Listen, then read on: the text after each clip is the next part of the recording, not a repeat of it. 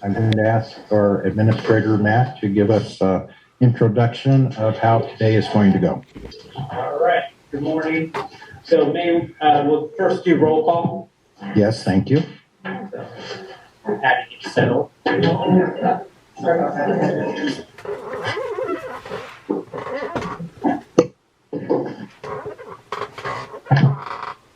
I'm sorry, Patty. Director McClaren? Here. Director Ariki? Here. Director Calandri? Here. And Director Yarosek? Here. And I'm here Parris. too, Patty. I wouldn't forget you, Mr. Parris. Thank you. Director Parris. Now the meeting officially is called to order, and Matt, go ahead. Okay. Thank you. Good morning. So we do have on the agenda a period open to the public. If anybody from the public would like to have any comments on non-agenda items. And actually, I should get a motion to adopt the agenda today. Right. So why don't we do that? Is there a motion to adopt the agenda? So moved. Motion made by Kathy. Second. Second by John. Any discussion? We're still going to need a roll call vote because we have one member. Yes. So all in favor of the motion by roll call vote? Director McClaren? Yes. Director Ariki? Yes. Director Calandri? Yes. Director Yarosek? Yes. Director Parris? Yes. Motion's carried unanimously. And one more time. Public right. comments for non-agenda items. Hearing none, then I'll go to our administrator and go ahead. Okay, great. Thank you. Good morning. This is Matt. So as you can see, we have a mix of people participating in person and on the line via Zoom. Today's schedule is obviously just set aside for interviews with 6 applicants for the Watermaster Administrator position. The first one's going to start at 9:45. And kind of the process that we've outlined is I'll introduce the applicant when they arrive, get them settled in. First, we'll open up for opportunity for the applicant to, or the interviewee to have an opening statement. Then we've prepared a list of 10 questions with input from the advisory committee.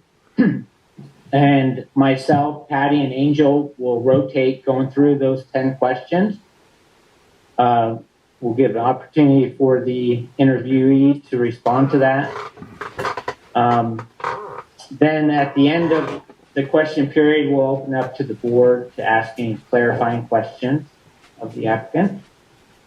And then we'll give the interviewee a opportunity for a closing statement. So we set aside 45 minutes for each applicant. There's 15 minutes to play with. So gives us a total of an hour in between the next interviewee. And that's the schedule we've outlined. We do have set aside a break from about 12:30 to 1:15. We are bringing in lunch for those that are here in person. And that's about it, unless they have any questions. Any questions, board? Well, Matt, if you've told me that there is lunch, I may have driven to the AV. We could order Uber Eats for you, Adam.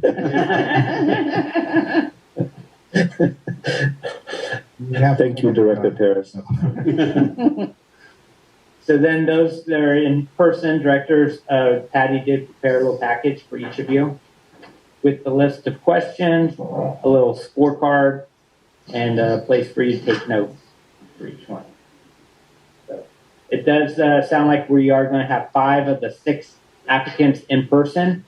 One of them chose to do the interview via Zoom, and that's the one that's scheduled for 2:15, RGS Government Services.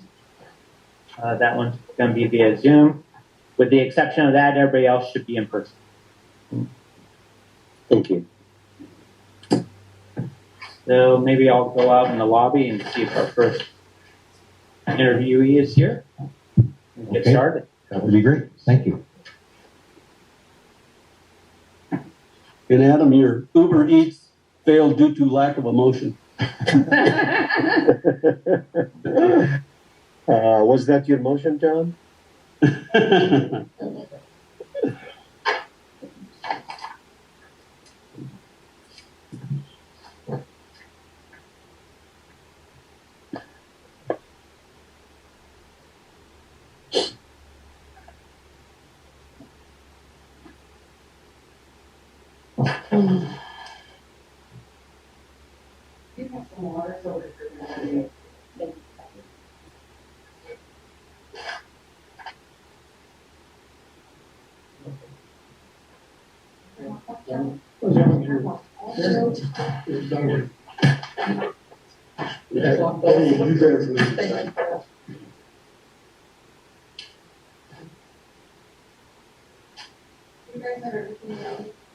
Rebel one. One. You good?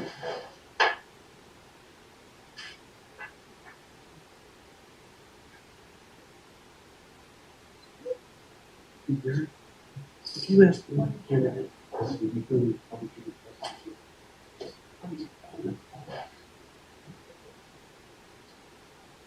okay.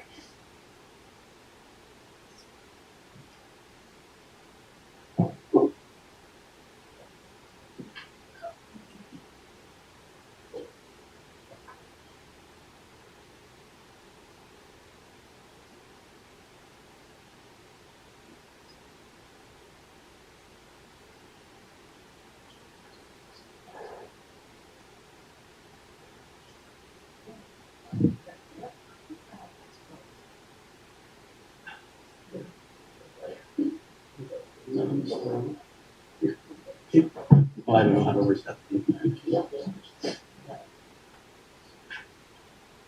Oh, that's good. Well, that's done. All right. Okay, great. See. Yeah. And all.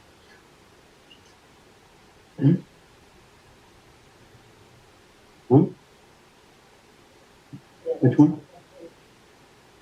Yeah. Look alive. Yeah.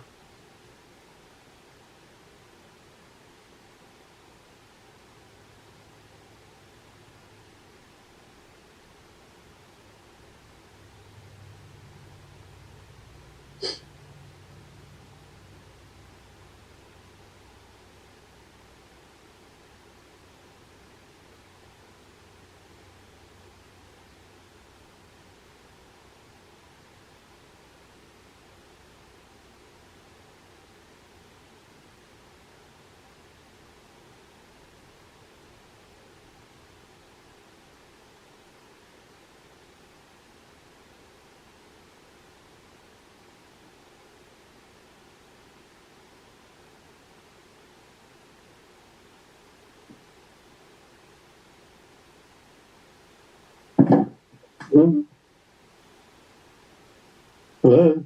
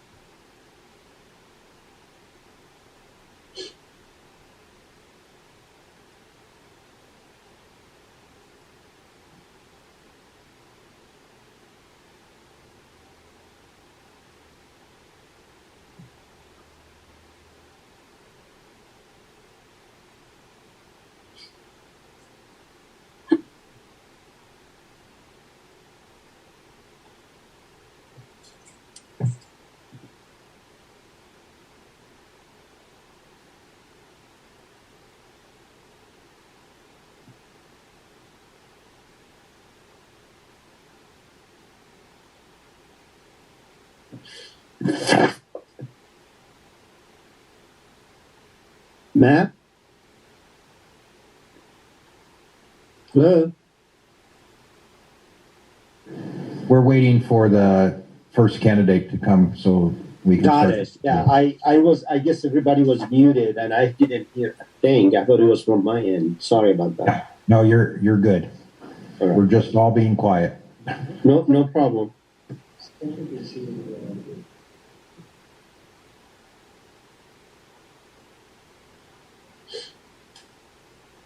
Hello, Brian. Or have you set up right here? Sure your mic's on.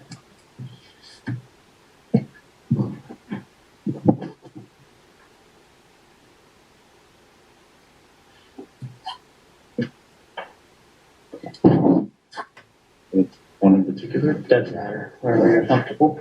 Sure. And just so you know, Brian, you are on camera for those folks that are on Zoom. So welcome. Thank you. Good morning. Good morning.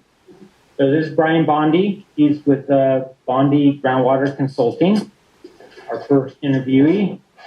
So Brian, we've scheduled 45 minutes for the interview. Okay. The format is we'll first open it up to you for an opening statement, and then Patty, Angel, and myself will rotate asking 10 questions for you. The board members that see it up here representing landowners on the two ends. In the middle, we have Rob Parris representing AVAC, and morning, Kathy McClaren representing the public water suppliers. On Zoom, we also have Adam Ariki representing LA County Waterworks. I should mention John Calandri and Derek Yarosek are the two landowner reps on the far end. Excellent. Good morning. All right. So we'll go ahead and get started if you're ready. And Okay. Open it up to you for an opening statement. All right. Thank you. Well, first of all, again, I'm Brian Bondi with Bondi Groundwater Consulting, and I'd like to first thank you for the opportunity to interview for this procurement. What I'd like to start with is a little bit of background about why I'm here and how I got here.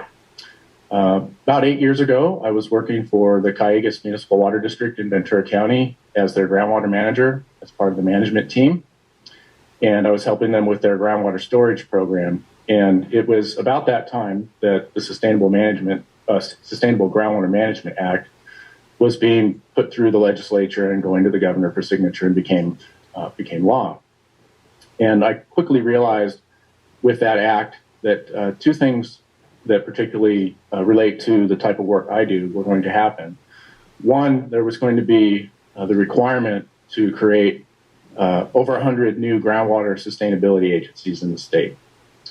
The other thing I realized is that the act was likely going to lead to more water rights litigation and hence more water masters.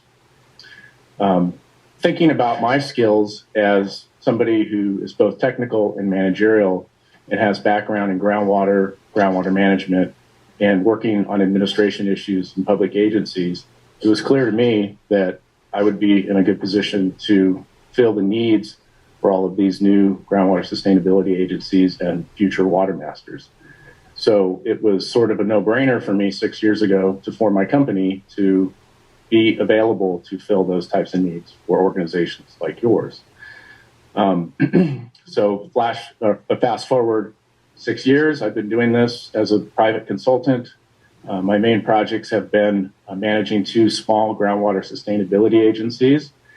These agencies have budgets similar to yours. And as we go forward with implementing the groundwater sustainability plans, they'll have duties similar to what you're already doing. I also manage a couple agricultural mutual water companies in Ventura County. Again, similar budgets, different needs, but small organizations with limited resources that require very efficient management. So I'm happy to say I've been successful, and those organizations that I manage have been successful under my leadership. And I think that we could parlay that success here with the Watermaster. In addition to the consulting that I've been doing, I've worked in the past with other water agencies, United Water Conservation District in Ventura County, and the Fox Canyon Groundwater Management Agency. And in those roles, I've gained a lot of experience working with stakeholders and the public on many of the types of issues that the Watermaster faces, with metering, implementing rules and regulations, ordinances, reporting of extractions, transfers, all the things that you do need to deal with on a routine basis. So I believe that experience working with stakeholders and the public will position me well to help the Watermaster deal with those same sets of issues. I've also worked with cities on various groundwater issues. I've worked for several different agricultural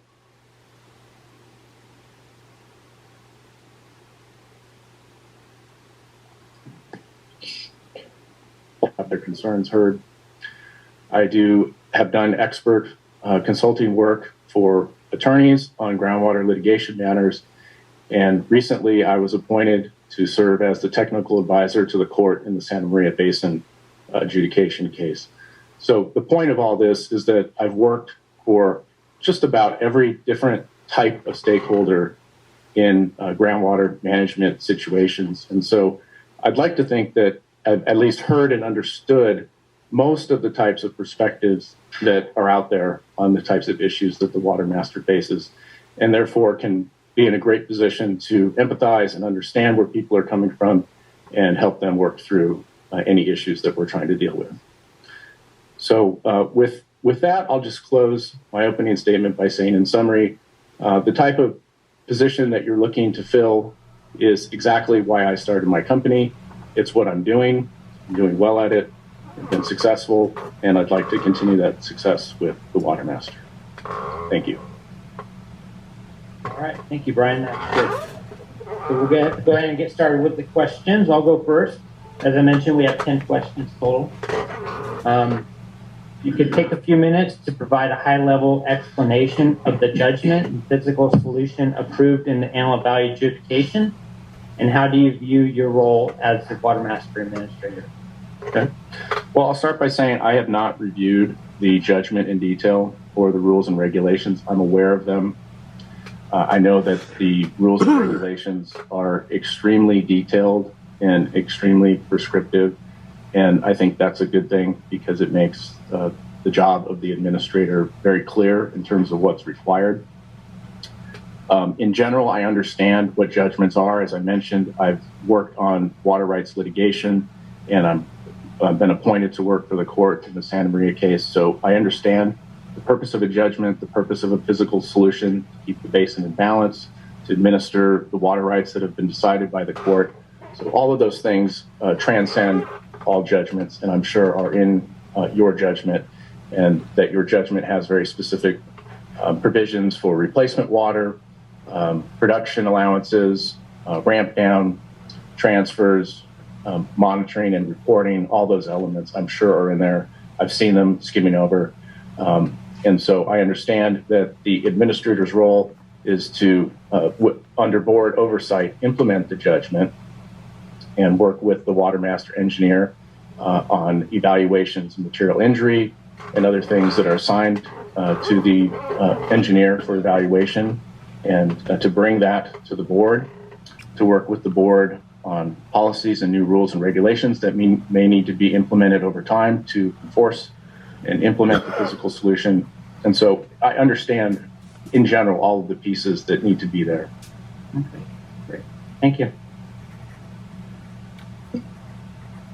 Highlight your direct experience that qualifies you for the position of the Watermaster Administrator. Right. So I think I covered a lot of that in my opening statements. I spent most of my career, I'm a professional geologist, professional hydrogeologist by education. I've spent most of my career working on various types of groundwater management issues. I've worked directly with a groundwater management agency for a number of years, a water conservation district in Ventura County that is central to the management of the resources of the major groundwater basins in Ventura County. And in those roles, I've worked, again, as I mentioned earlier, with the public and with stakeholders on a wide range of issues, from registering wells, metering of wells, reporting of groundwater extractions, transfers. So the day-to-day type transactional activities I've been involved with. I've been involved with designing data management systems and databases to track all of that type of information and automate some of the reporting and tracking requirements, all the way up to leading stakeholder group processes in determining and agreeing on groundwater extraction allocations. Like Las Posas Basin, which is now under adjudication, but led the landowners and the one public water supplier to agreement on a white paper for allocations. Unfortunately, there were a couple holdouts that filed the lawsuit, but I'll tell you that the proposed stipulation for the water rights looks an awful lot like the white paper that I helped them develop. So I've been through that process. I've worked for landowners, agricultural landowners, helping them understand SGMA. So I've seen the agricultural perspective in groundwater issues. I'm managing 2 small groundwater sustainability agencies of Ventura County. I've led them through the process of developing groundwater sustainability plans, and now we're working on implementing those plans. So I think I could go on and on, but this is what I do. Thank you. What do you see are the key issues to implement the Antelope Valley judgment, and how would you plan to address those issues? Well, in my conversations with Matt, it sounds like the key issues right now is there needs to be some work on enforcement and payment. That's an area that he expressed that if he had more time, he would spend on. And so it sounds like that's an area that it needs some TLC, for lack of a better term, and will probably on an ongoing basis be a challenge. But hopefully we can bring people in, get them in the fold, and reduce the number of folks that are, past due and not complying. That's probably, my guess is that's probably the biggest administrative issue that is facing, based on my conversation with Matt. Outreach and engaging with the public and the pumpers is a challenging thing. I think it is everywhere. In my experience, it is, and continues to be in Ventura County, despite all of the press and awareness of groundwater, the SGMA program.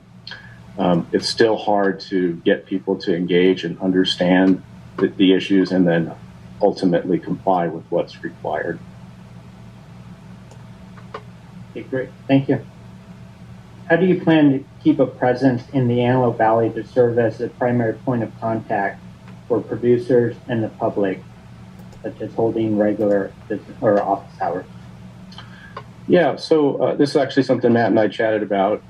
My proposal, and I'm not, stuck to this proposal, but is to have a hybrid situation. So I think we've all learned through the pandemic that Zoom and other tools like it can be very effective tools. So one idea I have is to set up times where the public, the producers, would know that I'm available to meet via Zoom. And I use that primarily for initial consultations.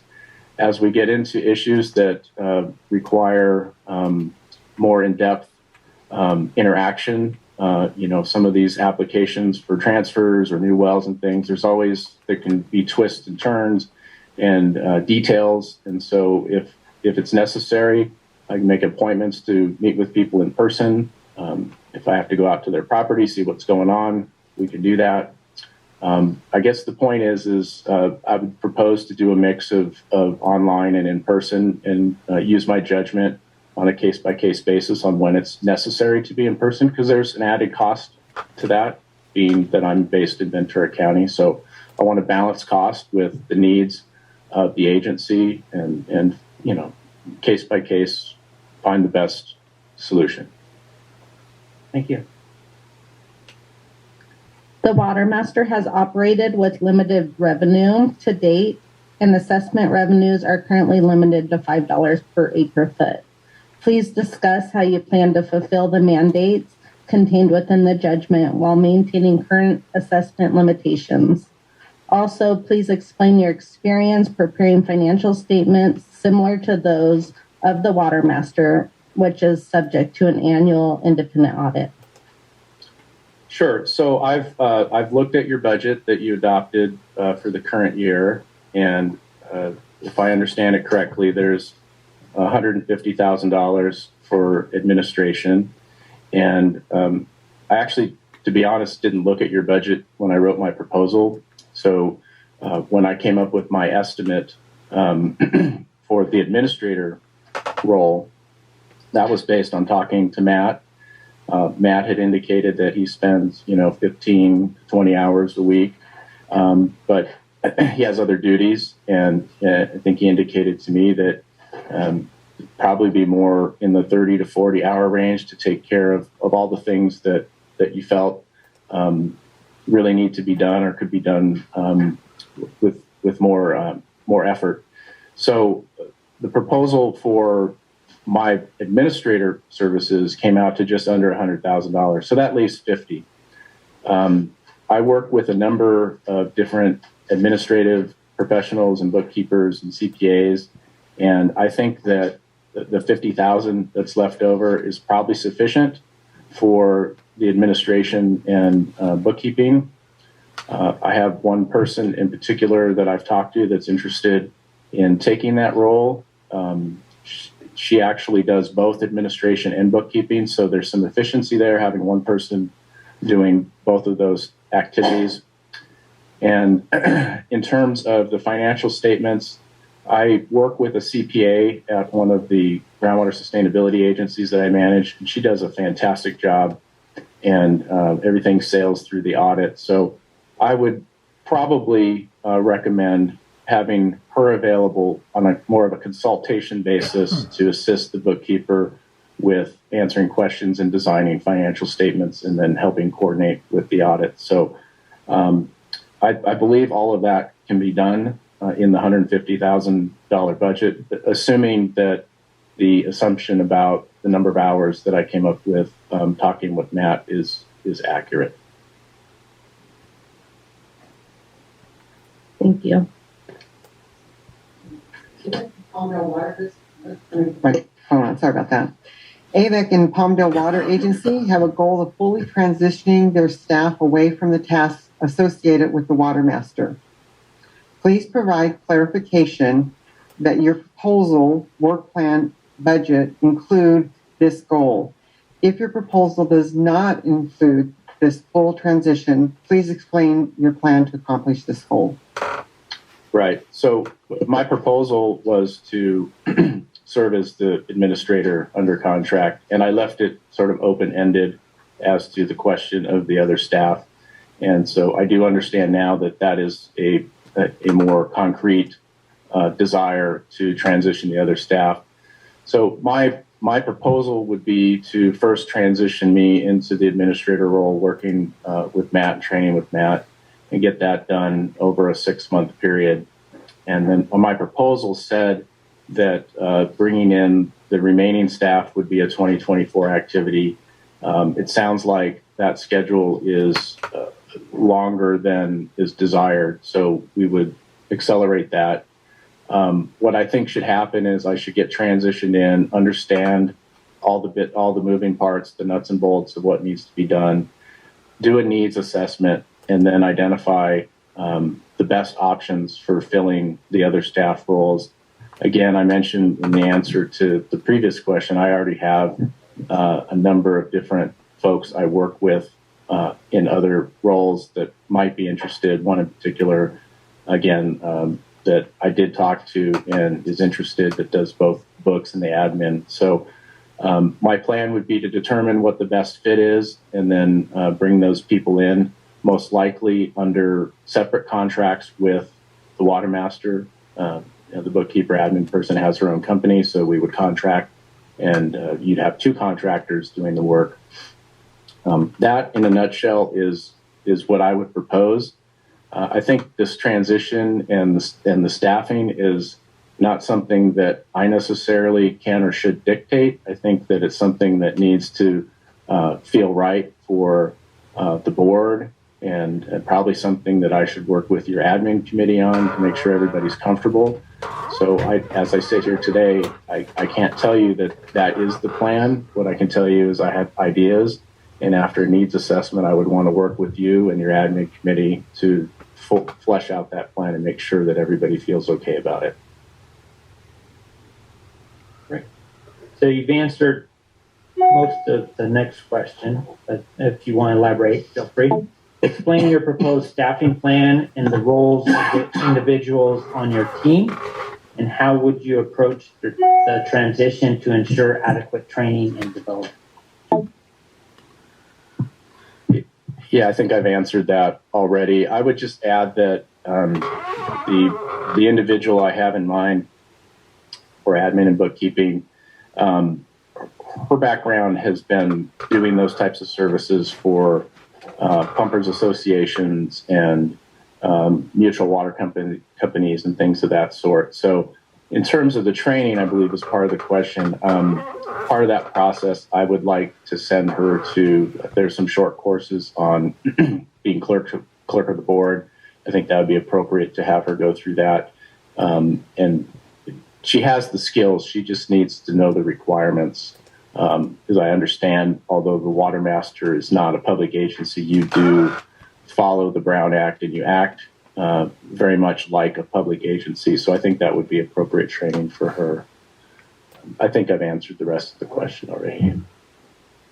Maintaining the trust that has been built among the parties on all sides of the adjudication is very important. How will you sustain this trust that has been established among the parties? Yeah, trust is key in all of these issues. Like I mentioned earlier, I've been lucky to have the opportunity to work with, I won't say all, but most of the cross section of the different types of stakeholders that I am sure are in this basin. Agriculture, I've worked directly for landowners on groundwater management issues. I've worked for cities on groundwater issues. I've worked for water districts. I've worked for the attorneys. So again, as I mentioned earlier, I understand the different perspectives, and I think that'll allow me to help be the glue, if you will, in some cases between different conflicting perspectives, and help me facilitate some difficult conversations that probably will happen from time to time. Just the experience I have, again, I bring up the project where I led the stakeholder group process to folks actually agreed on how they were going to more or less self-adjudicate their water rights in the Las Posas Basin. So I've been in the very difficult, those were not easy meetings.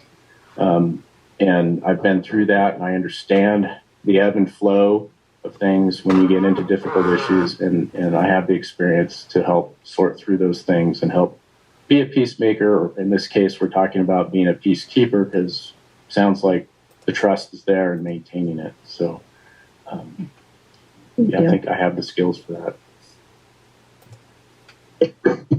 Okay. Are you aware of any actual conflicts of interest that you or your firm has relative to the Antelope Valley Adjudicated Basin or the Watermaster? And do you or your firm have any business or financial relationships with any parties in the judgment? So I am not doing any work for anybody in the basin.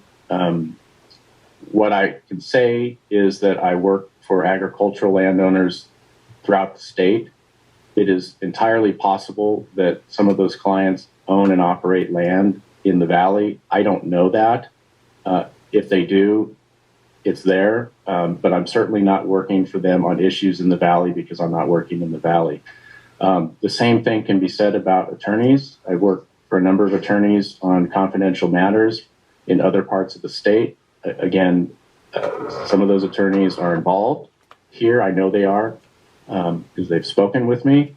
But again, the issues I'm working on for those attorneys are other basins, and they have not asked me to do any work in this basin. So I do not feel that's a conflict.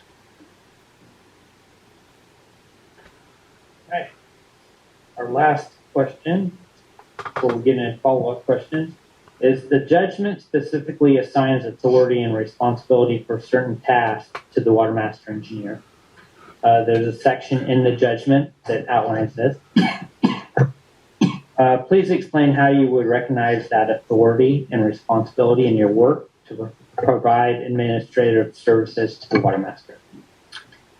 Sure. Well, I think the answer is really simple. If the judgment says something is a watermaster engineer duty, it's their duty and it'll be sent to them to do.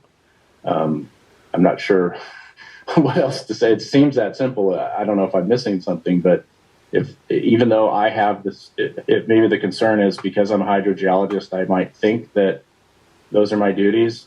No, I'm actually spending less and less time every day doing hydrogeology and more time managing and administrating these agencies that I've told you about.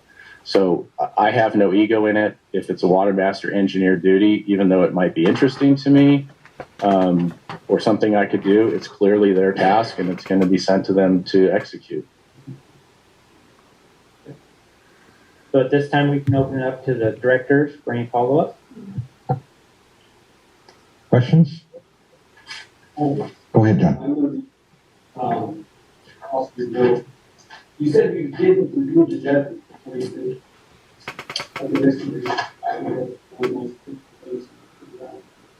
I don't hear John.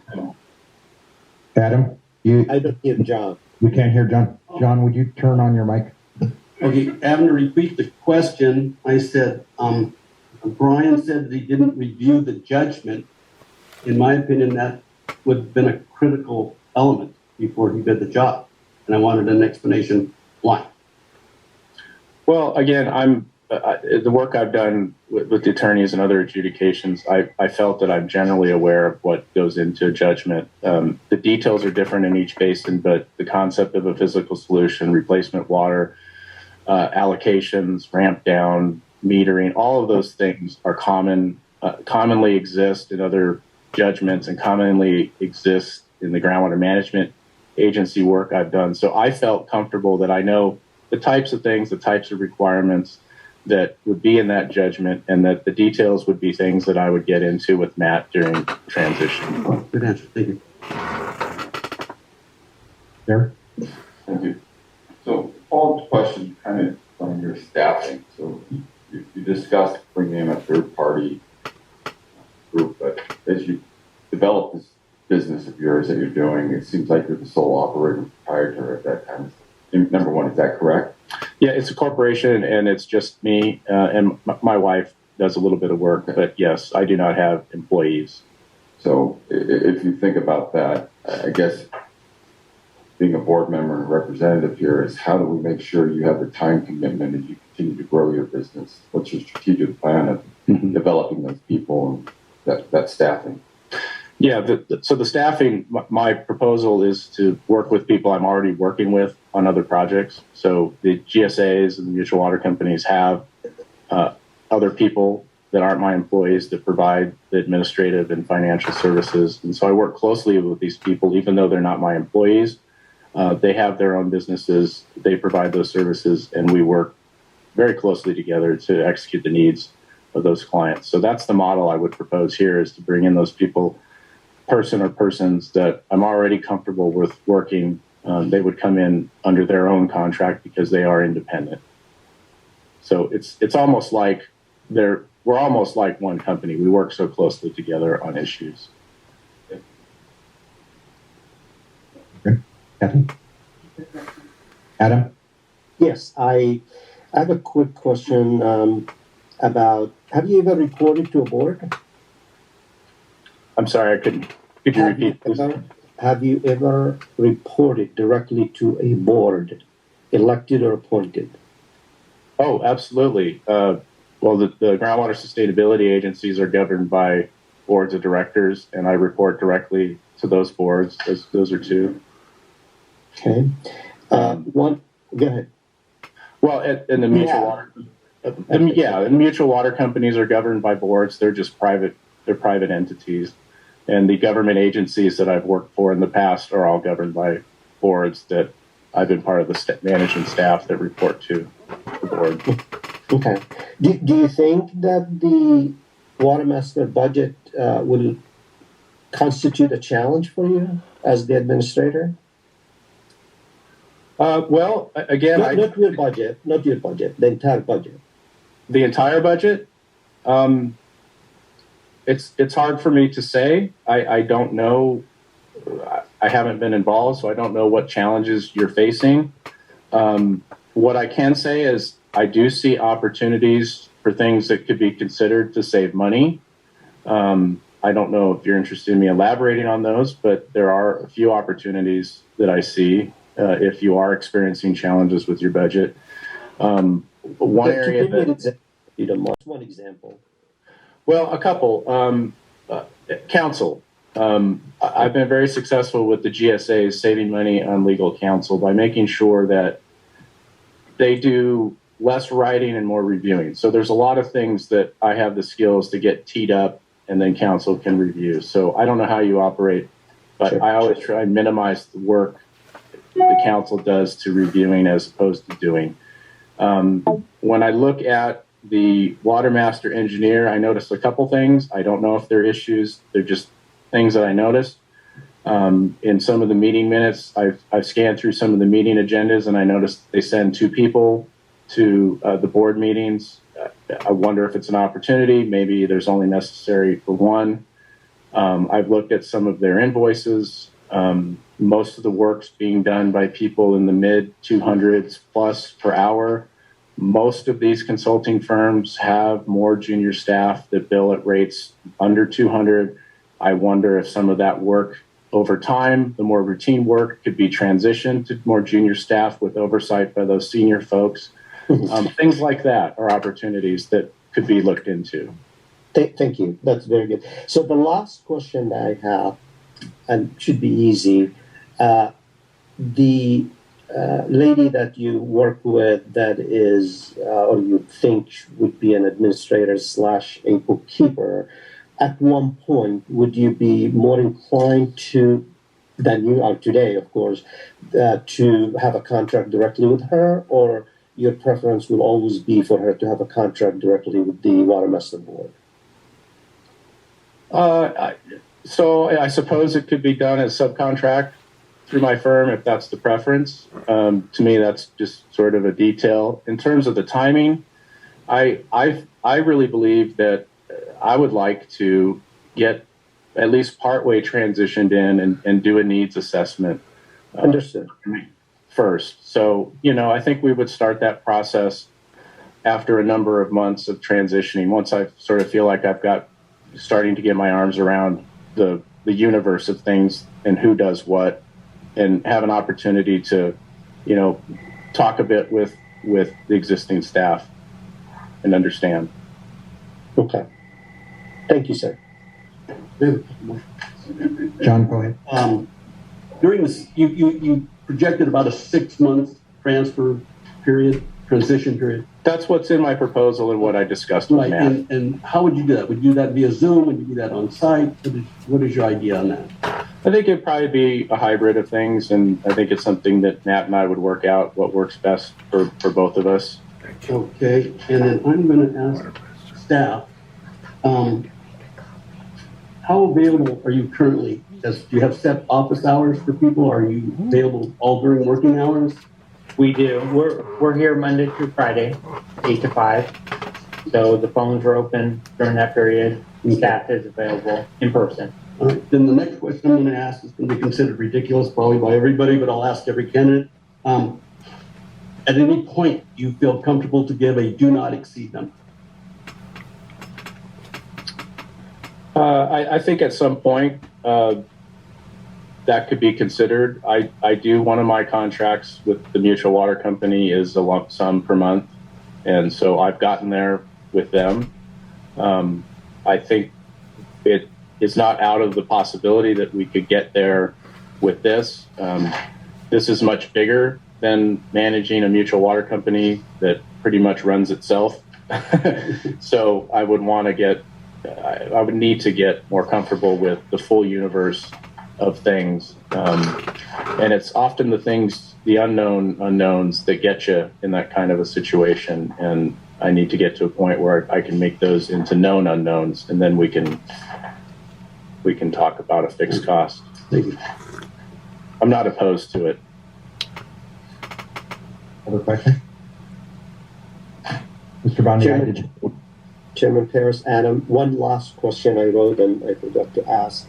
Brian mentioned that he interacted with some of the attorneys in this case. May I ask the names of these attorneys that you interacted with them? Well, I know Craig Parton from work in Ventura County. Interacted with him actually on the project that I talked about with the Stakeholder group. He represented Mutual Water Company in that process. And so Craig and I have known each other for quite a while.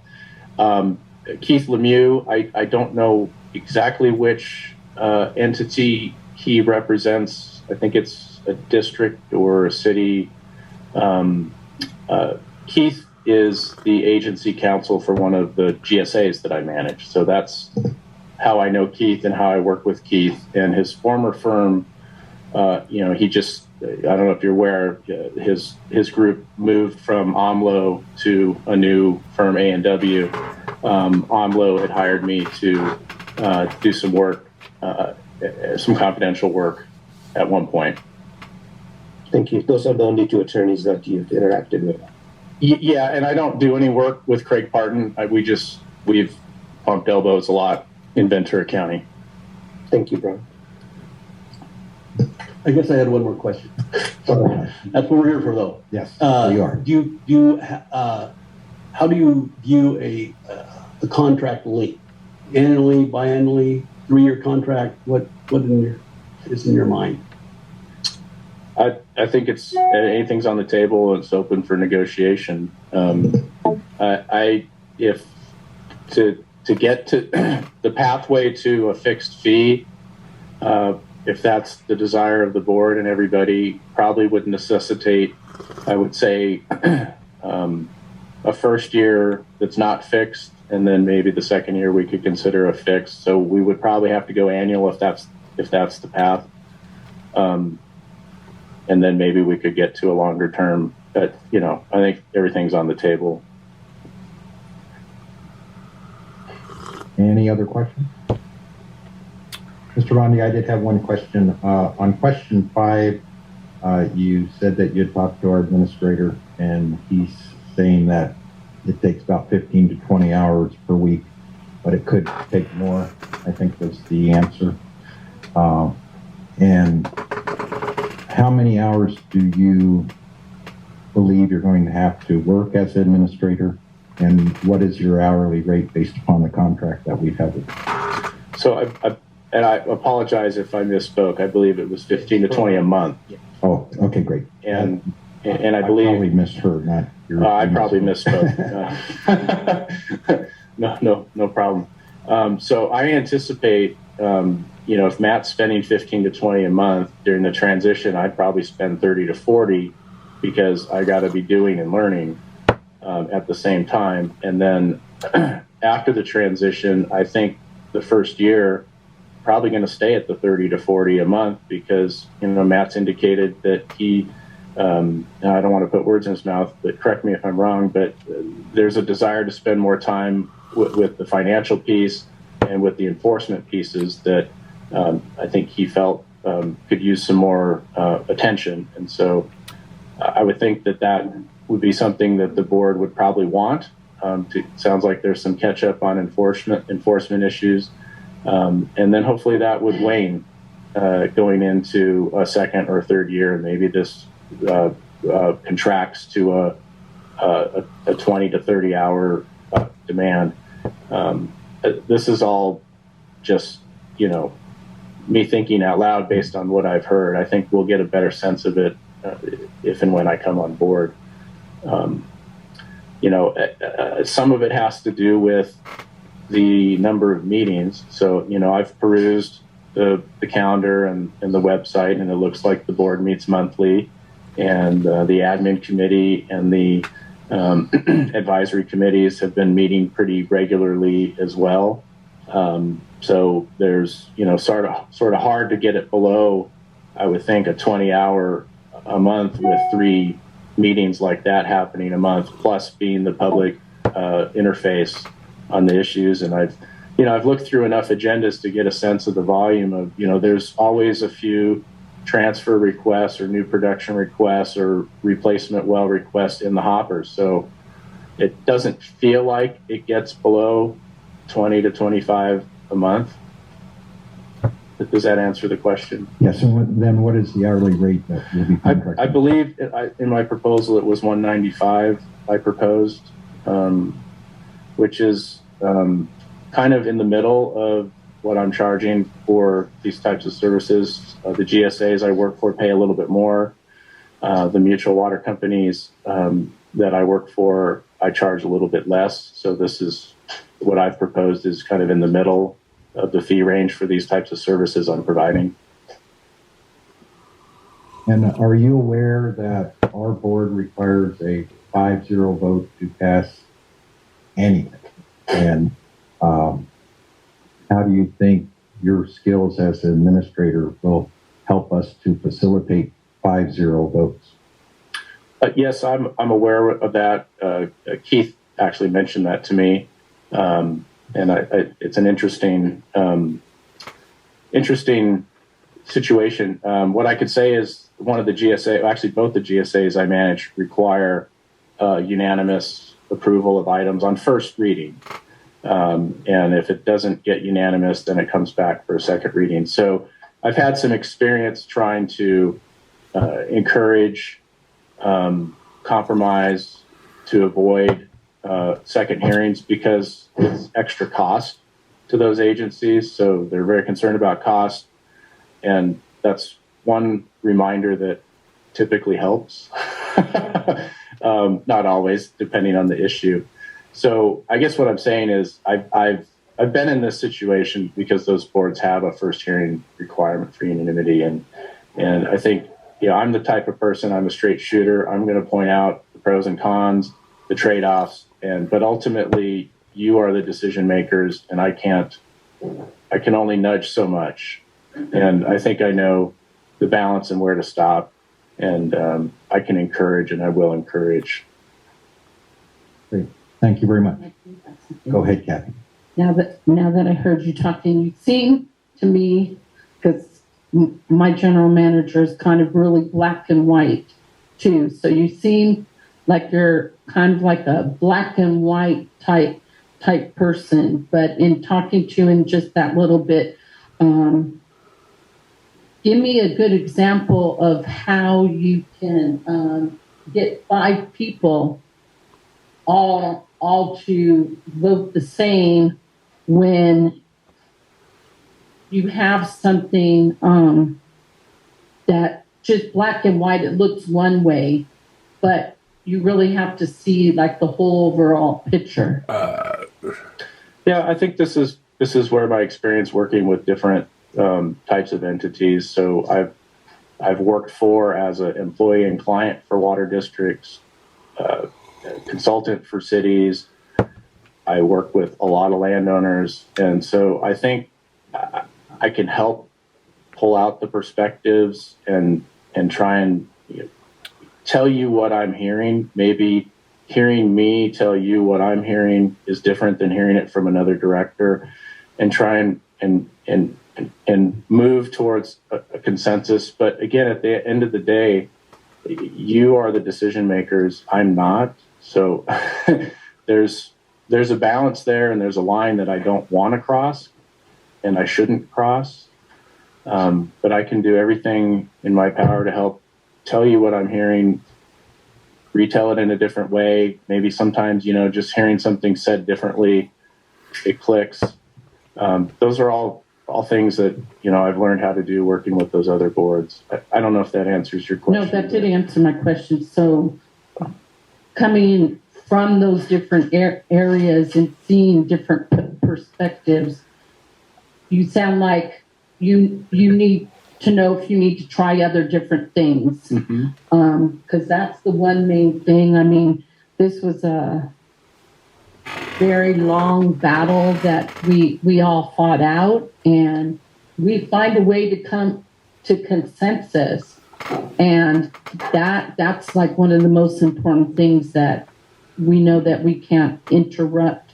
So anyone that we take in, has to be able to try to find consensus, and might have to say the same sentence 10 different times with a little different to get where we're going. So thank you for that, because that's where I kind of was hearing that in you, but I wanted to give you a chance to spell that out a little bit differently. Yeah, so the black and white is there. That's more in the technical part of my brain. But the more touchy-feely part has been acquired through working with stakeholders, public boards. I would just add that, I did something right if I got a group of farmers and a waterworks district in Ventura County to agree on how they were going to self-assign, basically self-adjudicate, all but for a small handful of very wealthy outliers who frankly thought they could control the process by starting an adjudication. So I did something right. And those skills are there. Good. Thank you. Mr. Bondi, you're the only one in your company. Do you have any type of succession plan? Or if, unfortunately, something happened to you, who would take your place? I don't have a twin. And if I did, he probably wouldn't be a hydrogeologist and a manager. No, this is what you get. It's me. And if I get run over a bus, there is nobody else. The reason I haven't hired people is because the projects and things that entities are hiring me for are for this senior high level mix of management and understanding of groundwater issues. And that's not something that you can just teach a junior staff person. It's the experience that people are hiring me for. And so I really don't have a need to I don't have work to hand off to a junior person. I'm being hired for me. So that's where I'm at. That's why, and it is where I'm at. And would you have any plans? I'll put it this way: we do have an alternate administrator how we're running right now, and we've had that from the beginning from Palmdale Water District with Peter Thompson. Is there a plan for a backup in that situation? Because that would be certainly a concern of mine, that one day, and I hope this never happens, it would never happen, but one day we go up and we didn't have our administrator anymore and no backup. And, that those things are always possible. So do you have a plan for your other agencies that you work with that were to occur? Yeah, so the GSAs that I work for, they're all JPAs of multiple public agencies. And so there is some depth there. There's a general manager at each one of those public agencies. And I work pretty close with the different districts in the cities and the county that are all part of that JPA. So there are staff at those agencies that can jump in and be a stopgap in the event something happens. And the plan there would be they would steer the ship until they find a new executive director. That's sort of the unwritten agreement I have with the GSAs. I suppose the same approach could be taken here. You have capable management people at the public agencies that are involved, and I think we would just want to have a plan. Thank you very much. Any other questions? No? Adam, any other questions? No, thank you. Well, Mr. Bondi, thank you very much for your time. We appreciate Thank you. Thank you. Do you have any closing statements, Brian? Or? No, just other than to say that, I appreciate the opportunity. And again, this type of work is why I started my company. It's where my career has gravitated. It's what I do. And, if you feel like I'm a right fit for the administrator, I, ask you to consider how we can work together to address the rest of the staffing and be creative and make a long-term solution. So thank you again. Thank you. Thank you. Appreciate it.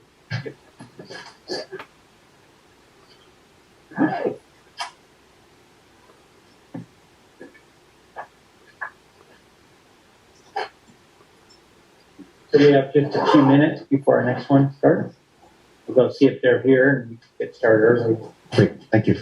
You want to take a 5-minute break? We're going to take a 5-minute break. Thank you, Brian. Yeah. Nice to meet you.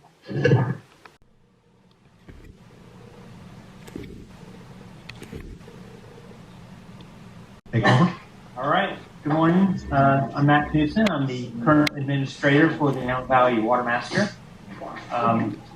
We have Duke Engineering, Ryan Duke and Jenny Duke here. This is Shauna Rick. Oh, Sean, I'm sorry. Yeah, Jenny couldn't join us today. Sorry about that. Shauna. So on the phone, we have several people from the public. And then here in person on the far left there, we have directors Calandri and Yarosek that represent the landowners for the Antelope Valley Watermaster. Good morning. We have Director Parris, represents AVAC. Good morning. Director McClaren that represents public water suppliers. And then on the phone, we have Director Adam Ariki, who represents LA County Waterworks. So we've allotted 45 minutes for the interview. We have a number of questions that we have. Myself, Patty, and Angel are going to rotate the questions. Okay. And then we'll go ahead and get started. We'll first open it up to you, give you an opportunity for an introductory statement or comment. Sure. So I'll first introduce our company itself. It's Duke Engineering. We're located here in the Antelope Valley. Our office is in Lancaster. Our primary focus is civil engineering and project management. We do work throughout the entire Antelope Valley, but also throughout the state of California, Oregon, and Idaho. Our involvement with the community is strong. We have a lot of desire to see this community continue to grow and grow in the right way. We understand that, being involved with the community, we know a lot of the water challenges that this community faces, not only just with development, but also with the illegal cannabis grows that are drawing on the water system and other growth activities that are, we're going to be and have started going under, restrictions with the amount of water that we can use. And we're very, we're first person. We understand that. We live that along with everybody else in this community real time. So, we're happy to be here. Thank you for inviting us. Thank you for sending the RFP for us to reply to, and we look forward to answering all your questions. All right, thank you. You're welcome. So I'll go ahead and get started. First question, take a few minutes to provide a high-level explanation of the judgment and physical solution approved in the Antelope Valley adjudication, and how do you view your role as the Watermaster Administrator? Sure. So, our understanding of the Watermaster itself has been derived from the information that was provided in the RFP, but also doing some research into the annual report that was provided as well as the adjudication itself. There's a section that you guys have in your document. That's section 1.5.4 that shows how the Watermaster works and how the administrator works in conjunction with all the other facets of the actual organization itself. There's a breakdown on that section that gives us, several bullet points on what the roles and requirements would be for the administrator, and that's where we've generated most of our understanding from an outline perspective, the overall requirements that the administrator is ultimately going to have. Now, certain aspects of what goes into each one of those different bullet points is certainly something that we don't have firsthand knowledge of. I know that you guys are currently handling that now, but that's something that would be built into the transition plan, and understanding what goes into each one of those bullet points and how to present the data. For example, coordinating with attorney input or assisting with the water master landowner boards, member elections. Those could mean a number of different things. What our role as water master administrator would be something that we would learn in the process, but we understand that that would be a requirement. Thank you. Highlight your direct experience that qualifies you for the position of the Water Master Administrator. So our direct experience is very, we're at the ground level when it comes to understanding the water usage in the valley, not only from a consumer point of view, but also from a development point of view. We've worked with you guys way back, and we've done the analysis on small pumpers and how they apply for wells in the valley, what that means to our aquifer, and how that has to be analyzed both from thaw groundwater at the engineering level, but also just from an administrative level as far as who and what is being pumped. Going back to the current crisis that we're all working through, that they're doing a good job, what the sheriff's doing is cracking down on the cannabis.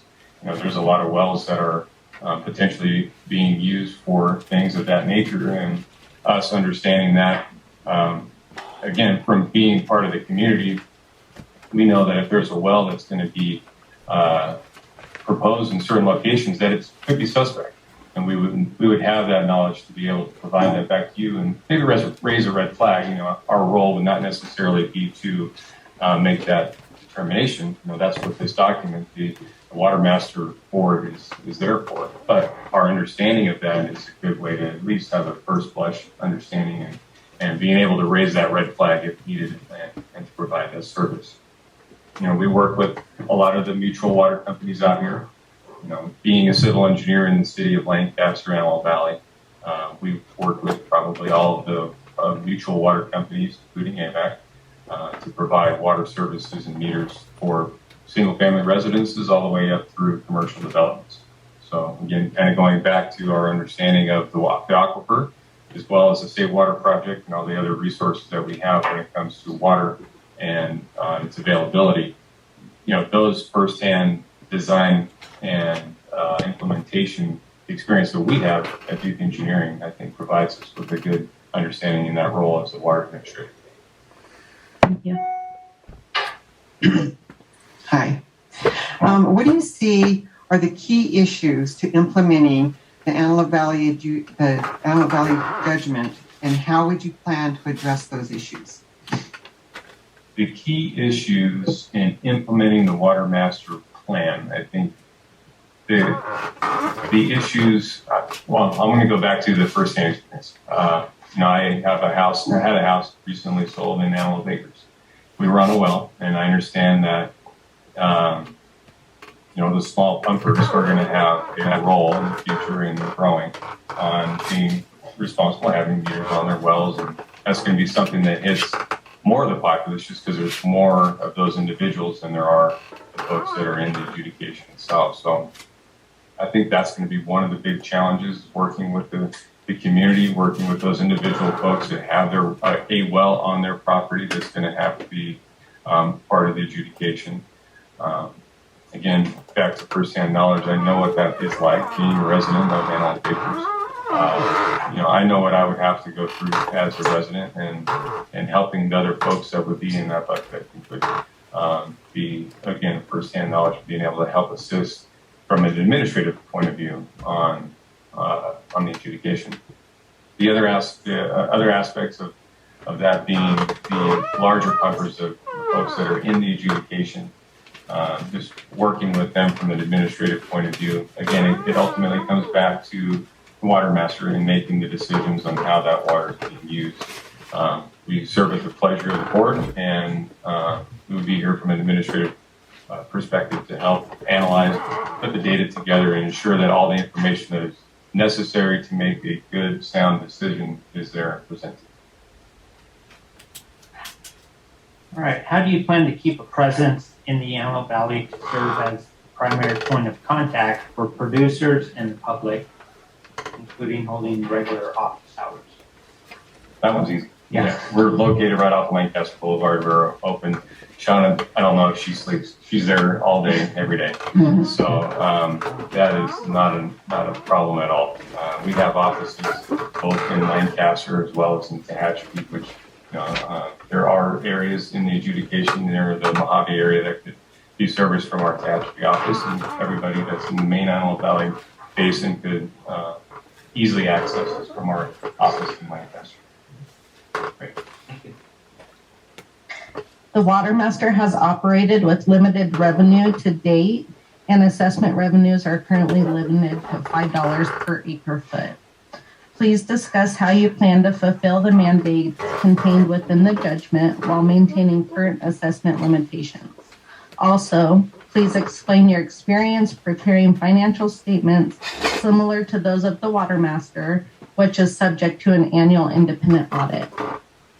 So the $5 an acre foot, that is, to me, a very important topic, making sure that those small pumpers and the other folks that are in the adjudication are not seeing cost increases. To me, that is very important. Again, going back to owning a home in the Antelope Acre area, that would be one of my top items that I would be concerned about in a water administrator, is making sure that we hold that true, and that the $5 an acre foot is not growing, and is trying to maintain that and keep that exactly where it is. Thank you. There was a second half to your question. Would you mind repeating that? Yeah, of course. Please explain your experience preparing financial statements similar to those of the Watermaster, which is subject to an annual independent audit. Sure. So, again, going back through your annual report, I had the opportunity, and it is very detailed. And myself and Jenny, my wife, run a small business. When you run a small business, you have the luxury of wearing every hat most of the time. So we get to see it from a production side where we're creating drawings, but also from invoicing, payroll, collecting, all the different facets when it comes to a small business. And looking at the financials and the information that you guys provide in your annual report, it's in line with the things that we would do on a day-to-day basis, from bookkeeping to payroll to financial audits. On the backside of your annual report is the audit that you guys have that you do annually, and looking through that, it looks straightforward as far as accountability and ensuring that the information is being reviewed accurately and the information that is being gathered is sufficient. So I don't see an issue with being able to provide and maintain that level of support that I've seen in this document. Yes, thank you. AVEC and Palmdale Water District have a goal of fully transitioning their staff away from the tasks associated with the Watermaster. Can you please provide clarification that your proposal, work plan, budget include this goal? If your proposal does not include this full transition, could you please explain your plan to accomplish it? Sure. So in our proposal, we had drafted a transition plan that worked through 4 different phases. Essentially, the first phase was just to understand the role. We know the bullet points, we understand what the requirements are, but what goes behind, what does it take to fulfill that requirement? And that would really be phase 1. Our goals are always ambitious, so that we are always leaning forward. In our proposal, we had identified that as being a 30 to 45 day window, allowing us at least 1 month cycle, and then a little bit of time after that to digest the information so that we could fully understand, again, the requirements that are within those bullet points. The second phase is starting to augment the staff that are currently providing that role with AVAC and PWD with our own staff. And we have staff already in place that could fulfill that immediate need. And then again, after phase 1, where we understand what is built behind the overall bullet points, that's when we would maybe reach out and hire a another staff member to fulfill any requirements that we may need. But we are currently staffed in a position where we could immediately step in and start out augmenting staff for AVAC and Palmdale Water District. That time frame is 30 to 60 days, and it would start after that 45 day on the first phase. The third phase is to fully integrate our new staffing with the current staffing, or as I put it in my proposal, one reporting cycles, depending on how that works. Our staff would then fully be integrated for one reporting cycle. That way it gives us the ability to take the reins and then work with PWD and AVAC to ensure that everything that we are providing is accurate and we're not missing anything that you guys used to do in the past. And that is like I said, 30 days for a full cycle. And then phase 4 is the official handoff to the Duke staff and team. And that would be after that third phase where we've identified any issues or shortcomings that are in the data analysis or in the reporting that would be shored up. And you guys are comfortable with us taking the reins fully from there without any additional oversight. And that overall time frame is 90 to 120 days. So basically 3 to 4 months. All right, thank you. So you've answered some of the next questions, but maybe you can elaborate on it. Explain your proposed staffing plan and the roles of the individuals on your team. And how would you approach the transition to ensure adequate training and development? Sure. I'm going to go to that segment in our proposal. So we have an organizational chart that we provided in the proposal on page 6. There are 5 members of the staffing plan that we anticipated having an involvement, again being fully understood and locked down after that transition started to occur. As you can see, the 3 primary folks would be myself as an oversight and from an engineering perspective and data analysis. My wife, she is our financial officer for our company and would be overseeing any of the financial data that would have to be provided. And then Shauna Ricker to my left, she is our main project manager, our director of project management in our office, and she would be handling any of the information that would have to be reported upon and then preparing for board meetings and any kind of reporting we have to do. So after the transition plan, probably around phase 3 in my previous description, that's where we identify if we need to have any additional or different staffing. We put on our proposal a data analysis and just an administration individual. And those folks would be needed to fulfill the role, and they would be hired at that phase 2 or 3 time frame.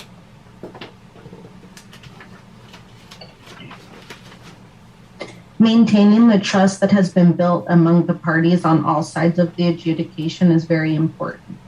How will you sustain the trust that has been established among the parties?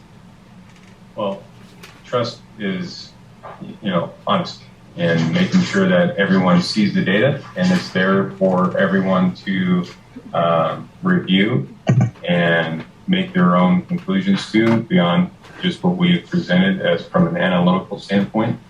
I think it's very important that everything is presented to all parties so that they can see the information that we are getting, how we are analyzing it, and how we are reporting it, so that there's complete transparency from the beginning to the end of what we are doing as an administrator.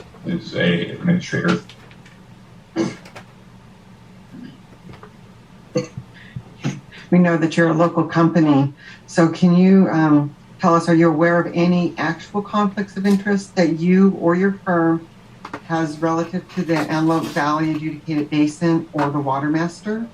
And do you or your firm have any business or financial relationships with any parties to the judgment? So we do work with folks throughout the entire Antelope Valley. We are civil engineers and we provide that service across the Antelope Valley and, like I mentioned, through the state. To me, it all comes down to what's written in this document right here. This is, to me, this is the law. We are going to support, as an administrator, the watermaster, present the data, and the watermaster is going to act as an officer of the court and present the data back. So from my perspective, I don't see a conflict in, providing services, which in our industry is civil engineering, providing services to the community. I don't see that as a direct conflict of interest. I think it comes back to abiding by the law, making sure that, again, back to your previous comment or question, that everything is done at a transparency level. Everyone sees the information that comes in, sees the information that goes out, and we are transparent. That to me is the easiest way to avoid any conflicts of interest. I don't think it's a conflict, but I also, because I went to a fabulous. Thank you, Sean.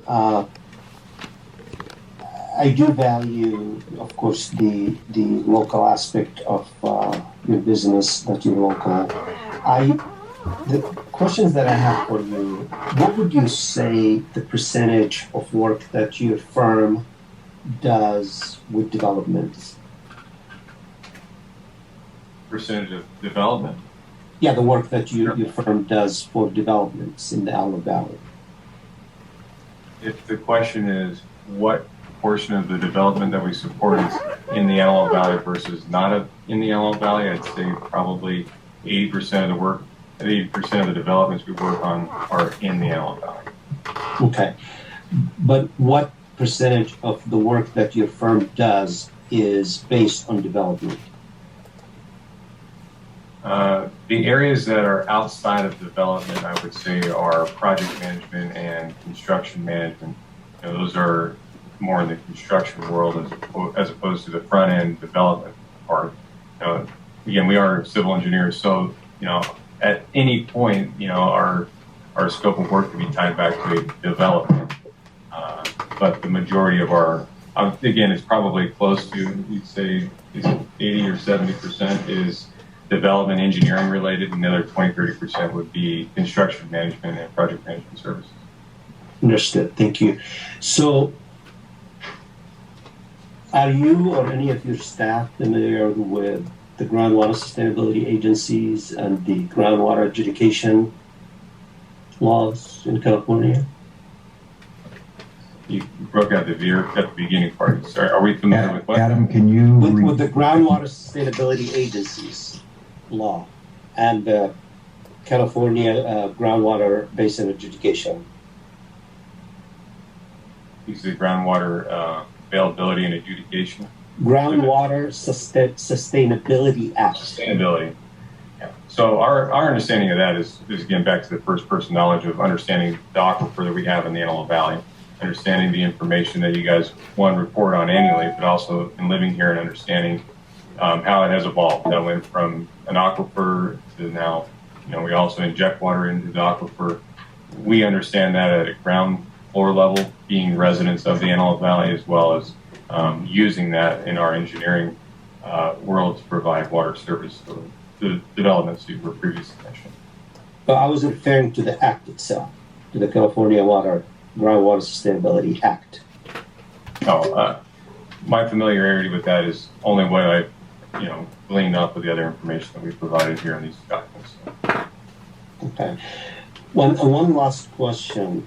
What would you say, how many, are all the small pumper costs that drill, say, a small well, do they all come to your firm for some sort of engineering advice, or?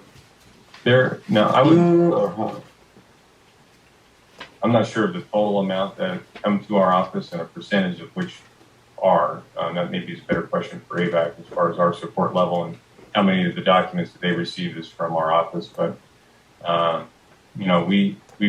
they come to us. There's a checklist that is provided by AVAC that has a number of items on it that they have to provide as a small pumper.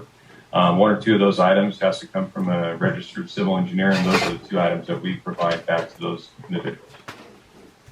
The rest of the information, I think, comes from a well driller himself. I see. And I think you've indicated that you don't foresee any potential conflicts doing that business and being the administrator to the Watermaster Board. I don't see a direct conflict there. with the small pumpers. That's Is there certainly, an indirect conflict?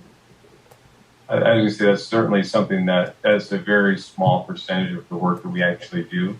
And foregoing that work, if that was an indirect or direct conflict of interest, we would forego that service to the community.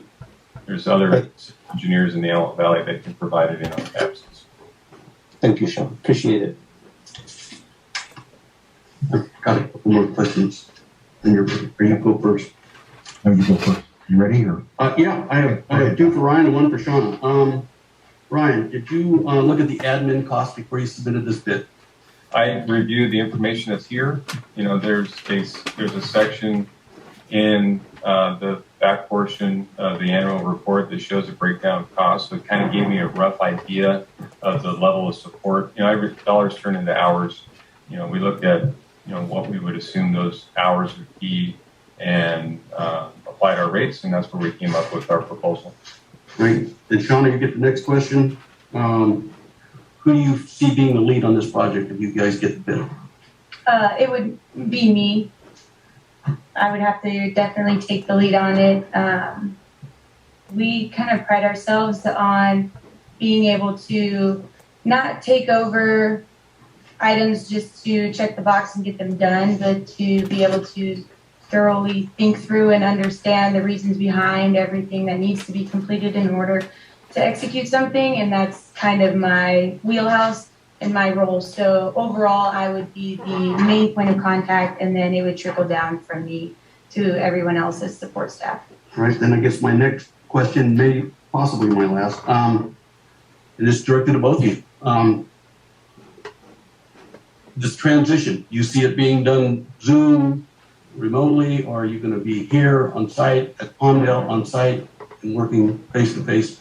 Yeah, we are very hands-on type people. You know, we want to be in the room communicating and working. If it requires separation, but I feel it's very important to sit across the table from someone and have the documents printed or information on hand to sufficiently understand the requirements. So I'm going to assume that Shauna's going to be out here quite a bit. Yep. Yeah. That's it for now.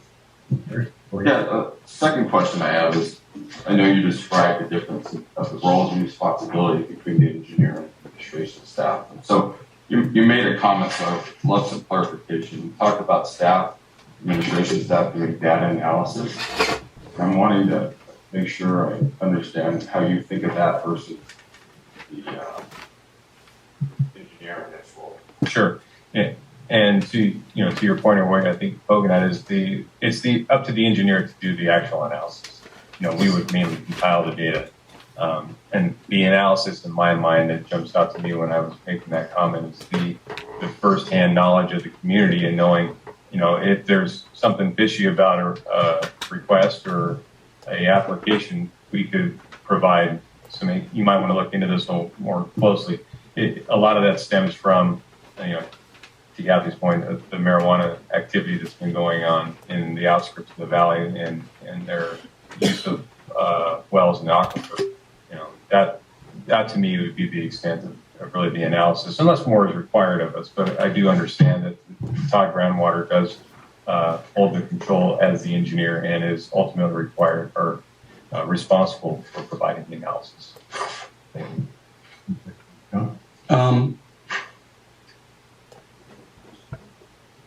And that's the same question I asked the other candidate. And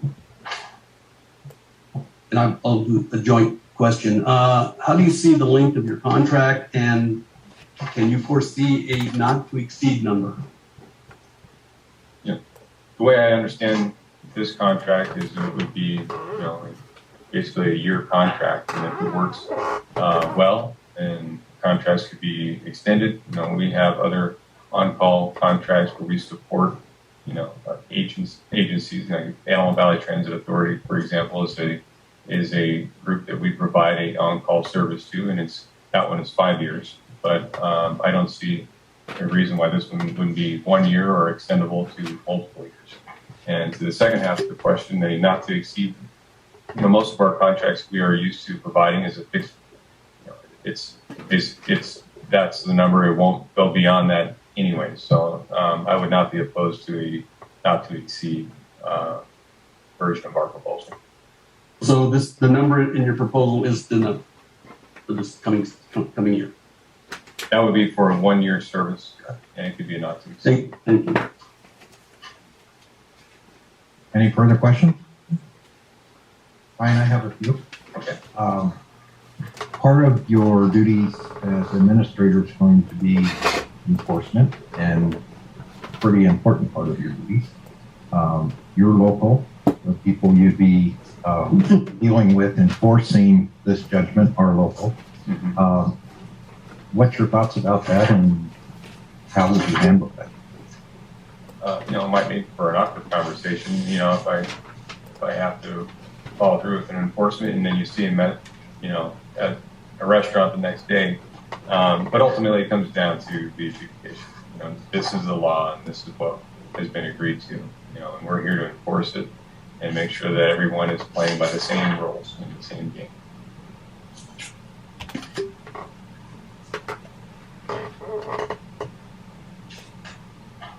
And then, important question, succession planning. If, God forbid, you walked out of here today and something happened after we hired you, could your firm continue doing the administration?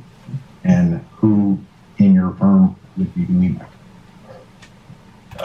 That's a very important conversation. We've had that not only in thinking about this role, but just our roles in general. And in our office, we have several layers where we have overlap, where if for some reason an unfortunate thing may happen and any member of our staff, including myself, may not be there the next day, we have overlap. Everyone relies on each other as a team, and they have their roles and responsibilities, but everyone also knows how everyone else's job works. That way, if for some reason someone is not there, we can still get our job done from day to day. So, going further with that, so if you weren't available for 3 months for whatever reason, who would be coming to our meetings? Who would be assuming your role? That would be Sean to my left.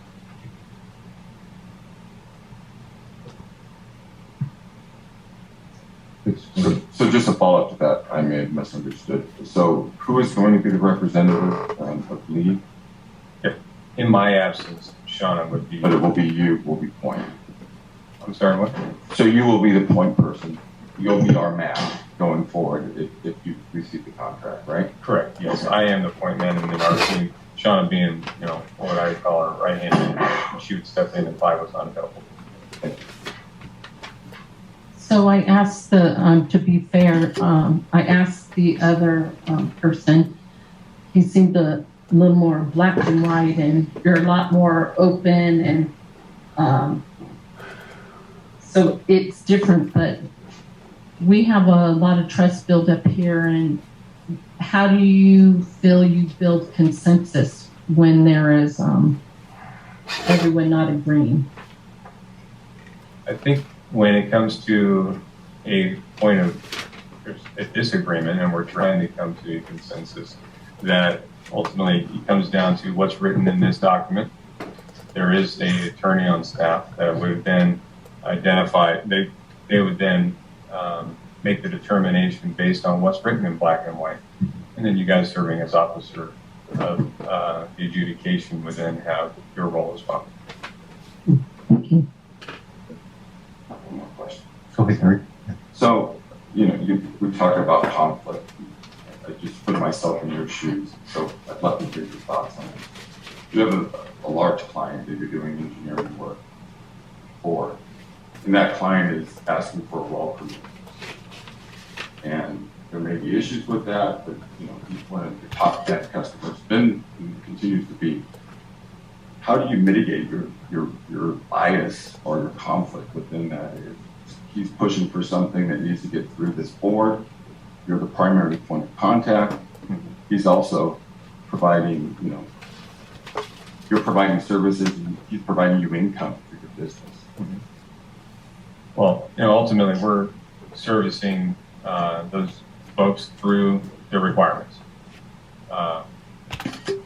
I have not and will not allow people to skip a step.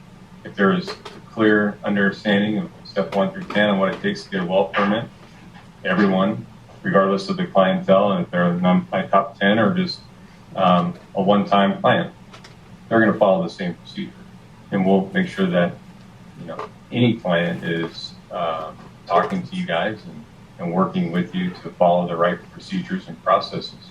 And, that's essentially how I would handle it, making sure that they work through the same process, and then we're all playing by the same rules that are engaged here.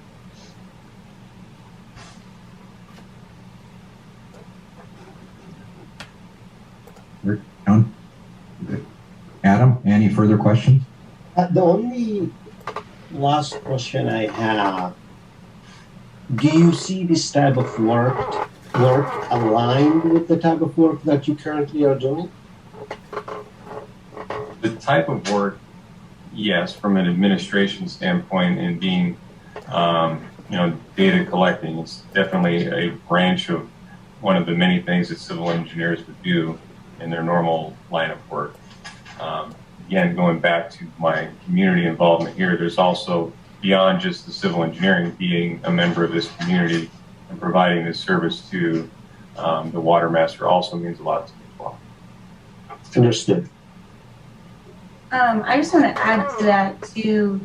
I think from a project management standpoint on all of the other projects that we work on, we particularly pride ourselves on having the most information that triggers certain requirements that people have to go through, hurdles, fees, stuff like that. So I think the more that we get the opportunity to understand what feeds into all of those other decisions, the better off we are. So just more knowledge that we get by being the administrator on this type of project would only allow us to better communicate with the clients to avoid any issues or misunderstandings on the reasons why things are the way they are and the processes need to be completed as outlined. Thank you. Any other questions? Mr. Duke, Ms. Ricker, thank you very much for coming today. I think that concludes this part of the process. And yeah. Okay. Thank you. Okay. Appreciate it. Again, thank you guys for inviting me. Appreciate it. And I just want to give you the opportunity if you have any closing statements. Just that, I really appreciate all the work that you guys do, and thank you for inviting me. Thank you for sending out the RFP, and looking forward to your decision. All right. Thank you. Thank you. Thank you. We'll take another small break and then we'll see if our next candidate. Do you want to start early if they're here? Yes, please. While we take at least 5 minutes, and Okay. Yes. we'll try to get back within the 5 minutes if we can. The current Antelope Valley Watermaster Administrator, so welcome. Up next, we have an interview of the Hallmark Group, and we have a mix of their team members in person and on Zoom. In person, we have Jim Beck and Jessica Allen. Via Zoom, we have Taylor Blakesley and Jacqueline Parris. Yes. So the format of our interview is we've allotted 45 minutes. We have a list of 10 questions. Myself, Patty, and Angel, sitting across from you, will share the questions. We'll start with giving you an opportunity for an opening statement. We'll go through the questions. Then we'll open it up to the director to have any follow-up questions or clarifying questions. And then we'll leave it to you for closing remarks. Sound good? Great. Yep. All right. We'll go ahead and get started. We'll turn it over to you to formally introduce your team and go through your handout and any opening statements. Thanks, Matt. I just want to start by saying on behalf of the team, we want to say thanks for the opportunity to talk to you about our proposal to provide administrative services for the Watermaster. It's exciting and it's an interesting opportunity.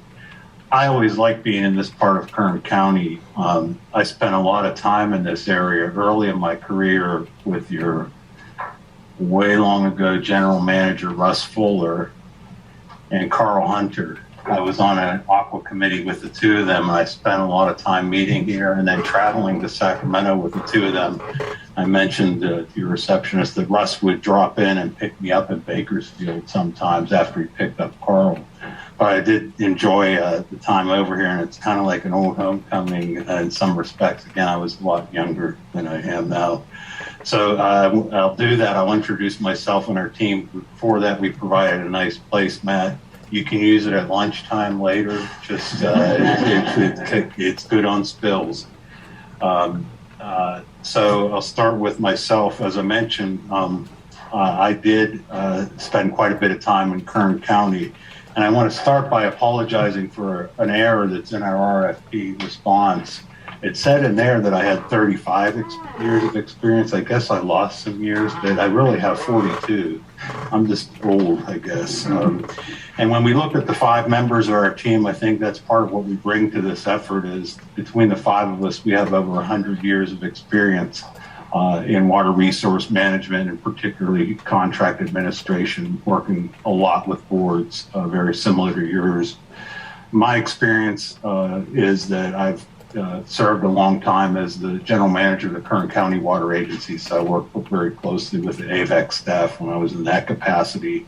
Spent most of my career at the Kern County Water Agency in a variety of technical and management roles.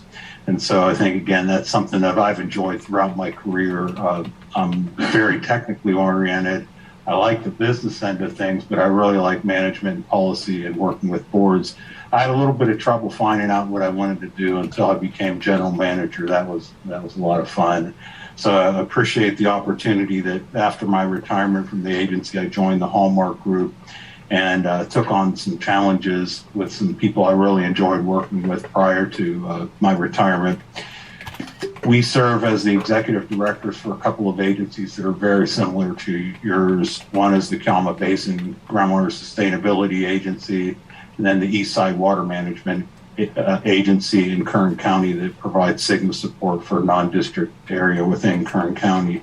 I could spend an hour talking about all the stuff that I've done related to your agency. It's in my resume, and if you have questions about those, I'll be glad to talk about whether it's the technical or policy end of my experience and give you information on that.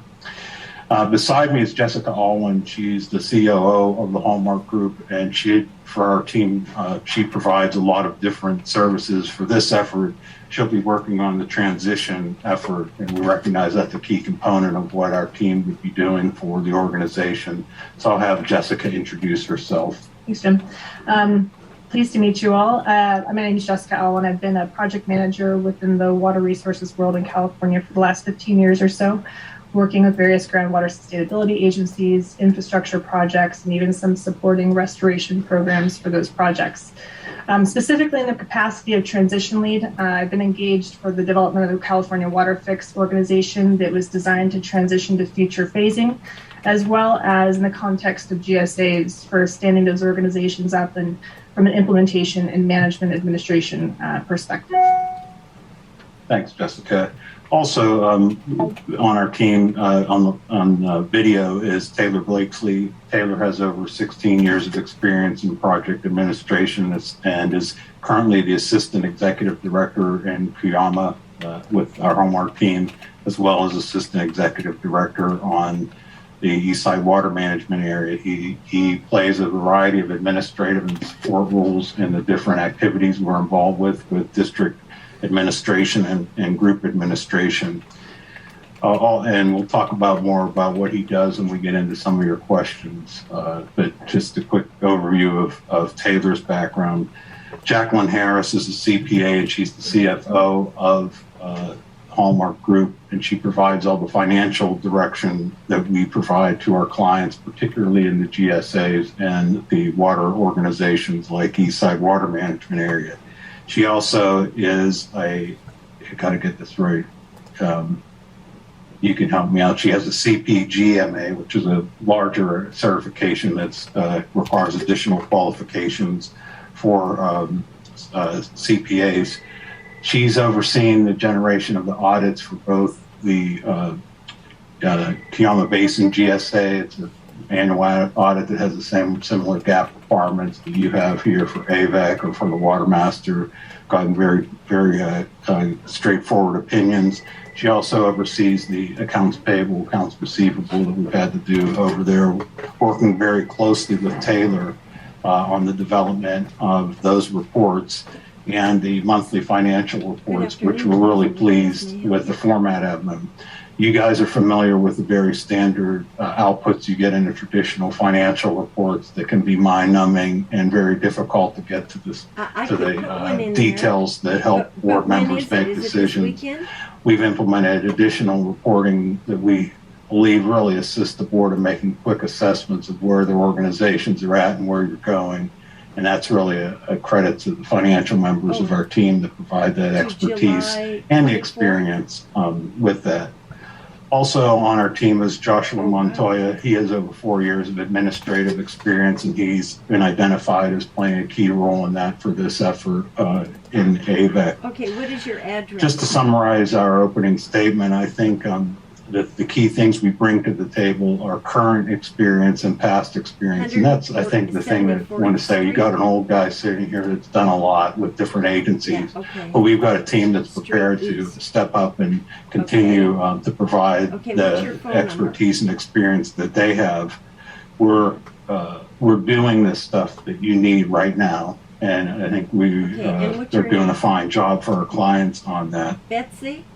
Couple of other things I add to our proposal. We mentioned Betsy, in our proposal about the transition time.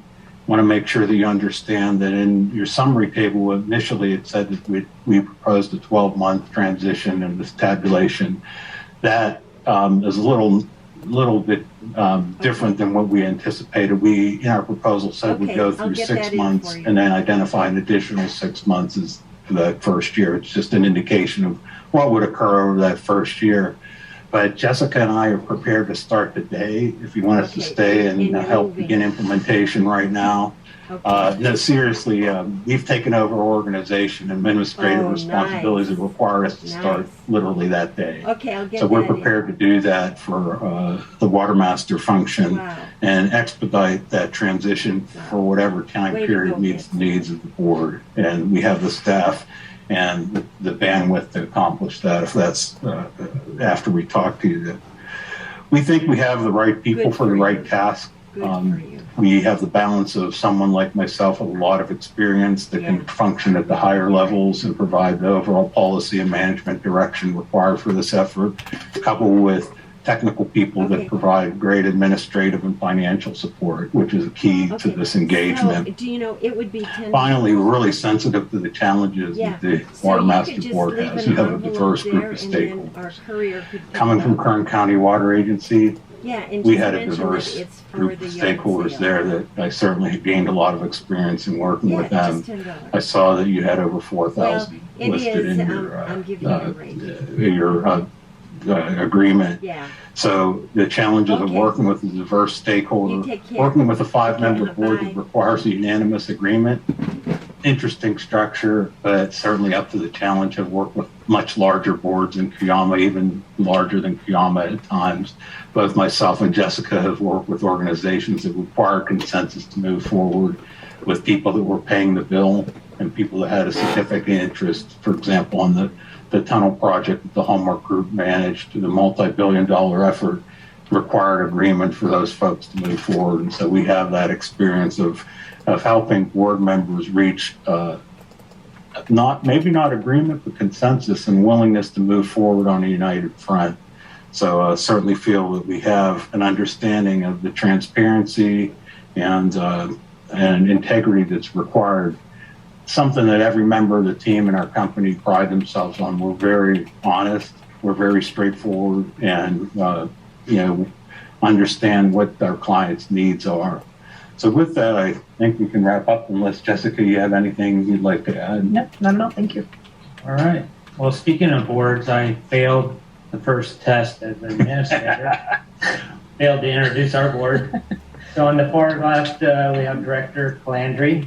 Next to him is Director Yarosek. They both represent the landowners in the adjudication. And then we have Chair Parris, represents AVAC on the board. We have Director McClaren, who represents the public water suppliers. And then on Zoom, we have Director Ariki, who represents LA County Waterworks. So with that, we'll go ahead and get started. First question, take a few minutes to provide a high-level explanation of the judgment and physical solution approved in the Antelope Valley adjudication. And how do you view your role as the Watermaster Administrator? Yeah, I have no expert on the judgment. I did have a chance to review it. It's quite an impressive document, I got to say. I observed the issues and the battles that occurred during the history on this from afar, from the other side of the hill in Kern County. I read the 60, let's see, I've got it up on my screen, the multiple pages. And for a 61-page document, it's got a lot packed into it. The judgment does identify the history, which I think is very important for someone in our position or your administrator to understand the procedural history and understand the sensitivity that's involved with all the parties that were participating in the initial litigation and are now subject to the stipulated agreement. The legal decree is in there that identifies the parties that are subject to that. It gives the D list that's used to administer all the agreements and requirements of the judgment are there, and it's the document that serves to direct the activities of the Watermaster. I really enjoyed the review of the safe yield and overdraft because I'm always curious from the technical basis what the numbers are, and there's a couple different numbers on overdraft related to the original positions and what was negotiated through the stipulated settlement. Production rates are identified. Again, I don't want to just read through the introduction, but I'm giving you a quick summary of what I did glean from my review of that. It states who gets to pump what and the basis for those from a legal and technical standpoint. I'm not a lawyer, and I don't claim to be one. I leave the lawyering up to the people that are paid to do that, but I am very familiar with these types of judgment. It talks about the stipulated solution. It identifies the injunction. It also, I think, was really key. It identifies the roles of the Watermaster engineer. The subcomponents, the 18 subcomponents identify the tasks the Watermaster requires from the Watermaster engineer. And those components would really be important for the administrator to understand what their role is versus the role of the engineer, and to ensure that the engineer is accomplishing what the board has directed them to do. And then it wraps up, but I really like the exhibits. Those were really interesting and long. And the two exhibits that I had a chance to look at were the default parties and then the actual rights for the pumpers in the basin by entity. So again, I don't claim to be an expert on it, but I did have a chance to look at it for about half an hour, and glean what was important. All right, great, thank you.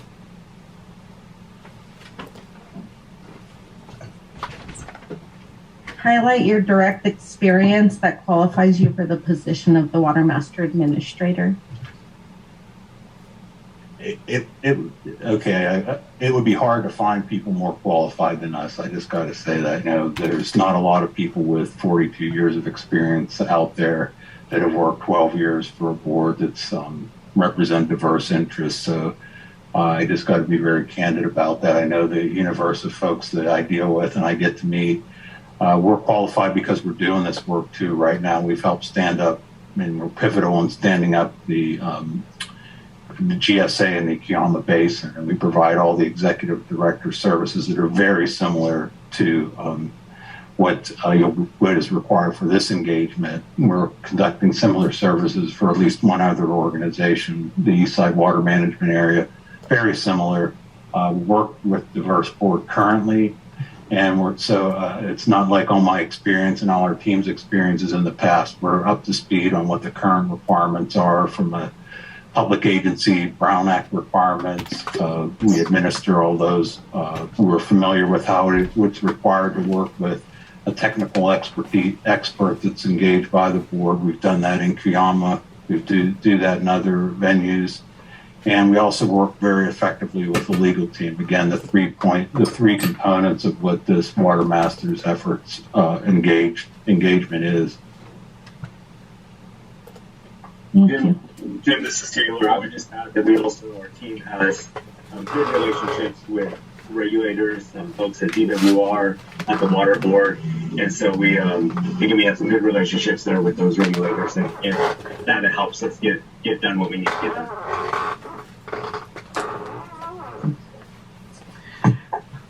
What do you see are the key issues to implementing the Antelope Valley judgment, and how would you plan to address these issues? Yeah, so you have a couple of key issues for the Watermaster administrator. The first is to ensure that we're adequately supporting the efforts of the Watermaster engineer, that we work effectively with them and making sure that they're accomplishing their efforts and providing support without taking the lead over. I've worked very often with Phyllis Stan and pod engineers, groundwater. So I'm very familiar with Phyllis, and I know her team. So that's a key part of it. But the administrative role of the Watermaster, from our perspective, can be split into three key components. There's the tackling the water management and policy actions that would be the focus of my work, providing overall guidance to the effort, but also in those specific areas where I'd be directly engaged. That's where my time would be spent. Then we have the implementation and administration effort that would be the role of Taylor Blakesley, primarily working with Josh Montoya, where would be taking on the significant tasks of interfacing with the stakeholders, the pumpers, collecting assessments, making sure that they're complying with the requirements of the stipulated judgment, making sure that we're collecting reports and being able to access those. And then finally, we also see the need for a financial component where we have Jacqueline Harris working very closely with Taylor for the monthly reports that would be provided to the board, the budget management, and making sure that we meet the budget requirements and complete all tasks within the current assessment level of $5 per acre foot. I don't know, Taylor or Jessica, do you want to add anything to that? No, I'll punt it to Taylor. I think that Taylor, do you want to add to that? Yeah, thanks, Jim. So I would say that, sorry, I kind of lost your screen here for a second. I would say that, yes, and I would also like to echo Jim and Jessica's and thank you, the board members, for the opportunity for our team to present today. We work closely with the board and ad hoc committees to draft and finalize budgets. And so that's one of the key items that we perform for our clients. And that can involve, depending on the items in the budget, that may require RFPs to ensure that we're getting the best and most efficient work done, for the cost. Additionally, we review all invoices to ensure that the program is on budget and on schedule. And so we manage our budgets on a programmatic basis and ensure that the tasks are lined up with the time frame. And then we report this information concisely to policymakers, depending on when those meetings are, either monthly or bi-monthly, depending on when the meetings are. We're also always looking for ways to save money and improve efficiencies, and looking for grant funding opportunities to assist our clients. And that's all I have to add to that. Yeah, I'd just add additionally, a thing that we know is really important for this group and frankly for any board is ensuring that we meet the needs of the board. And so we would see a lot of interaction to ensure that we're providing the board with the information and expertise that they need. In addition, you've got to have the ability to interface with stakeholders at an effective level. People have to trust you, and you have to be available of the fiscal requirements of what it takes to provide those services. Thank you. How do you plan to keep a presence in the Antelope Valley to serve as the primary point of contact for producers, including holding a regular office hours? Yeah, Jessica, if you want to start on this, and then I'll add. I think their approach would be to have some level of a hybrid opportunity where people could access us remotely through a phone, system that relays to us. We could also hold office hours. I think we mentioned the proposal potentially right before certain public meetings that we would attend. They would have kind of a face-to-face venue. And then having offline meetings with individuals if necessary, I think would be a big component of that. A lot of people have become more accustomed to the remote platform, which would save budget and money in the long run. But there's also occasionally a need for that face-to-face interaction. So I think that those would be some of our preliminary assessments. But yeah, I'd also say that we looked at a phased approach to consider that similar to our experience in Kiama, that initially we spent more time getting familiar with the stakeholders, them being comfortable calling us or emailing. And so that could be another consideration that we could discuss with the board if that approach made sense. We're familiar with staffing and providing those services remotely. We do that in not just Kiama, but other areas. And Taylor, I don't know if you want to add anything, because Taylor is our primary point of contact on these types of services. Yeah, thanks, Jim. I would just, I agree with Jessica and Jim, that would be our approach. I would say that our team is aware of how important, in person can be to certain stakeholders. And so we are sensitive and cognizant of that, of the value in that. And so as Jessica mentioned, we would make ourselves available to be more budget, cost conscious, make ourselves available before meetings and circle around that. I know there's the advisory committee meeting, the board meeting, and there may be another meeting at times each month. But again, like I said, we've dealt with many stakeholders about many issues, and while the online is helpful for some, and that's a good option, we understand that there's a lot of stakeholders that really want that face-to-face interaction and need that, and so we are sensitive to that. Thank you. Thank you. The Watermaster has operated with limited revenue to date, and assessment revenues are currently limited to $5 per acre foot. Please discuss how you plan to fulfill the mandates contained within the judgment while maintaining current assessment limitations. Also, please explain your experience preparing financial statements similar to those of the Watermaster, which is subject to an annual independent audit. Yeah, thank you. Let's start off by, I'm a weird general manager because I really love budgets, and I spent a lot of time in my earlier career developing budgets, cash flow models that are still used by the Kern County Water Agency. So I was the assistant general manager, and I was required to develop those and led the team, but I really enjoy budgets because I think there's a vital role for the board's administration in conducting their responsibilities and overseeing the fiscal enterprises of any organization.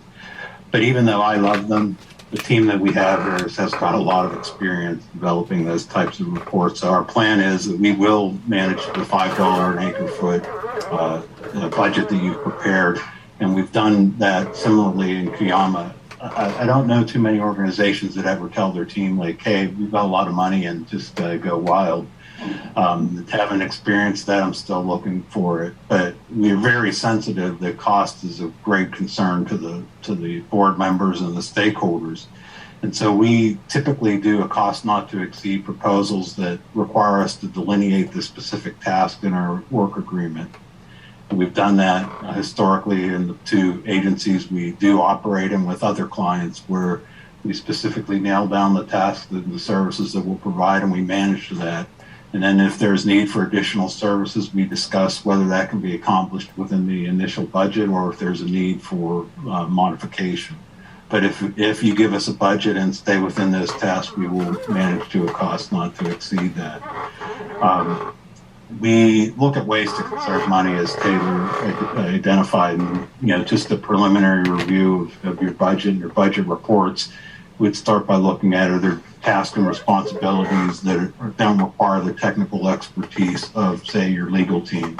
Are they performing administrative tasks that could be performed at a lower cost option for the Watermaster? But we'd screen the rest of the budget to see if there's ways to push those down to the lowest cost provider, and also look at ways to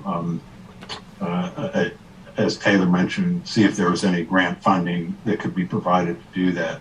Taylor, I'll ask you if you want to add anything to that. Thanks, Jim. Nothing more than what I shared earlier. Yeah, thank you, Jim. Okay, and we're experienced, as I mentioned in our opening statement.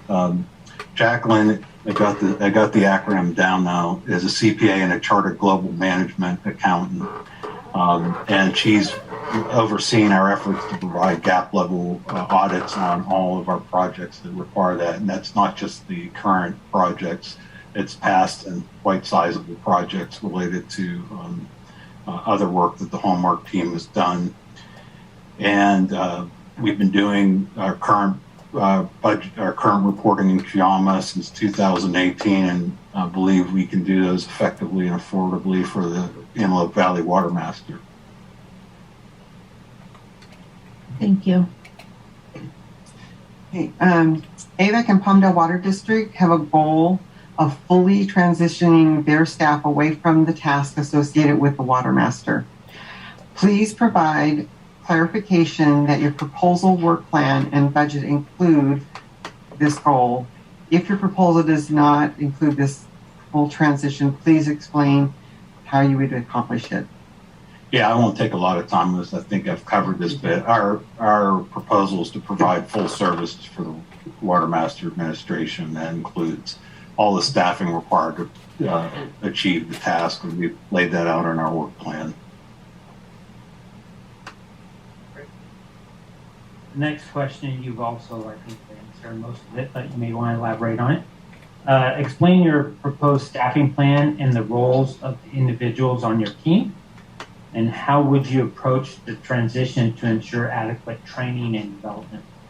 Yeah, I think I've covered most of that, but I will add that in addition to the team members, the 5 team members we've designated for this effort and that we would propose assigning, we do have other Hallmark team members that would be available if we required their services, and they're former general managers of the Kern County Water Agency, of West Kern Water District, and some other technical experts that we could tap if required or if there's a need for their assistance. So we do believe we have the right size and right bench that we're not proposing to. If we need them, we have those resources available to us. And I think I covered the rest of the question earlier. Thank you. Maintaining the trust that has been built among the parties on all sides of the adjudication is very important. How will you sustain the trust that has been established among the parties? Yeah, if you don't have trust, you don't have anything. I mean, it's hard to get stuff done if people don't trust your board or trust your staff or trust your legal or engineering team. And we pride ourselves on the trust that we've earned from all our clients and frankly from the history that each of us brings to this effort. We did that by doing what we say and saying what we're doing. So we're very transparent. We're very open with everyone. We treat everyone equally and fairly. We don't play favorites. We understand that everyone deserves to be heard and everyone's position needs to be considered. I think that's where we start. The other thing is we don't make excuses. We deliver what we promised, and we provide that information to the board. Really, trust comes with time. You have to have experience. So today, this board has no experience with us. The only basis for you evaluating whether you can trust us is talking to people that work with us. And I think that all our clients would let you know that they did trust us and that we were honest and working hard for their best interest all the time. Thank you. Okay, let's see here. Are you aware of any actual conflicts of interest that you or your firm has relative to the Antelope Valley Adjudicated Basin or the Watermaster? And do you or your firm have any business or financial relationships with any of the parties in the judgment? The conflicts that we identified in our RFP is that we are currently doing work for Tejon Ranch Corp or Tejon Ranch, depending on which effort. The nature of that relationship, we provide water resource management consulting to them, primarily, we haven't done any work for them in the Antelope Valley. We have done work for them in the San Joaquin Valley portion of Kern County. Right now, we're doing effort for them to develop alternative water supply. One of my expertise is water quality and water treatment. We're looking at water treatment options for produced water as a source of water for them. So that's very different than the effort that we'd be doing over here. But that is our only identified conflict of interest currently. Business and financial relationships. Previously, we've done work for both Old House and Grimway Farms directly, but we aren't currently doing any work for them. Thank you. Last question. The judgment specifically assigns authority and responsibility for certain tasks to the watermaster engineer. There's a section in the judgment under 18.5 that outlines this. Please explain how you would recognize that authority and responsibility in your work to provide administrative services to the watermaster. Yeah. As I mentioned earlier, I've read through the sections, and 18.5 does a great job of detailing what any watermaster engineer would do in an adjudicated basin. So it does craft a very specific set of responsibilities for the engineer. As administrator, we need to stay in our lane. And that means that we do what you've engaged us to do, and we don't get into the business of the engineer, but we ensure that the engineer is complying with board requirements, not our requirements.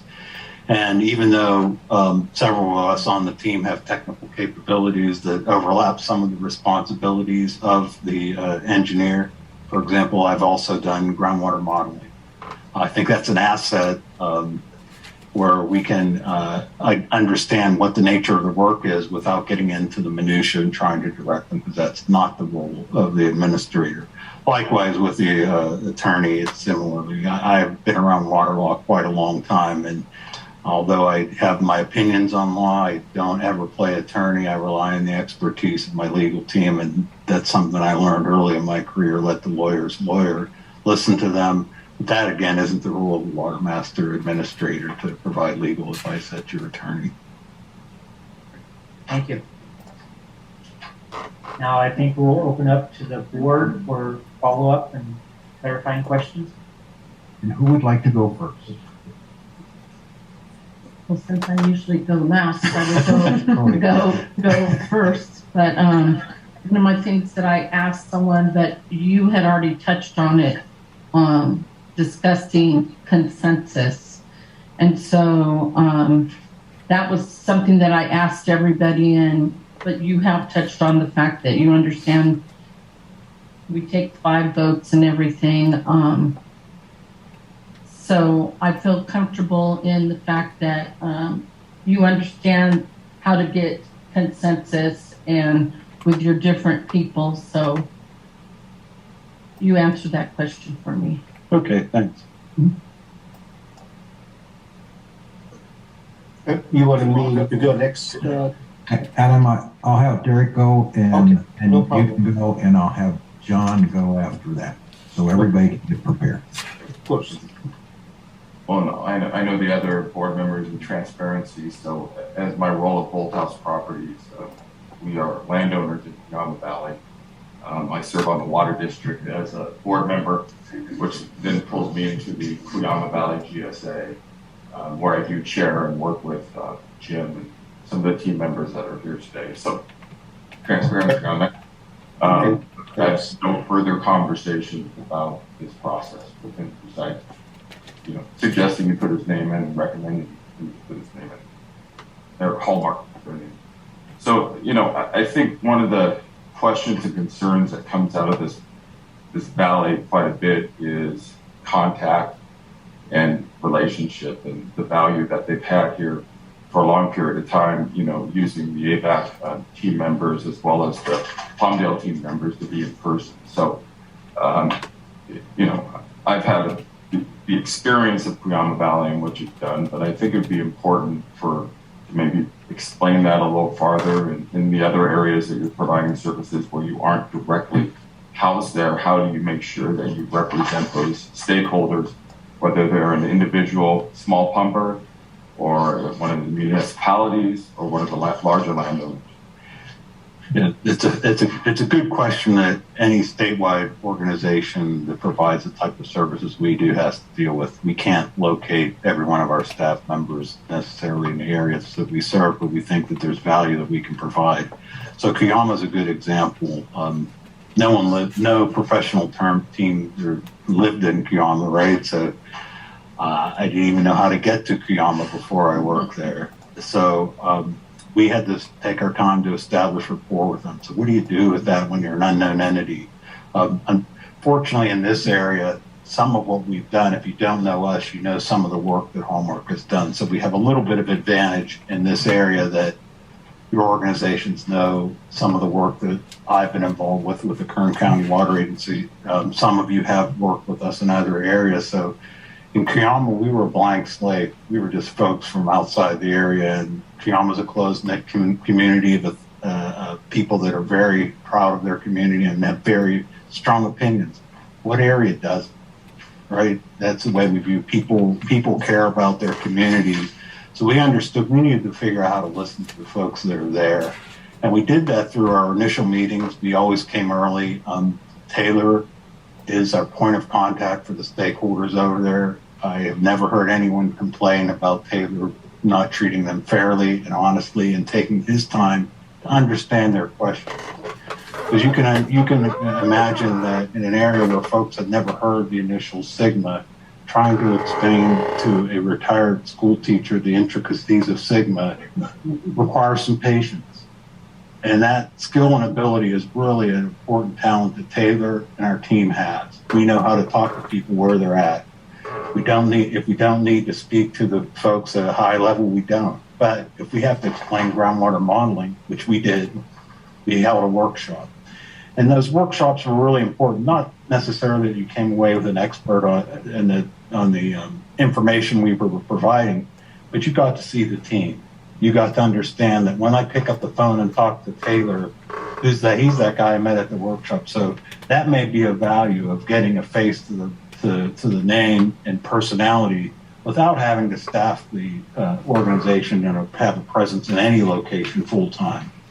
I can tell you that in Kiama, when people that have been coming to the meetings talk to Taylor, they have a good experience. I think when they have a talk with me, they do too. I like going there. I mean, I have a choice of what I get to work on as a retired consultant, and I chose to work there because it's interesting, it's a challenge, and the people are great. I heard good things about AVEC and about this area. I know some of the parties over here. I have a good experience historically. And so that's one of the reasons I chose to be part of our team working on this. So the other things we do, we have a presence on the web. You can click on there and get a phone number that rolls to one of our phones directly. So you can click on our website or you can call our office and one of us will answer the phone or at least get a message that we return very promptly. Those are the key things, I think, that really it's the more organic part of building a relationship in addition to the technical, structural things that we use to facilitate that effort of organically growing communication and making sure people trust us. And even if they don't agree with us, because not everyone agrees with us in Kiama, that's unreasonable. We have such a diverse stakeholder, but they know that we've listened to them, we understand their position, and we provided venues and opportunities for them to do that.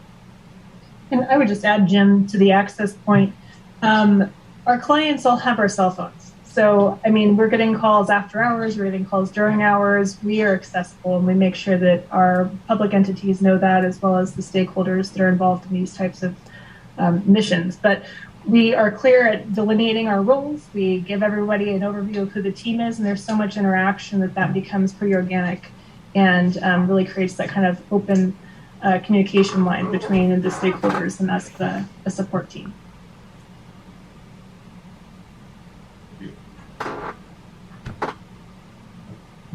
Adam? Oh, okay. I didn't know that was my turn here.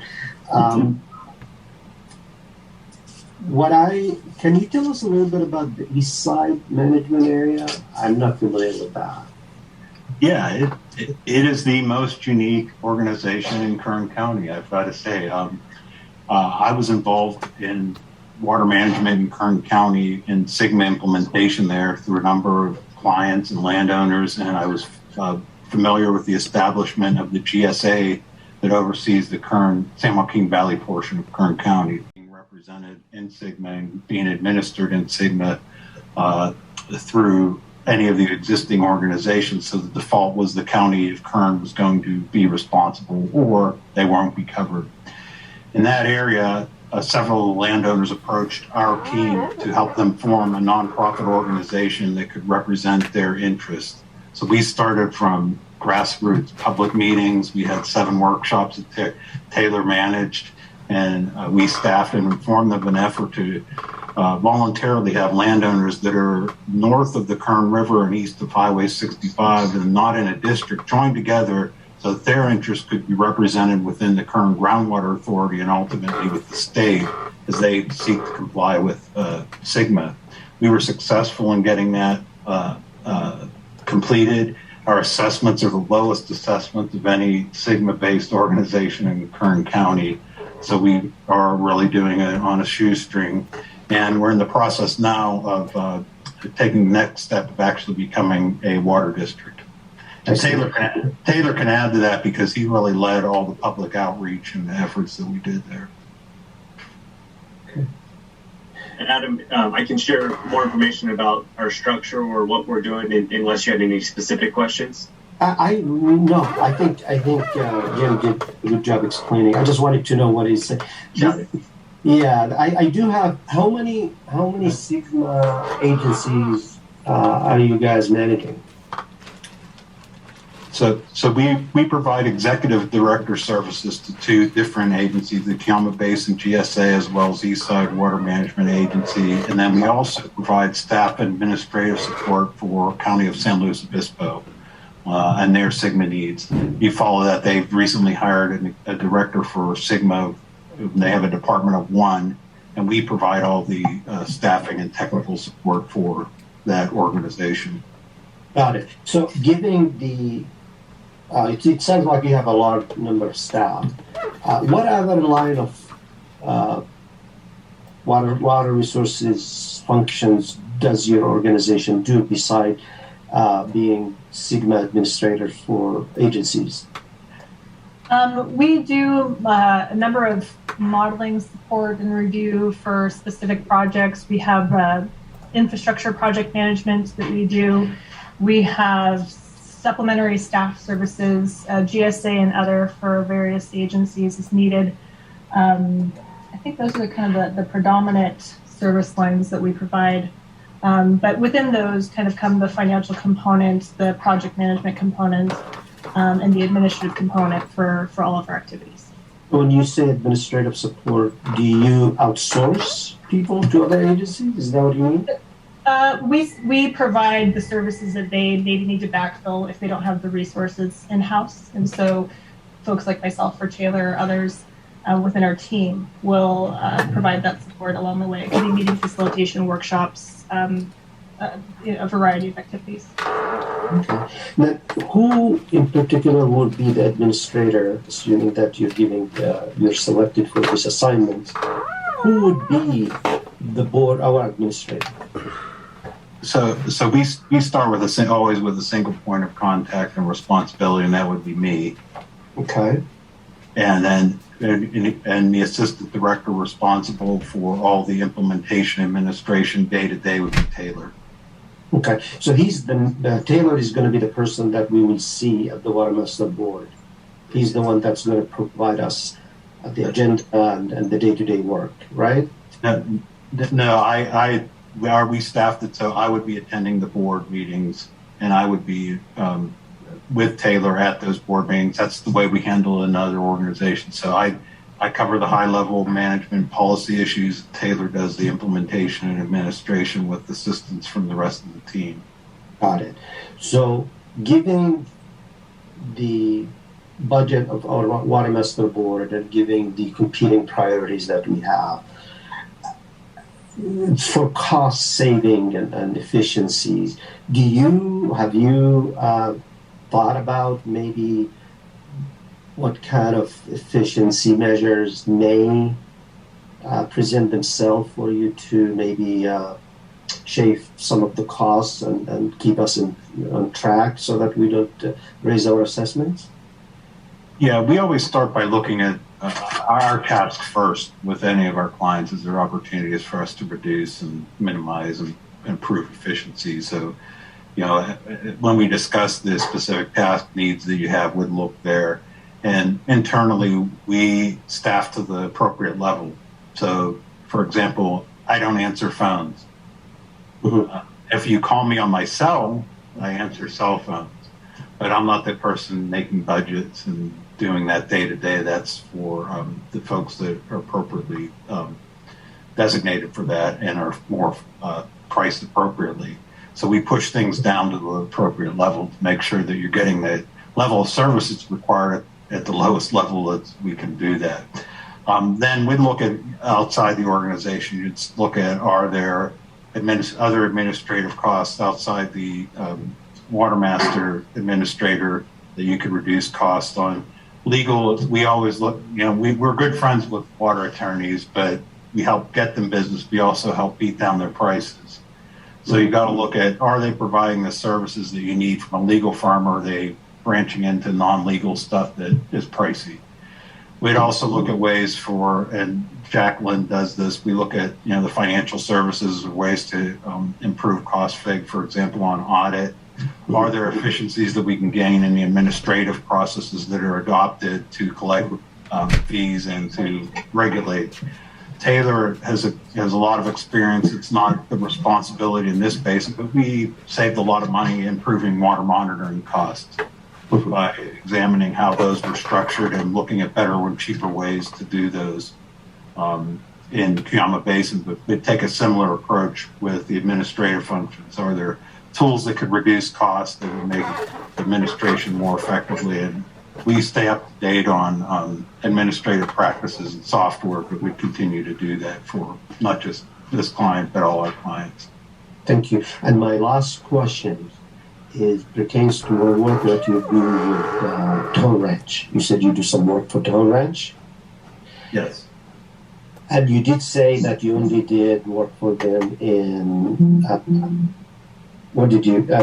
San Joaquin Valley or something, right? You have not done any work in the AV, right? Yes, that's correct. So if your agency is asked to provide services for Town Ranch in the AV, do you foresee a potential for a conflict of interest there? At this,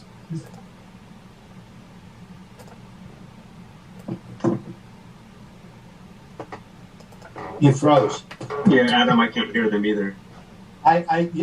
You froze for a minute there. Do you mind repeating what you said? Yeah, it depends on the nature of the request. Can you hear me now? Everyone? Yes, I can. Yes, okay. I can. It depends on the nature of the request. If Tahone was seeking advice that was frankly directly contrary to our work in the Watermaster, for example, hey Jim, help us gather information about how we can reduce our fees, or how we can get something done. Of course, that would be conflict. But for example, we mentioned that we're doing treated water technology, and not just for the home, but in other areas. That would be something that probably would not rise to the level of conflict. Understood. We don't have anything on the table right now. Okay, understood. But would you be open with the board and the board attorney, if it comes to that point, to make sure that we're all in congruence with your decision? Yeah, typically with firms like ours, and you'll find it with all the folks that I think are on your list, we have other folks approach us from time to time about doing work for them. We always review those with our attorney, the attorney for the agencies that have a representation to get clarity, and then they advise the board on whether there's a conflict. Frankly, they start with us. If there's a conflict, we don't work on it. That's been our practice, and we make a decision. But we work with the attorneys on that. Appreciate it. Thank you so much. I'm done, Mr. Chair. Okay, any other questions? Yeah, I've got a couple. Go ahead. You've done really good answering some of my previous questions, so that makes it pretty easy. Question one, did you look at the admin cost before you submitted your bid? Yes. Number two, can you identify two problem areas in the adjudicated basin that kind of have a blurring visual for you? I don't have a specific to. I would say, you know, the where I start with making sure your accounting matches the judgment, and you're standing up. That seems to be a lot of work. I don't know that would seem to be a key.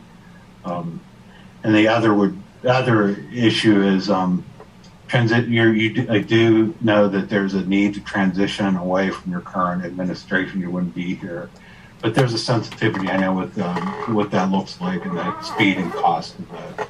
But I don't have specifically. Here's the specific technical item. Okay, and what I was getting at is if subsidence was something that you noticed that you were having a problem with in the valley. Or the illegal use of the water. Oh, I was keeping my sideboards on. That was your engineer gives you I'm advice. going out into the broad horizons out there. Oh no, you have lots of those type of issues that are the general groundwater of having more demand than you have water available, and the continuing conflict between urban, ag, and industrial use, which I think is going to be fascinating. But I just enjoy the interplay between those three entities and how it looks different in every basin I work in.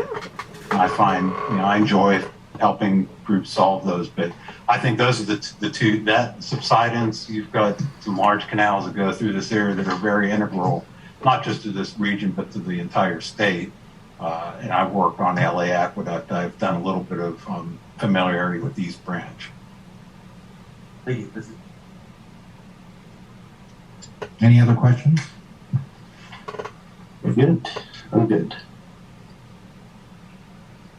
And you've answered all the questions I've posed to others, and the board has done a good job asking you the questions. So I want to thank you for your time today.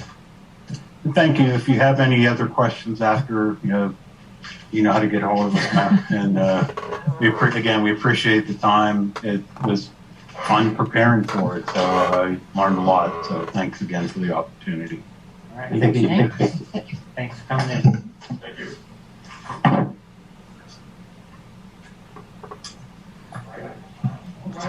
Right on time. A bit of a break. The next interview is scheduled to start at 1:15. 1:15, great. All right. Thank you, guys. Thank you.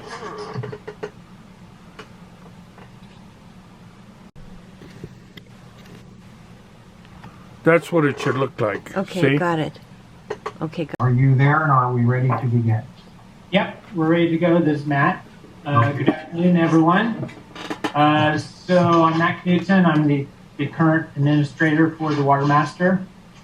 We'll first start by introducing the board that's present today. Here in the office, on the far left, we have Director Calandri. Next to him, Director Yarosek. They both represent the landowners in the Watermaster adjudication.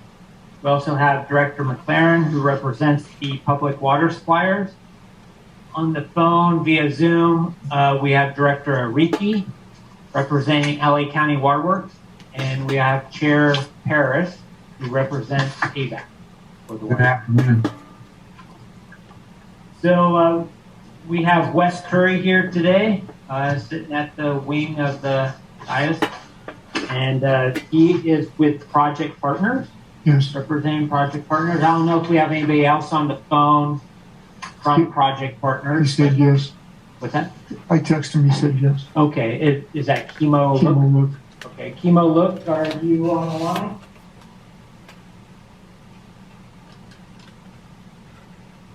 Okay. I don't like quite yet, maybe you did. So, Wes, just to go through our process, we've allotted 45 minutes for the interview this afternoon. We have a series of questions, about 10 of them, that's going to rotate between myself, Patty, and Angel from the admin staff. Then we'll open it up to the board to ask any follow-up questions or clarifying questions of you. And we'll give you an opportunity for a closing statement. Sound good? Yes. All right. So we could start by letting you introduce yourself and your firm, a little history about yourself, and any opening remarks. Okay. My name is West Curry. I've been in the water industry for almost 30 years now in the public sector. I started back in the 60s in the private sector doing construction, and then due to various financial situations in the economy, ended up in the government and started with Palmdale Water District, and then worked my way up into San Juan Capistrano, City of Corona, East Bay Mud, operating and running facilities. I ran a 30 million gallon a day desalter with well fields, powered by well fields to treat nitrates in Corona. San Juan Capistrano, we did the same, basically the same thing. Ran non-potable wells into a desalter and made potable water with blending sources. Used state project water and at one point some Colorado River water. I worked with various boards, city councils, water boards, and adjudication boards in San Juan Capistrano and Orange County there. And then in Riverside County, we worked with what they had was known as a peace agreement amongst various cities instead of having to go to adjudication. And we sat in those and worked with them and monitoring out how we pumped and working with the interagency to achieve peace, because it could get very volatile, as I've seen the court records here. That's about it. All right. Thank you, Wes. So we'll go ahead and get started with the questions we have today. First one is take a few minutes to provide a high-level explanation of the judgment and physical solution approved in the Antelope Valley adjudication and how you view your role as the Watermaster Administrator. I've been here for like over 35 years and have watched the pumping going around, and figured it was just a matter of time before it became adjudicated. I've seen the water levels go down, down, down. I had a 40-acre ranch in out by Lake LA and watched the water tables go down. So it's not surprising that the courts had to step in and bring some kind of sanity to the process. I'm very impressed. I've been reading the court documents and the court records over this last week and a half. Very impressed by the decision and the logic behind it. As far as the role that the administrator would do would be to keep in compliance, work on the items that have been identified as far as illegal pumping, non-metered pumping, meters calibration, various issues that need to be addressed in the area, and then collecting funds for the financial end of the organization. Great, thank you. Highlight your direct experience that qualifies you for the position of Watermaster Administrator. Like I said, in Corona, we had over 19 wells, had 3 separate water zones. We had the Riverside Aquifer, and then we had the Temescal Aquifer, and another small aquifer. And we pumped from them and supplied the city of Corona with 152,000 citizens with water for drinking. We took a non-potable source from high nitrates because of the citrus market that had grown there for years. Corona was known for its oranges. In fact, its logo was oranges. But with that comes fertilizers that pollute the ground. And we had permission from the state and the water processes with the RO plant to pump out of the ground and blend back with the raw well water and state project water to serve the public. Constant monitoring, constant laboratory work, intense. And with that, we worked with the group in the peace accord of the Riverside area to not overpump or to control our pumping with Mariloma, Western, and so forth. So in that, I've had nothing but experience in groundwater adjudication and operations. Thank you. Okay. What do you see are the key issues to implement the Antelope Valley judgment, and how would you plan to address those issues? The recharge projects are critical. I commend this last document on the report for 2021, excuse me, that came out just the other day, and the replacement water. But we has to go beyond that. Orange County uses raw sewage water treated and uses it for injection and capturing their aquifer. I think there's potential there. We need to find sources so we can bring it back in, and like the new requirements under the adjudication that they use replacement water from state and Colorado River. There's problems with that because there's a limited source of that, but we need to start guarding it and have much more control over who's pumping, where it's being pumped to, and who's injecting and recharging the aquifers, and build better recharge zones so we have less evaporation. That's what I feel is critical. Wes, how do you plan to keep a presence in the Antelope Valley to serve as the primary point of contact for producers and the public, such as holding regular office hours? Holding regular office hours and regular meetings. This panel, this board here is crucial. Palmdale Water District is crucial, Fort Hill and so forth. Meeting with them on a fairly regular basis, and at the same time meeting with the public, the air base and so forth, who are the major pumpers, and letting them know where there's a presence and that there is a new era because of the adjudication process, the legal ramifications that would be involved. Also, I don't see the structure yet to hold people accountable in the organization. I'm hoping that will be beefed up, and how it's going to be policed, because there's people out there that are pumping illegally. How do you stop them? How do you get the meters certified? How do you go about all these with enforcement? These areas need to be addressed.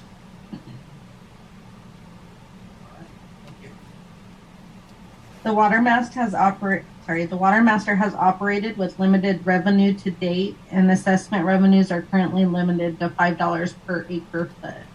Please discuss how you plan to fulfill the mandates contained within the judgment while maintaining current assessment limitations. Also, please explain your experience preparing financial statements similar to those of the Watermaster, which is subject to an annual independent audit. We had to build our budget in the cities that I worked in, San Juan Capistrano, Corona, City of Corona, and present them each year to the City Council. So that's common. That's part of the operation. And it was generally my administrative assistant and myself would work together to during certain times of the year to build those. Maintaining the budget. There's a lot of Todd's report identified a number of customers who are owe back monies that aren't paying. That would increase the budget without affecting the $5 per acre foot. But those areas that need to be looked into and captured because their balance sheet doesn't reflect those numbers because they're not collected.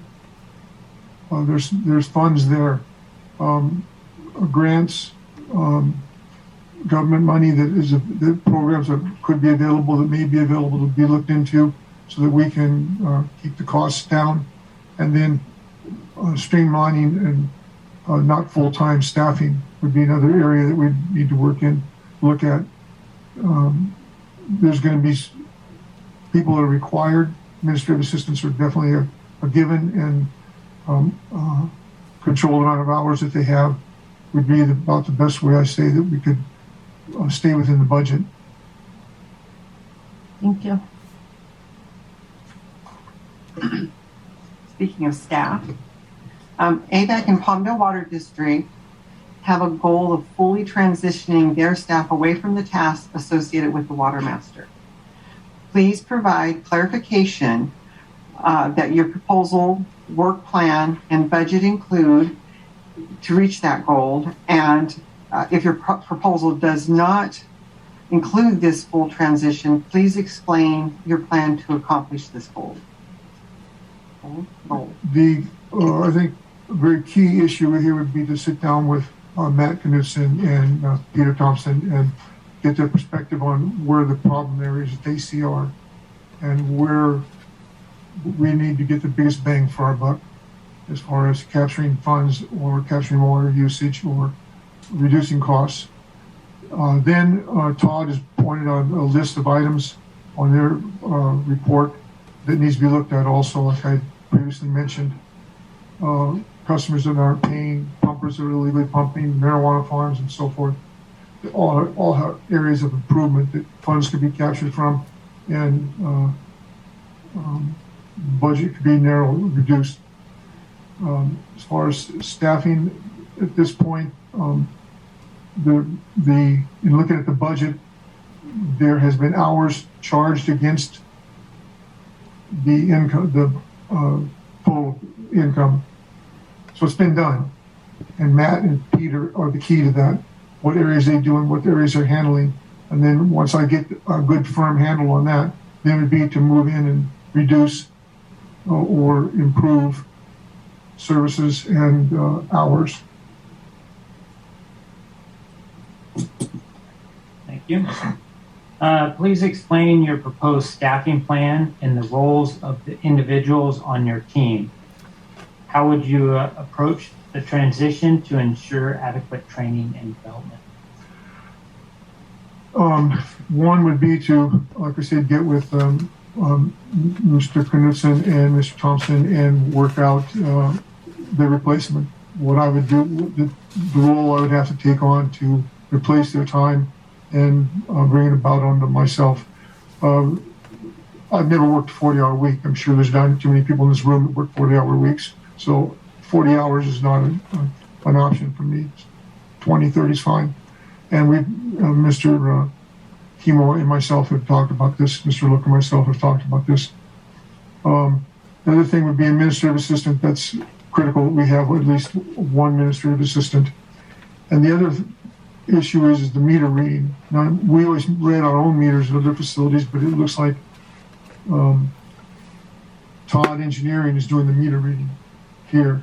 And that would be something that would definitely be looked at and see if there's a cost savings if we did it ourselves instead of paying engineers to do it. And then a meter reader or a meter reading department or a metering department that would be out there checking the meters and making sure that we are getting our true reads and true quantities of water being pumped or recharged. Thank you. Maintaining the trust that has been built among the parties on all sides of the adjudication is very important. How will you sustain the trust that has been established amongst the parties? Respect. Not treating people badly or poorly or without respect. They have an opinion, they have an idea, listen to it, and support it and adhere it the best you can. Meetings like this where you bring these questions in here and you say, look, this is one of the pumping concern that someone has. What can we do? Without getting in their face or disregarding their person. I just had an incident where we did a 1 mile long pipeline in Rosamond, and a bird watcher came and said that there's an eagle, or excuse me, a hawk from Argentina that is now nestled in a tree. I dealt the man with, he shut us down. I dealt the man with respect, and he even commented to the DHS that, or excuse me, the Fish and Game, how well he was treated. I took honor in that. We did what we had to do. We still got the job done, but then we didn't disrespect him or insult him. And I think that needs to be done across the board with those above me and below me.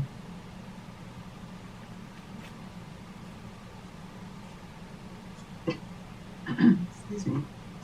Are you aware of any actual conflict of interest that you or your firm has relative to the Antelope Valley Adjudicated Basin or the Watermaster? And do you or your firm have any business or financial relationship with any parties to the judgment? I work with, as a consultant with 3 agencies, St. Andrews Abbey, Sundale, and on occasion Rancho Sierra Golf Course. So those are the only ones that I would be direct pumpers out of the basin. That we've talked with Chemo Look, and if I have to drop the contracts, just drop the contracts. It's not an issue. It would be upon the board's decision if they feel that it was a conflict of interest, and we could elaborate, go into detail on exactly what we do for them. Most of it's laboratory work, and then working with the state agency, regulatory agency, to keep them in compliance.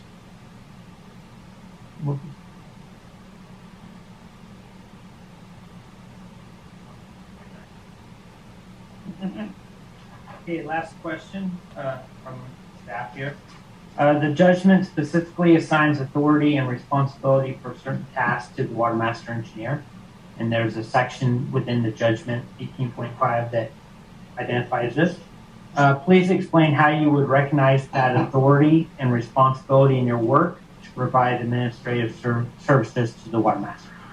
Now, when you say Watermaster engineer, you're referring to Todd Engineering? To Todd Groundwater. Yes. I have tremendous respect for Todd Groundwater. I've worked with Todd before. I've contracted him and in other agencies and worked with them, and am very impressed by their work. I've read their documentation here, their reports to you. They're very professional. I have no issues with Todd whatsoever. Also, if I did have an issue that arose, bring it up to the board. Say, look, I got an issue that this is going on, and present it. I don't have anything to gain by trying to force my will. It's the board's will, and see if it needs to be corrected, or am I in error? Am I seeing something wrong? I've made a lot of mistakes, so I'm open to correcting myself as well as anybody else. That's it. Great. Thank you, Wes. So those are the formal questions.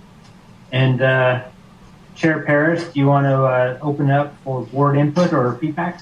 We'll do that. Who would like to go? And Kathy, why don't you take care of this part, and so because you can see everybody there, and have them ask questions, and I will add mine too. Like to go, John? Do you have any questions? Last week, both of you asked about this 3 meters. Yes. John, turn on the mic, please. And have you read the settlement agreement? I've worked on it, yes. Worked on it. Pretty extensive, 200 some pages, so I've not read all of them. Who did you work on it with? Just myself. Got it.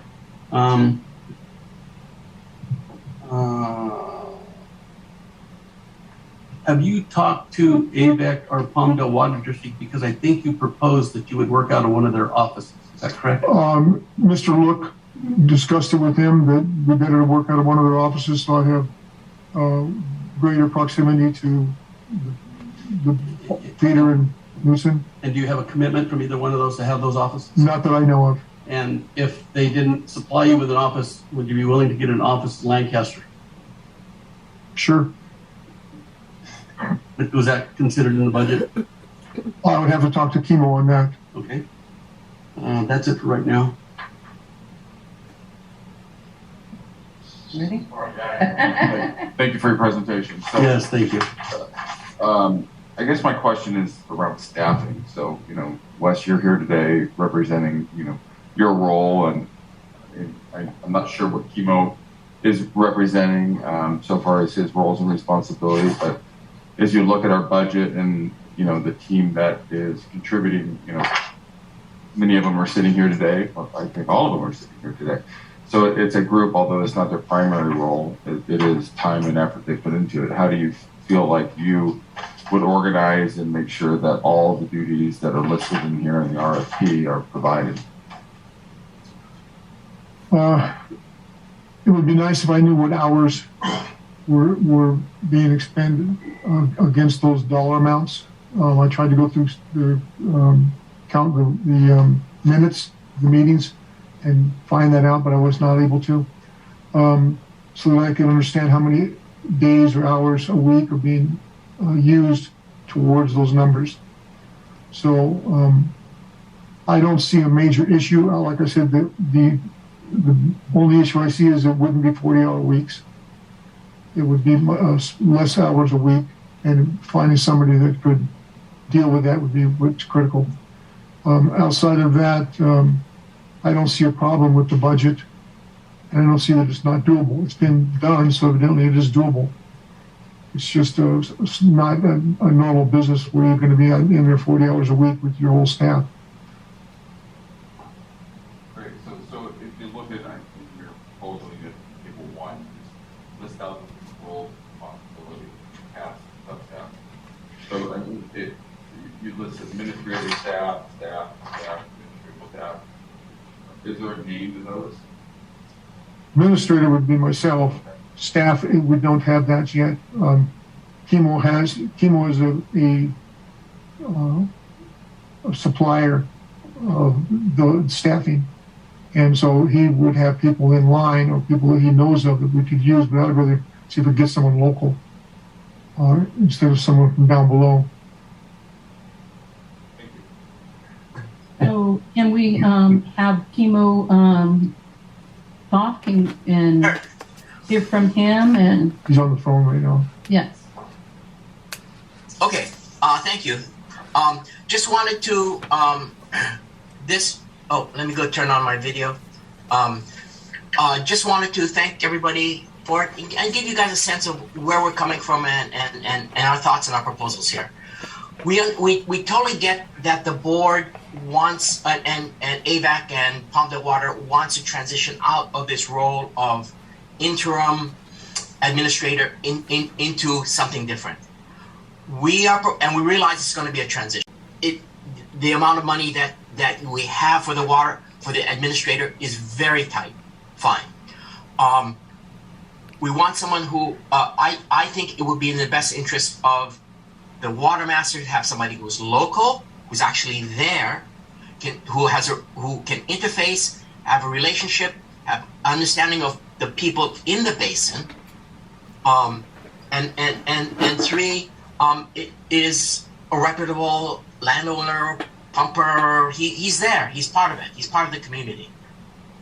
But it's going to take an effort to understand the transition. But we envision ourselves as a temporary vehicle, allowing him to get a foothold, establish himself, and then become his own independent entity, which he indicated he's interested in, he would like, and that would be part of his plan.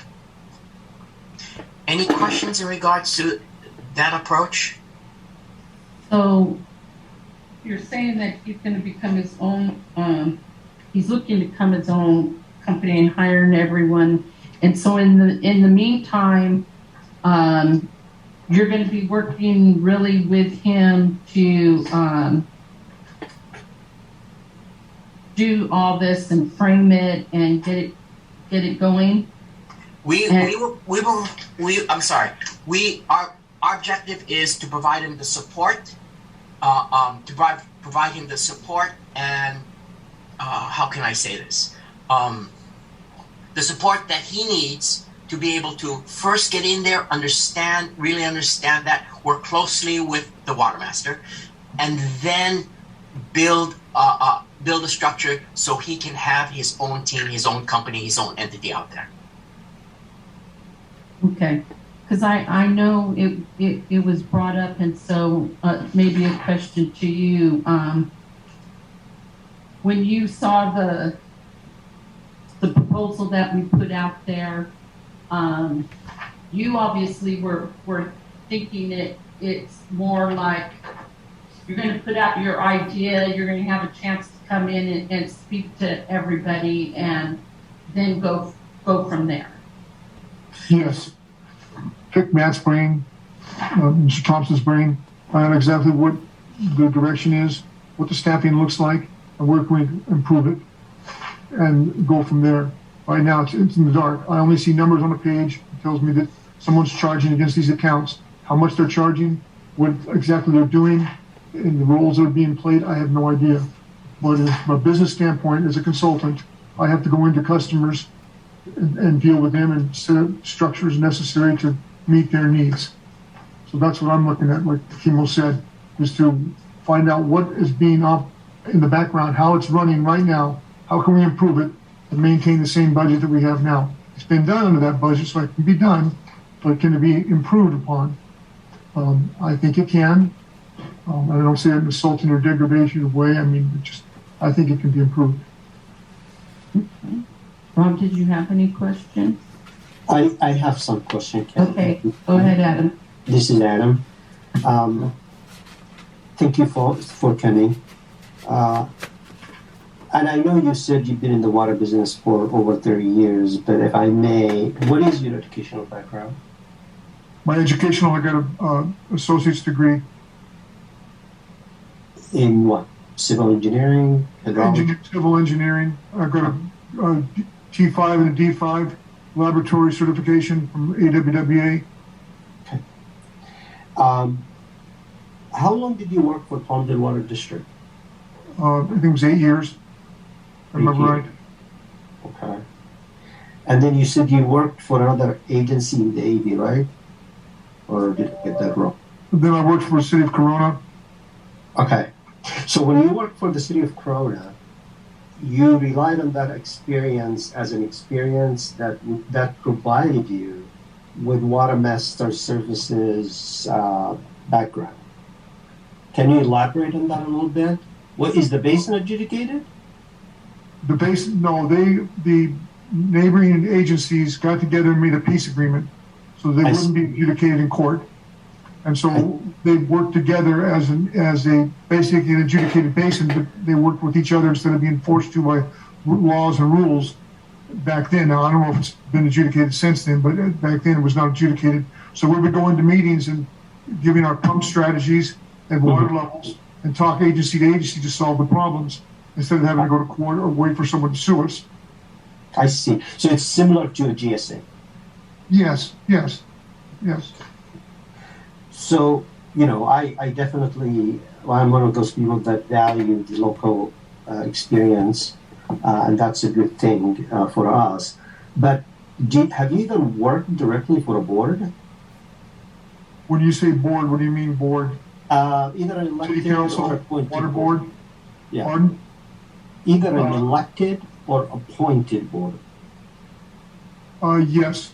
In San Juan Capistrano, we worked with them, and then now you're talking about in Pico Rivera, we worked with the city council, who was all elected, and so forth. And I answered to them. Yeah, tell me a little bit about the San Juan Capistrano board. What was that, a water board? It was a water board between the different cities. Different agencies had people on the board, and they were appointed by their agency to sit on the board and discuss. Seawater intrusion is a big topic there, and the salts are there with 14 wells. So pumping so that you don't contaminate the neighboring wells or the neighboring cities or the aquifer. Okay. Was the board in charge of seawater barrier project, or was it in charge of monitoring groundwater extraction to prevent seawater intrusion? Monitoring groundwater extraction because we didn't have any intrusion. We wanted to stay away from that because of Orange County, which is right next to us, has the issue, and we didn't want to be in that boat. So we monitored and worked together as cities and agencies to be focused on that and not just keep pumping and then all of a sudden wake up one day and got salt in the water. Sure. So it's similar to the Corona arrangement. Yes. I see. All right. And then if in the, in case that you cannot recruit the staffing that you would need to help you with the administrative work in the Antelope Valley, what will happen then? Do you have a backup plan? That would be Mr. Look would need to opine on that. I thought I heard Mr. Look saying that his firm will help you start your own little business, hire your own people, hire your own. So in response to the way I understand your question being posed, it would be in the beginning, I would rely on Mr. Look, and then as I took over and started taking control, finding local help so that we could have local people who are part of the answer, the scenario situation. So yeah, I would not see why there would not be a problem. I don't see why there'd be a problem in getting staff, administrative staff. I don't see it as a problem. Okay, you foresee that you'll be able to hire people there? Yes, I don't see why not. Okay, and then there is a question that our board chair asked. I have to ask maybe if he, in case he doesn't ask it, if something to happen to you, God forbid, and you can no longer provide the services to the watermaster, assuming that you are selected for this job, what is Mr. Kimo has another plan for the watermaster board, or do you have a plan for the watermaster board? Where would that responsibility fall? Let me try to answer that one, because as I see it is, we and it's a fair question. First of all, we're looking at a 1-year transition. Okay, we're looking at to transition from AVAC and Palmdale Water, doing the work of the administrator into a different company, into a different independent organization. After that, then this different organization goes up and creates it. Our proposal is, in doing this next year, Wes will be a part of Project Partners, where we will give them the support as needed. The idea would be initially that we would continue to use the support of AVAC and Palmdale Water to do the accounting, the support task, the support staff, where Wes would take over the role of the administrator. Fine. Right. Then halfway through that, within 3 to 6 months, now he understands the responsibilities. Everybody understands him. He understands the responsibilities and duties, and we transition. We figure out, we got 6 months, we got that much to slowly transition into an independent company where they can be standalone. It's going to be a process, and there is going to be a lot of moving parts. I get that, and there's going to be tight looking at and looking at the budget and seeing what the budget's available and how it's all going to pull together and work. But at that point, Mr. Look, if something to happen and he can no longer provide the services that he was hired for, are you going to backstop behind him? Yeah, in other words, to that period of a year, absolutely. That's our company, that's what we do, and that's it. He's the best person that we have, that we can think of, because of, again, his attributes of living in the basin and doing that sort of stuff, and his relationship with both the board and with the pumpers and everybody else in the basin. Fine. He's by far, at least in my opinion, if it's the interest of the board to have someone who's local, to have someone who's a member of the community, Wes is the best choice. Okay. If the board is interested in getting an outside person, then obviously... No, I'm just saying, in case he can no longer do it, you're not going to abandon us. No, I wouldn't abandon you guys. No, absolutely not. We're under contract. That's all what I'm saying. Sure, that's what I'm saying. You're going to step in and backstop until we feel back behind. Got it. All right. Thank you, Vice Chair. Okay. Kathy, I do have a few questions, or at least one. Mr. Curry, are you currently a party in the adjudication? No. Are you? I own a home in Pear Blossom. Okay, all right. So you had mentioned a 40-acre ranch. Is that no longer? I sold it back in the 80s. Okay, that was my question. And I think all the other questions have already been asked, so I thank you very much for your time, and I'll turn it back over to Matt. All right. Everybody's good? All right. Well, thank you, Wes. This time we open it up to you if you have any closing statements or points you want to make.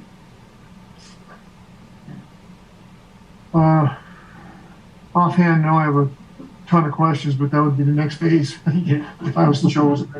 Getting with you and getting a lot of things answered so I could build a business plan. But at that point, no. Okay. Great. Well, thank you for coming in. Appreciate it. Thank you. Thank you for having us.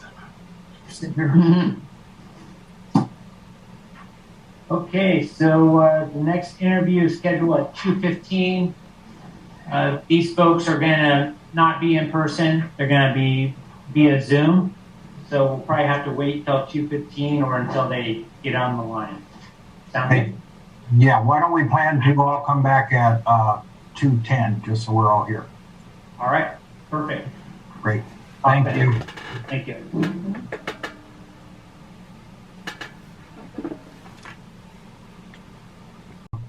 Go ahead and take it over. All right, good afternoon. My name is Matt Knutson. I'm currently the administrator for the Antelope Valley Watermaster. We have a mix of individuals on the phone, via Zoom, and then also in the office here at the AVAC boardroom. So I'll start by introducing the board members. So in the office here, we have Director Calandri. Next to him is Director Yarosek. They both represent the landowners in the Antelope Valley.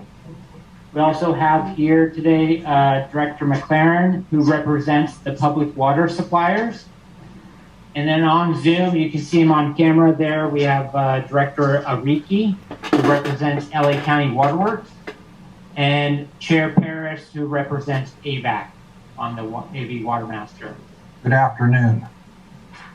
So thank you for coming. We have representatives from RGS Government Services on the phone. Carol Thomas Keeper and Sophia, I can't pronounce last name, I'm sorry. Olvera. All right, perfect. Thank you. So thank you for joining us today. We have about 45 minutes scheduled for your interview. And the process is going to be we'll open up to you to have an opening statement or a little introduction about your firm and services that you provide. Then we have a list of 10 questions that myself, Patty Rose, and Angel Fitzpatrick will rotate asking those questions. And then we're going to open it up to board members to ask any follow-up or clarifying questions of you, and then give you an opportunity for our closing statement. Does that sound good? Very good. Great. Why don't we go ahead and get started then? I'll turn it over to you, either Carol or Sophia. I think we'll let Sophia start this off. Okay. Thank you. And thank you so very much for having us here this afternoon. We appreciate the opportunity to talk with you about RGS and our hopes to meet the needs of the Antelope Valley Watermaster organization. Regional Government Services is a joint powers authority. We have been in business in California for just over 20 years. And what we do is public administration. We are staffed by people from the public sector, from a variety of disciplines.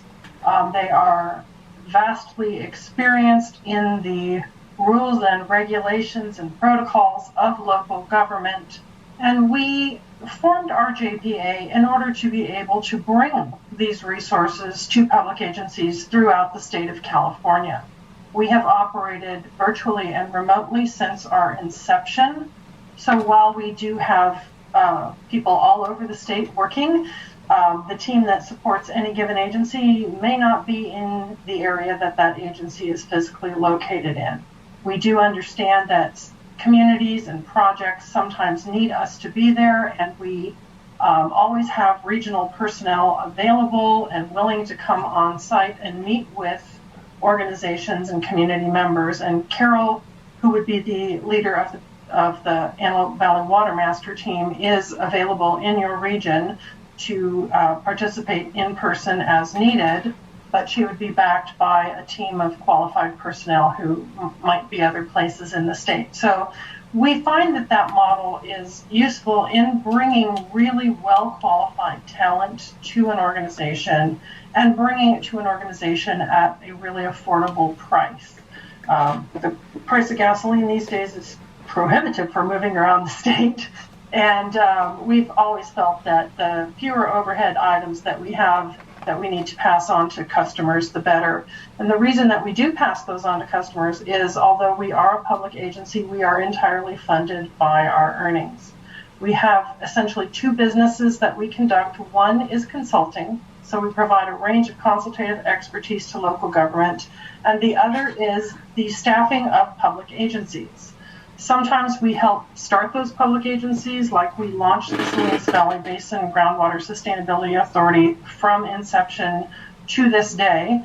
Sometimes we find ourselves in a position of helping an agency such as yourself transition from a collaborative shared resource with other public agencies to a singular contract with an administrative group that is under your own guidance and direction and completely focused on supporting your mission.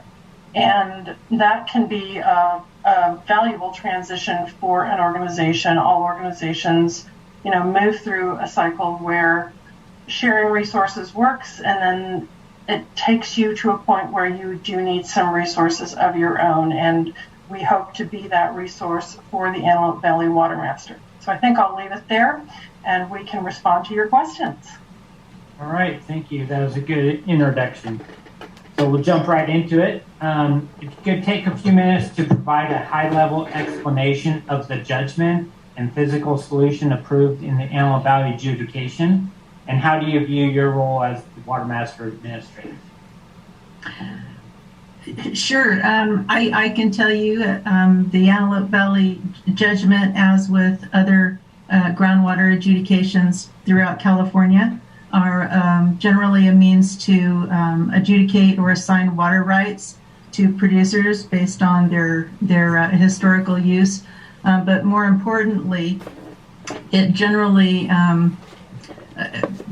provides a means for addressing overdraft and being able to equitably assign the costs for addressing the overdraft, specifically purchasing replacement water or imported water for groundwater replenishment. And I believe what you're looking for is someone to provide administrative services to the Watermaster Board. Watermaster Board, of course, was appointed pursuant to your groundwater adjudication judgment and represents a variety of different stakeholders, water producers for your area.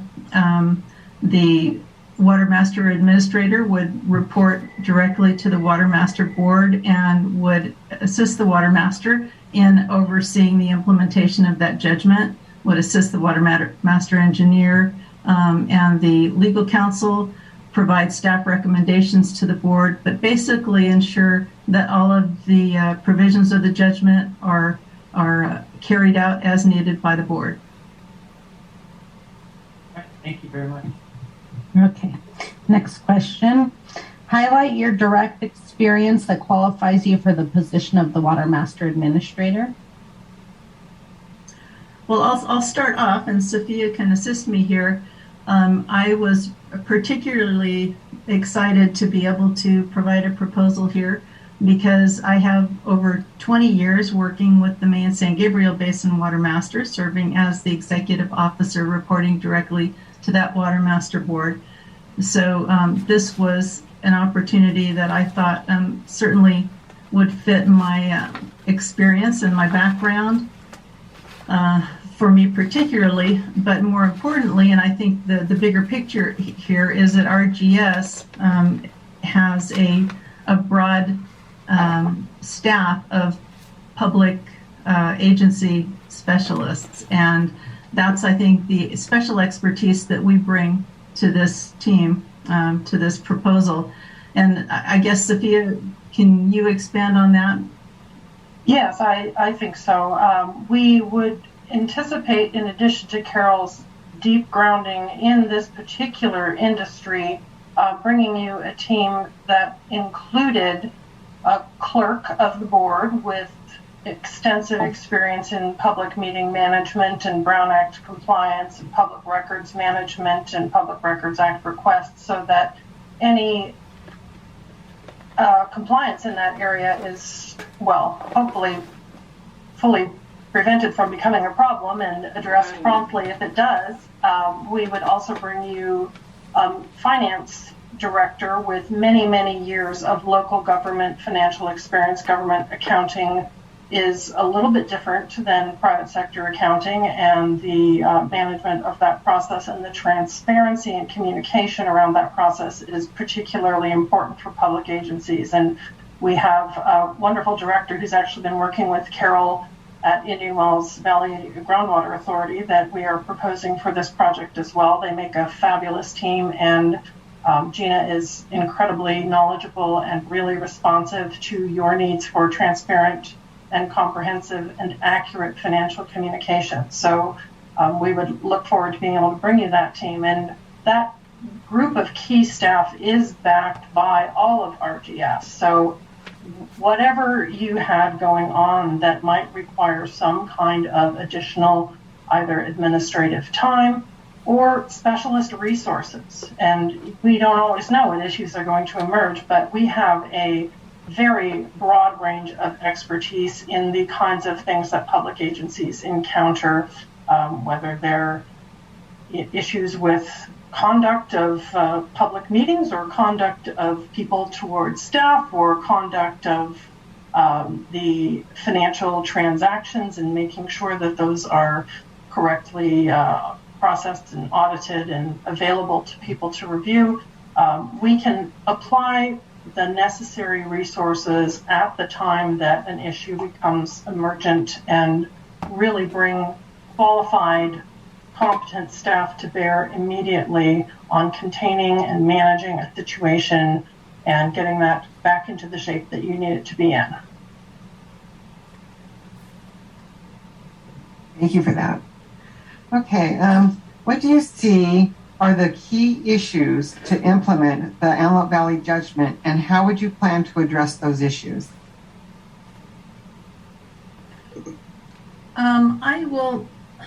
I would say, as with any judgment, managing the water supply and the increasing cost of that water is, I think, is probably the biggest challenge. We're seeing just increasing costs statewide, as well as decreasing water availability, and so being able to manage the resource sustainably is the biggest challenge, and we have to continue to find best practices, best ways to manage existing pumping, to make the best use of imported water supplies, to find ways to additionally supplement, whether it's use of treated recycled water, advanced treated recycled water, or finding additional ways to recharge storm flows when they're available. I mean, those are a couple of ideas, but I think the biggest challenges, again, are availability of imported water in times of drought, managing those supplies, and just managing the costs that are spread throughout the pumpers, because that's it's a burden that all of them have to bear, and we're sensitive to their costs. Thank you. How do you plan to keep a presence in the Antelope Valley to serve as a primary point of contact for producers and the public? This includes holding regular office hours. If, we, as Sophia pointed out, we are primarily a virtual organization. We operate remotely, but if it was important to the success of the organization that we have a regular presence, we can certainly arrange to have a local staff person in the area on a regular basis. That said, we've done an amazing job with our electronic tools over the past 7 years with the assistance of COVID restrictions. And so we are able to work very effectively with tools such as the Zoom meetings we're using right now. But I do want to tell you that I live fairly close by. I live in Oak Hills, so not not too bad of a drive to be able to attend meetings and provide office hours in the Lancaster-Palmdale area as needed. Thank you. The Watermaster has operated with limited revenue to date, and assessment revenues are currently limited to $5 per acre foot. Please discuss how you plan to fulfill the mandates contained within the judgment while maintaining current assessment limitations. Also, please explain your experience preparing financial statements similar to those of the Watermaster, which is subject to an annual independent audit. Okay, I will start this, and I think Sophia can probably add to it. But I believe RGS in general has considerable experience working with public agencies with limited budgets. And so we are absolutely prepared to manage the budget as adopted, adhere to those figures as feasible. We will work with the board to find ways to make reductions as needed if it appears to be necessary.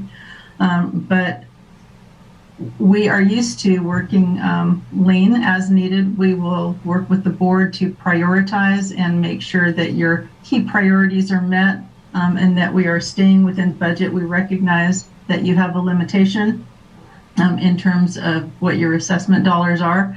And I've actually had a considerable amount of experience in that area in the past, just making sure that all of the activities and operations were managed to budget and ensuring that that the funds were available as needed for what was budgeted. And I think, Sophia, in terms of the financial statements, maybe you can add to that. Yeah, I would like to say about budgeting too, though, that most of us come from public agencies that have less money than goals and objectives and wishes of our community. And so we are accustomed to really finding ways to clearly prioritize and share expectations amongst the governing body, the staff, and the community that receives the services so that the resources are being spent on the most essential things for the agency's mission, and that everybody has a shared understanding of what is going to happen or not going to happen and why. And I think that's really, really critical when you have limited financial resources. There are so many needs and expectations. If you don't take the time to prioritize and communicate priorities and have those conversations, it does become really challenging to manage a limited budget. Having said that, we are very good at cost containment. That's one of the things that we've intended to do all along with our remote and virtual service, and we find as many ways to share resources around our organization and keep costs down as we possibly can. For an example of one of the innovations we've put in place lately, we purchased fund accounting software at a price point that is very reasonable. And the more of our small agency business partners that enroll into that fund accounting software, because the company is allowing us to share it with people, the less cost any individual agency will have. And so rather than, having people buy large enterprise systems, we're having them participate in this reasonably priced system. And the more that join, the less anybody has to pay. And we look for partnerships like that with vendors, and we pass those savings along to our partner agencies. So that is a really important thing too when you're looking at limited budgets. As far as financial reports, our finance team are almost all of them former account managers and finance directors of public agencies. And so they have extensive experience in the kind of financial reporting that is important for government agencies to fulfill their mission, their communication needs, their documentation of the appropriate stewardship of public funds. And I am confident that You would get great financial reporting from our team. They manage audits, of course, for us every year because we are a public agency, and they've managed audits for many, many years during their career on behalf of the agencies that they worked for. So we have experience with all of those things, and we bring that to you. And I'll just add that for Indian Wells Valley Groundwater Authority, we were just able to bring an audit to the board for approval. It was a difficult audit because in the past, before RGS took over administration, the Groundwater Authority had been managed by the various members on a rotating basis, and there was no real accounting system in place, and it had been, the process was done by people rotating the duties, and it was difficult to track everything. So it was quite a process, but we were very pleased to present a clean audit report to the board this year. So just shows that our team has amazing expertise in financial reporting for public agencies. Okay, thank you for that. Okay, AVAC and Palmdale Water District have a goal of fully transitioning their staff away from the tasks associated with the Watermaster. Can you please provide clarification that your proposal, work plan, budget include this goal? And if it doesn't, and if your proposal did not include this full transition, please explain how you plan to accomplish this goal. Our proposal plans a transition of 90 days, 3 months. We believe that's entirely workable, and it's within our budget. Because this is work that our team is used to doing on a regular basis, we understand the timing, we understand the needs. We feel that we could do a very effective transition, basically taking the first month to learn the processes, schedules, timelines, activities, and start working on transitioning information and working with existing staff on the workflow. And we feel that by the end of the 90 days, we would have a full transition. That's assuming, of course, that we would have existing staff at least available for questions, because questions always come up. And I also recognize that we have certain activities that come up annually or periodically that may not be covered within a 3-month period, that we might need a little bit of support for, at least opportunity to ask questions and get a little guidance. But we think that for the most part, the transition would be complete after 90 days. Great, thank you. So I think you've answered some of this next question, but you may want to elaborate on it. Explain your proposed staffing plan and the roles of the individuals on your team, and how would you approach the transition to ensure adequate training and development? Do you want to start with the team, Sophia? I think we put some key personnel in our proposal, so maybe you want to talk to those folks, and then I can talk about the larger team and how that plays in if needed. Sure, and we did talk about this a bit already. I am proposed to be the administrator or the team lead, and I would serve as the administrator, and then assisting me would be Gina Schuchard, and she would be our finance director, and she has extensive public agency and municipal finance experience and does an amazing job. We also have a person available to serve as clerk of the board with extensive experience in that area. And we have, and then I think I'll ask Sophia to elaborate, because there's additional staff within RGS who are available to provide other services as needed or as may arise.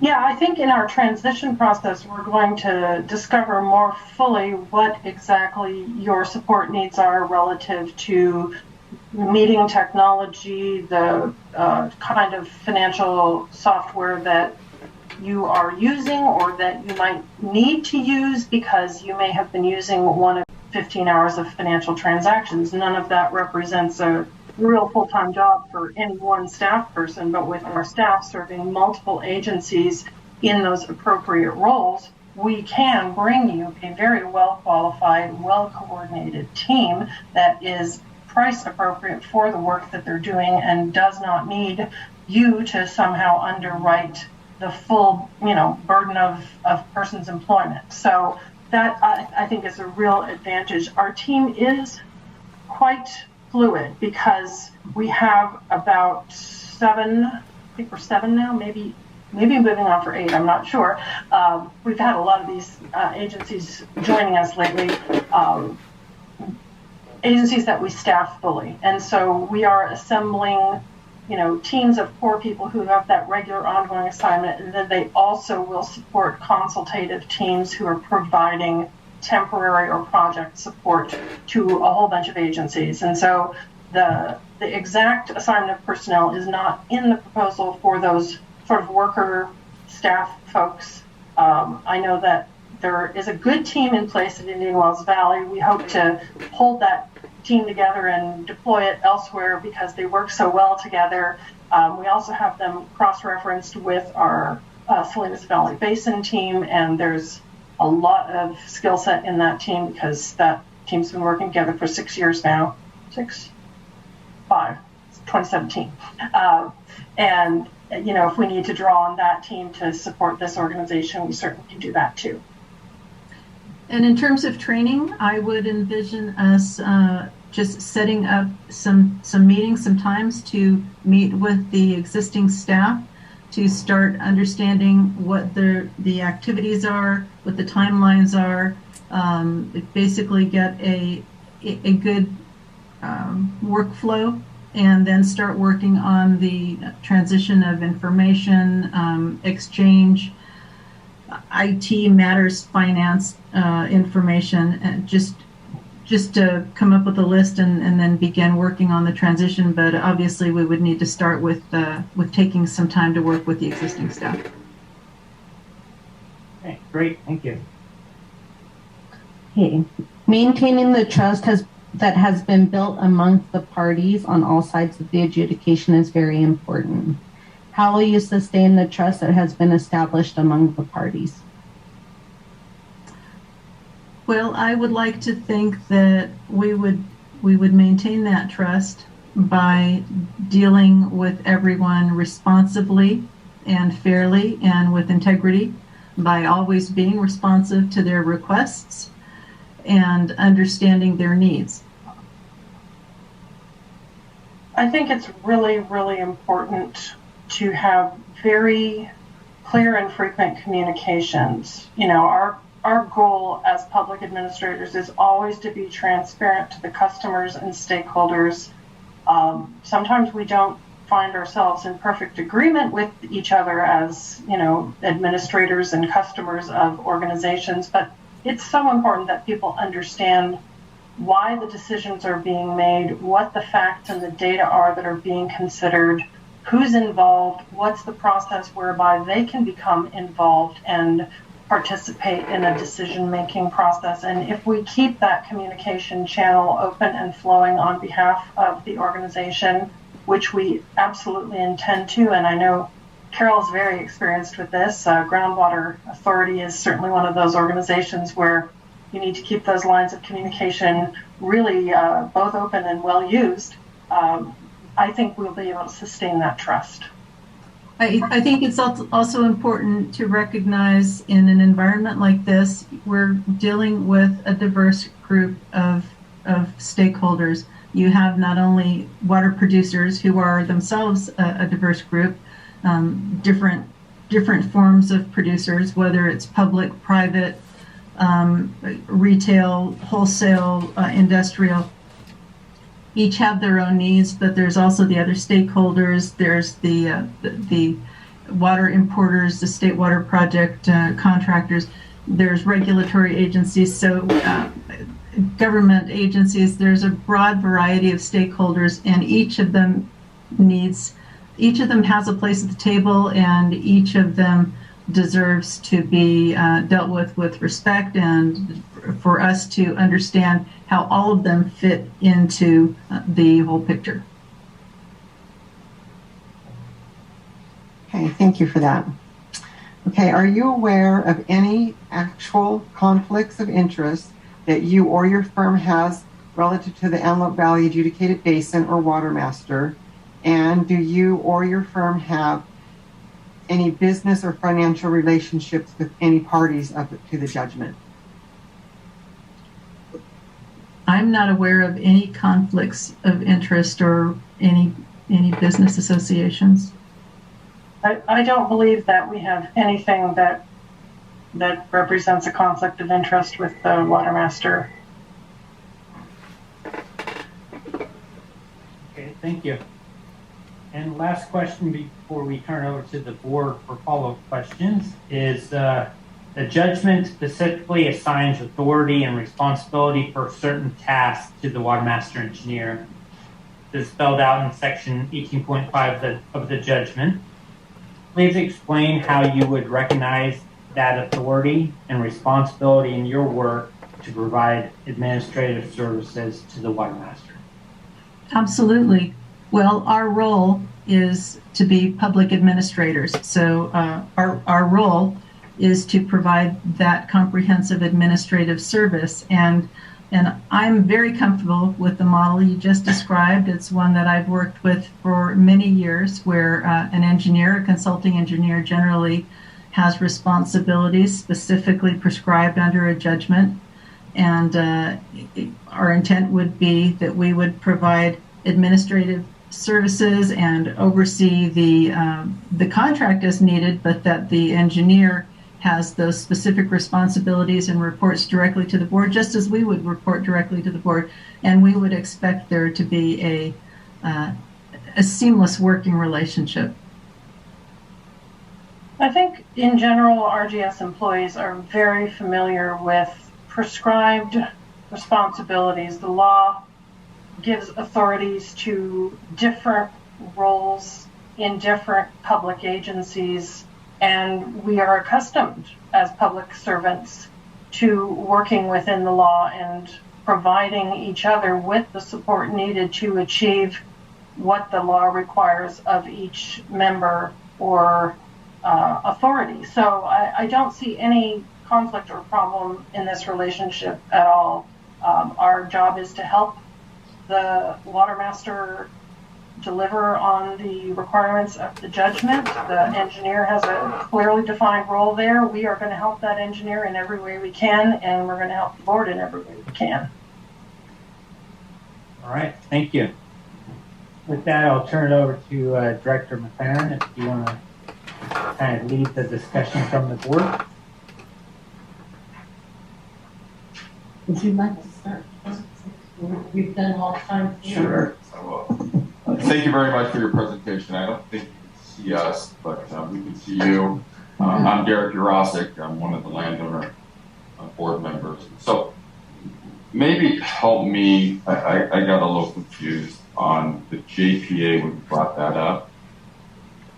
Is that a JPA with a government entity, whether the state, and what that structure is, and I'm kind of leading into how the solidness of your organization to stay as it is today, being a JPA versus a company, a LLC, or something else. You know, what keeps the team together going forward that we know, whether it's, Karen or, that her team is still part of the organization. Okay, so we are a joint powers authority under government code. We are governed by a board composed of city managers and the general manager of a water district. So this is a collaborative effort of local government. Our team generally, I would say, has a very good longevity of team members, but certainly employees do come and go. Our organization has transitioned leadership successfully for agencies that we staff on several occasions. When we launched the Salinas Valley Basin Groundwater Sustainability Agency, we had one general manager of that organization. We have another one now. We made a very deliberate effort to have a succession plan there. And I will say about our employees, they are committed public servants. Even those who need to leave a role or leave RGS make a very definite effort to be sure that they stay until their successor is in place and has the reins firmly in their hand and those relationships are working well. So I am confident, based on our experience and based on the both professionalism and the public service orientation of our team, that we will be available to deliver this service for the foreseeable future. Well, and I'm not sure if you were asking about the stability of the organization as a JPA, but RGS recently celebrated 20 years as an organization, and I think it's stronger than ever. We are indeed stronger than ever, and we have, found ourselves in more demand in the past year than in the 13 years I've been with RGS. So as a business model, I think that we are as successful as any other consulting organization out there, with the added benefit of actually being public servant. Great, thank you. And so maybe just to follow up that, you mentioned that you have a board of directors and it's local agencies. Can you describe who that board is and what agencies they represent? Yeah, sure. Our longest standing members are the city of Larkspur and the town of Yountville, so in the North Bay and the Napa region. And both of those board members have been with us 12 years now. We also have membership from the city of Dublin, the city of Walnut Creek, the city of Soledad, the Citrus Heights Water District. And let me think, am I missing someone?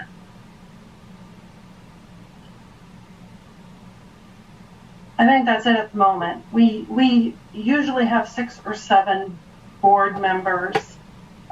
We are always looking for folks whose passion for public service and collaboration aligns with our philosophy. We certainly have grown our board, and those members have significant commitment to what it is that we're doing. So they are aligned with our operation. And as you can see from the 12-year tenure of our 2 founding members, they are sticking with it. It's not a fly-by-night situation with the board. Thank you for that explanation. So second question I had was, I know you just mentioned the Salinas Valley GSA and the wells. One of the key things here in the Valley is that you are representing, and the board represents a diversified group of people, from small pumpers all the way to municipalities and public water providers and large corporate landowners as well.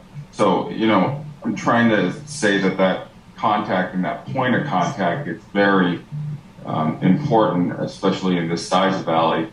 And, the remoteness is, although something we've dealt with as a board, I think, staff that has been here has been, for the most part, on site most of the time.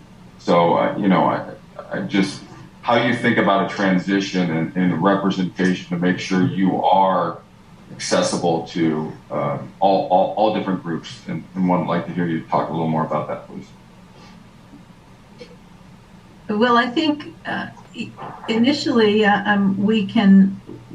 we would be available probably more early on, just to be able to get a feel for all of the stakeholders and all of the activities.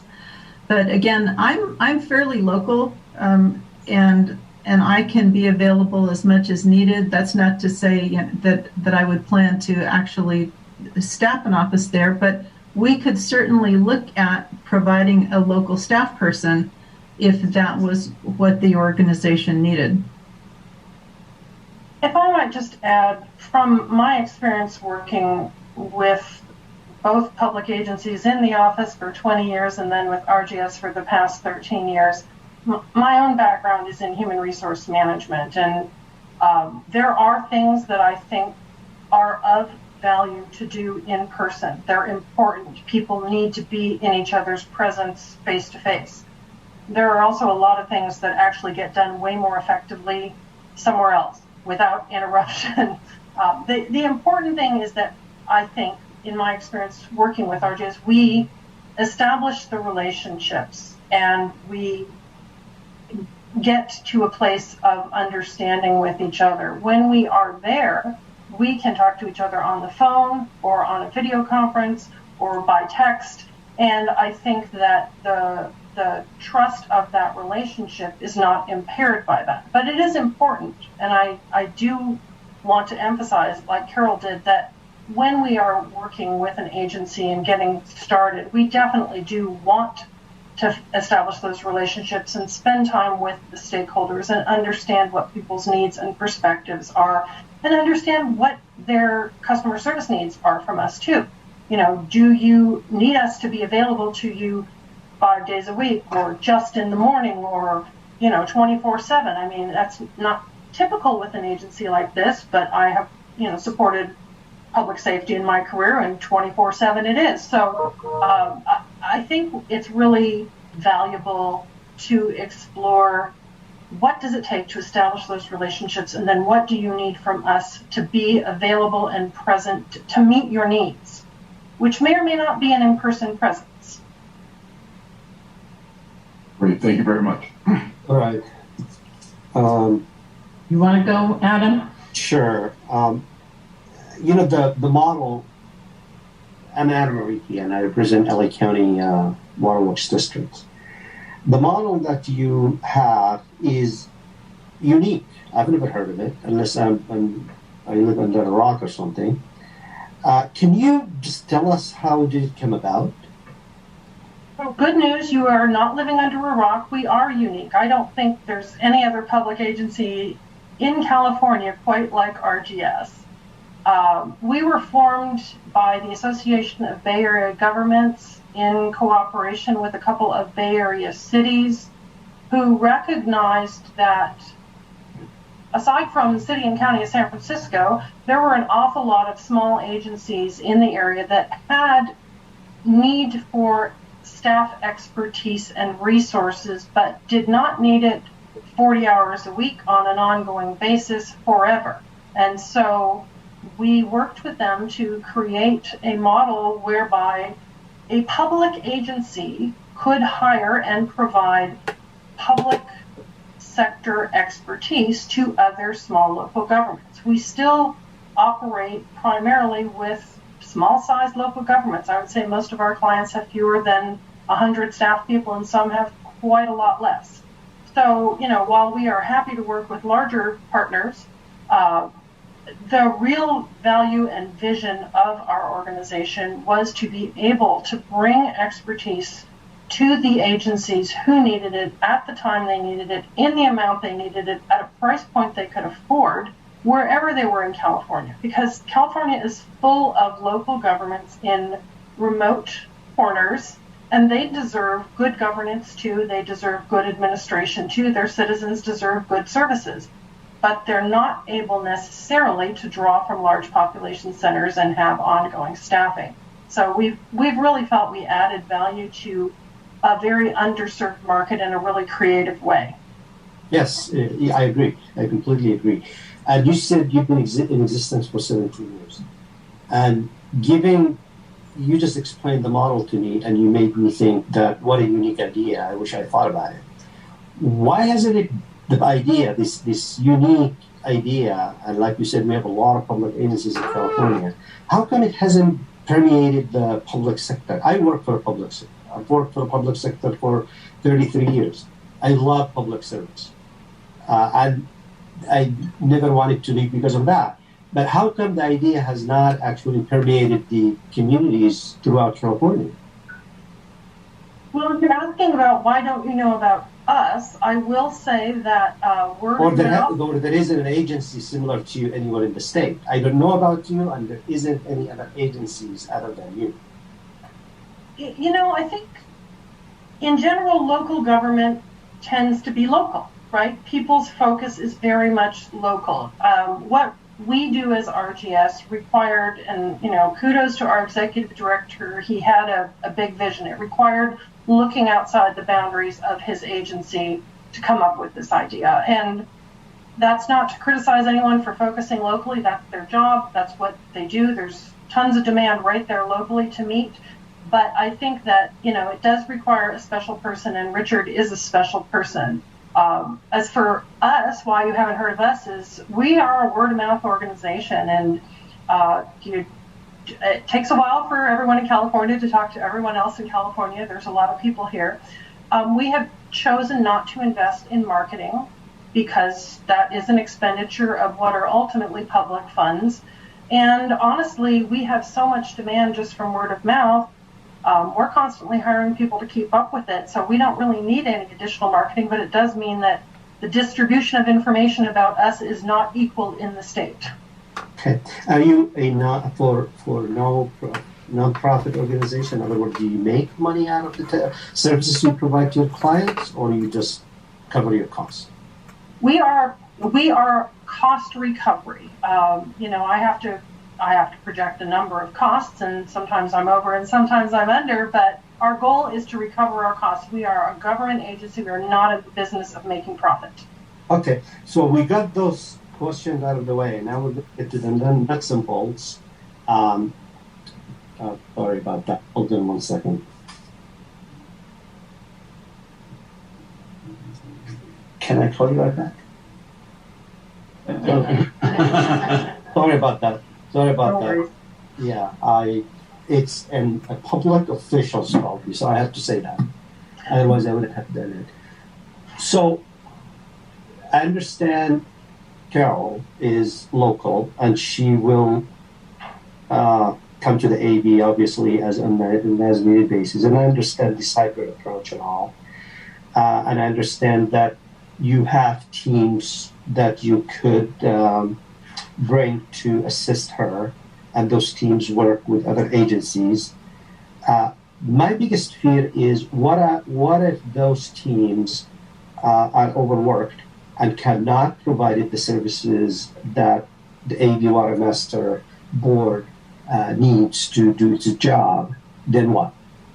Well, the good news about RGS is we're infinitely expandable because we earn our keep. And so if we have work enough for another person, we'll hire them. And we hire our people not on a guaranteed position basis, but on what we call variable intermittent employment. So the understanding when you join us is you might have 40 hours in a week, you might have 60, you might have 20. And if that's a comfortable way for you to work, then you tell us where you want to fit in there, and we'll start handing you assignments till you reach that threshold. So if, for example, you're not going to leave us high and dry. Absolutely not. We have never done that yet in our history, and as long as I'm in this job, it's not going to happen. Well, I don't know. I mean, Carol is by herself here, and who knows? Maybe you won't have somebody to come and help her when she needs help. So, I'm assuming that you have similar clients to us. Can you mention one or two clients that are either? I know you mentioned the Indian Wells. And therefore, I gave you an estimated figure of sort of what I thought the top possible number of dollars might be on an annual basis when we get to completely optimal standalone Antelope Valley Watermaster administration. However, having said that, we do understand that the budget you have for administrative services is significantly less than that. And we are completely understanding that, again, as we've said, it is a question of priorities. It's a question of what you need done most, and we make that a priority and we share those priorities. It's also a question of, you've had obviously a really good collaborative relationship that allowed you to share the resources of multiple agencies. Can we find ways to have no cost or low cost sharing as opposed to simply getting things on the open market that you used to get from another agency? And maybe it's not these two agencies, maybe it's some sharing arrangement that we've established as RGS because we do that. Maybe it's a new relationship, I don't know, but I certainly think that It would be our intention to cut our coat to suit the cloth, right? I mean, we never get everything we want in public sector budgets, and that's just the reality of both the governance experience and the staff experience. In the lack of time, I'll hold up any other questions. Okay, Rob, do you have any questions? I have a few quick questions. First of all, who or what staff would you provide for taking calls, reviewing transfer requests, providing public support? Who's going to be doing that? That would probably be done either by the clerk of the board assigned to the team, or myself. I would be a point of contact as much as possible. Okay. And who, if something happened to you, Carol, and you weren't available for a month or 2 months or 3 months, who would directly back you up? Really good question. Not only do we have very capable administrative support people, but we have some agency folks, I think, that can provide support if it appeared that I was going to need a bit of a leave.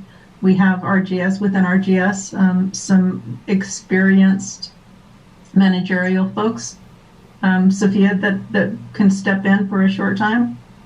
Yeah, I have 3 or 4 people I can think of right off the top of my head who are not presently assigned to an ongoing role with an agency, but who have many years of experience being a chief executive in a public agency and could step in and cover on a short-term basis while we either wait for you to return or think about a longer-term replacement. Okay. And then what thoughts have you been giving, if any, to enforcement for us, as far as, are you going to think about having field people going out, reading meters, finding out who's over pumping, those type of things? I guess I was hoping to learn more about how everything worked. By reading through the documents, I hadn't completely come up with a firm grasp of how everything worked and who all did what. So I'm not quite prepared to tell you exactly how that would happen. So I just need to get a little bit more information on what all needs to be done, who's currently doing it, and then I think I could prepare a much better response. Thank you. And is the staff for RGS, are they actual government employees? Are they independent contractors? Are they people who are retired and now are consultants that are working as independent contractors? Who makes up your staffing? Our staff are our employees. They are not independent contractors. So they all work for our Joint Powers Agency as employees. Some of them are, to my knowledge, pensioners. Some of them are old enough that they could be, but I don't know if they are because it's not a question I ask. Some of them are not old enough to be pensioners at all. So we have a real mix of people. I would say 98% of our staff have 20 plus years of working within a public agency before they arrive on our doorstep. We do have a couple people that are younger than that, and a couple people who had some skill sets out of the private sector that we really wanted, and so they don't have those 20 years. But generally, our staff are experienced public sector employees with a wealth of knowledge of the business of local government. Okay, that's my questions. Thank you very much. Thank you for your presentation. We appreciate it. You are most welcome. Thank you. Thank you. And my questions, there's a lot of things that have already been answered, and we are definitely running out of time, and so I'll pass it over to you, Matt. All right. Thank you, Carol and Sophia. We appreciate that. Before we close, is there any closing remarks that you'd like to make at this point? I will just say thank you very much for the opportunity to be interviewed, to discuss our proposal with you. We're very excited about the opportunity, and we think that we have a great mix of skills and just hopefully what you need to suit your water master administrator position. All right. Thank you. Great. Well, Thank you very much. Thank Have a you. good day. Thanks. Bye-bye. Bye now. So we'll take just a couple minute break. We'll see you for the next gentleman here. Get started. All right. I came prepared. Okay. Nobody else had a presentation, so Oh, no. in all fairness, maybe we just stick with questions. I have a personal problem with any changes. Anything that's other than what I've recently answered questions. Yeah. As far as a new proposal, it also quite a report, and Craig Parkin could policy, we use some legal advice. Craig, are you on the line? If you could chime in here, what the next applicant has provided is a PowerPoint presentation that he wants to go through. I think there's a concern from a couple board members that this is additional information to their proposal.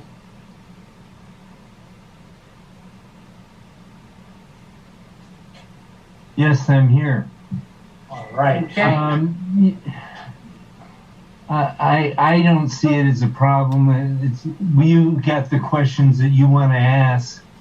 I think we go through that and see if a separate presentation is really necessary after we're done with our standard approach. The issue, Craig, is we have some, I think, a new written proposal. Oh. Not the same as the original proposal, and that's my problem. I see. Oh, 1 minute. Go ahead. It's not new. It's just Matt sent all the firms some questions, and I thought instead of verbally, I wanted to put them in writing. And so what you see there, I think the issue about additional administrative services, I added a couple of subtasks in my proposal. So it's just more of a clarification. You know, I think we proceed the way we've proceeded on all of these, and there'll be opportunities naturally to fill in with the responses by the applicant. Okay, fair enough. Thank you, Craig. Yeah. Okay, good afternoon. I'm Matt Knudsen. I'm the Watermaster Administrator. And this afternoon we have Bob C. Mack with his RCS Consulting Group. So, Bob, we have format here. Our process, or let me first introduce our board. So I'll forget that again. On the far left here in the office, we have Director Calandri. Next to him is Director Yarosek. They both represent landowners here in the adjudication. We also have Director McClaren, who represents the public landowners or public water suppliers. On the phone, we have Director Ariki, representing LA County Waterworks, and Chair Parris, who represents AVAC. Welcome. Our format is we've allotted 45 minutes for the interview. Myself, Patty, and Angel have a list of questions that we'll rotate going through. At the end of that, we're going to open it up to the board members to ask any clarifying questions or follow-up questions, and then we'll turn it over to you for a closing statement. Great. Sound good? So we'll get started by letting you have a little brief introduction about yourself and your firm. So is it okay to use the PowerPoint?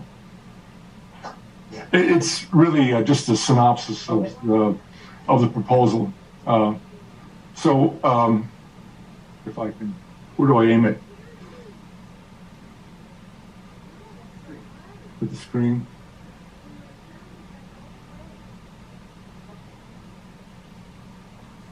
So who's RCS? Well, I'm the owner, principal consultant of RCS Consulting Group, and I'm Southern California based. I do consulting in the water industry only. My experience, I want to say a one-person show, but I do have alliances with other companies and firms. But my experience is I was a public agency executive assistant general manager of United Water Conservation down in Ventura, and then the Water Replenishment District of Southern California, both agencies that are heavily involved in groundwater and groundwater management. In fact, WRD is an adjudicated basin, or two adjudicated basins. I spend a lot of my time as a consulting engineer doing project management, program management, and water operations. Worked for a couple large companies that operated water and wastewater plants. That's kind of my expertise.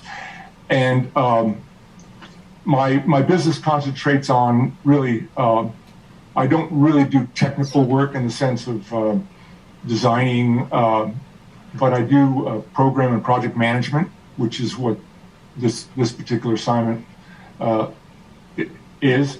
And then I do executive management of public agencies, dealing with boards and preparing agenda packages. This is similar to what this job requires. And then I started out, being water treatment, wastewater treatment, and I technically are mitigated into water resources and groundwater management. Actually working for those two groundwater agencies that gave me that background.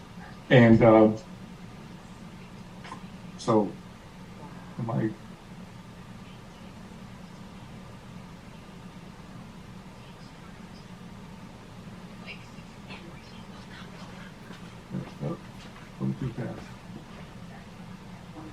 Or maybe in a matter of. There we go. So I have adapted a business philosophy when I started my business, and that's really simple. To add value to my clients. I will not take on any assignment. Somebody wants me to do something, I will analyze it, do my due diligence, and then propose or secure a contract. Therefore, I only work for a few quality clients. When I caught wind of this opportunity, actually from a consulting friend of mine, said you'd be ideal for this job. So I looked at it, did my due diligence, and then threw my hat in the ring. So my attitude going into all this is, I'm not an extension of your staff. I am staff. That's kind of it's an important distinction. And finally, I prepared this proposal as if I already have the job. So I went into, I was in some cases pretty granular. I didn't deal in generalities, as you can tell by some of the information in that proposal. Now the challenge is to get to the next slide.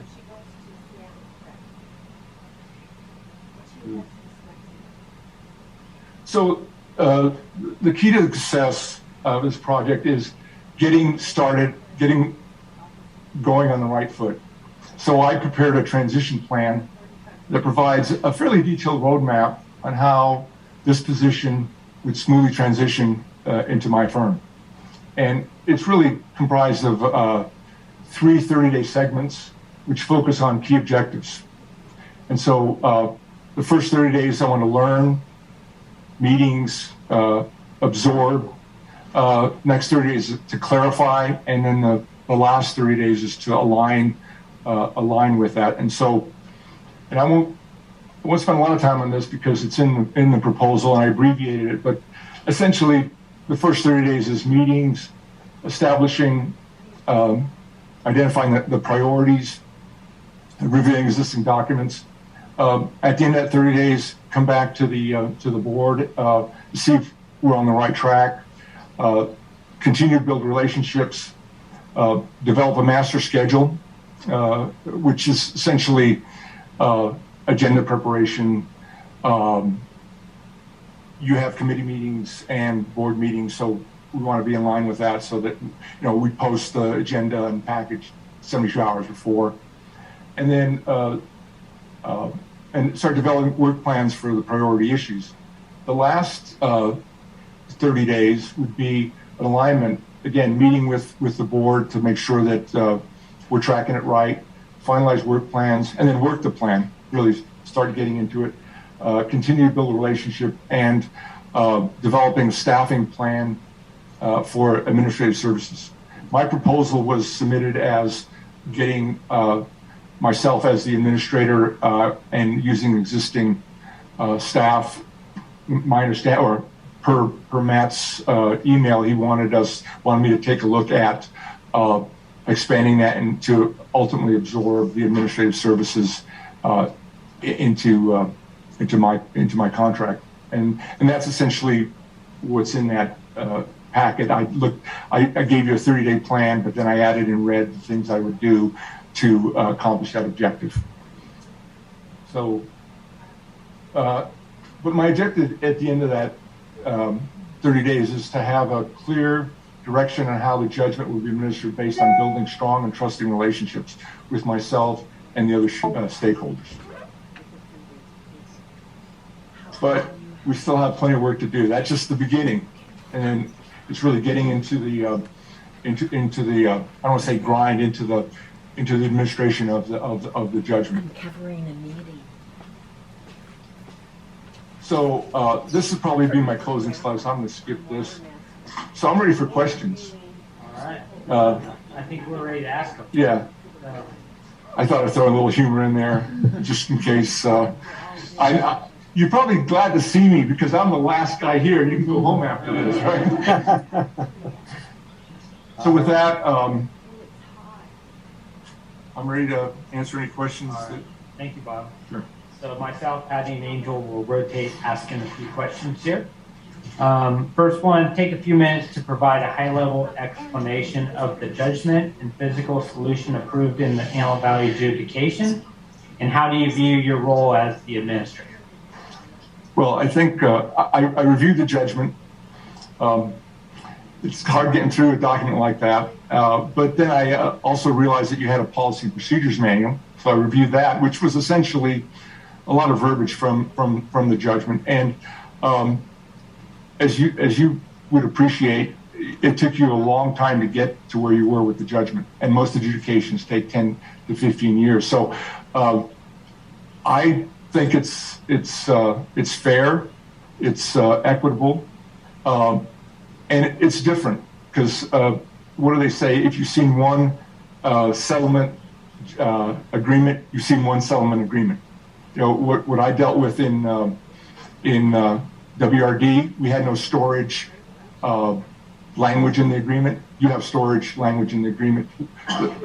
The Central and West Basin judgment was amended in 2013, 2014 that allowed for that storage. So, you know, Chino Basin has three groups of participants. So everyone's different. Nothing came out at me as like, well, this is like weird or unusual. It seemed like, I'm sure there was a lot of legal time and a lot of time that the board and the community spent putting that together. And now it's really a matter of getting it. I mean, you've worked it for 6-7 years.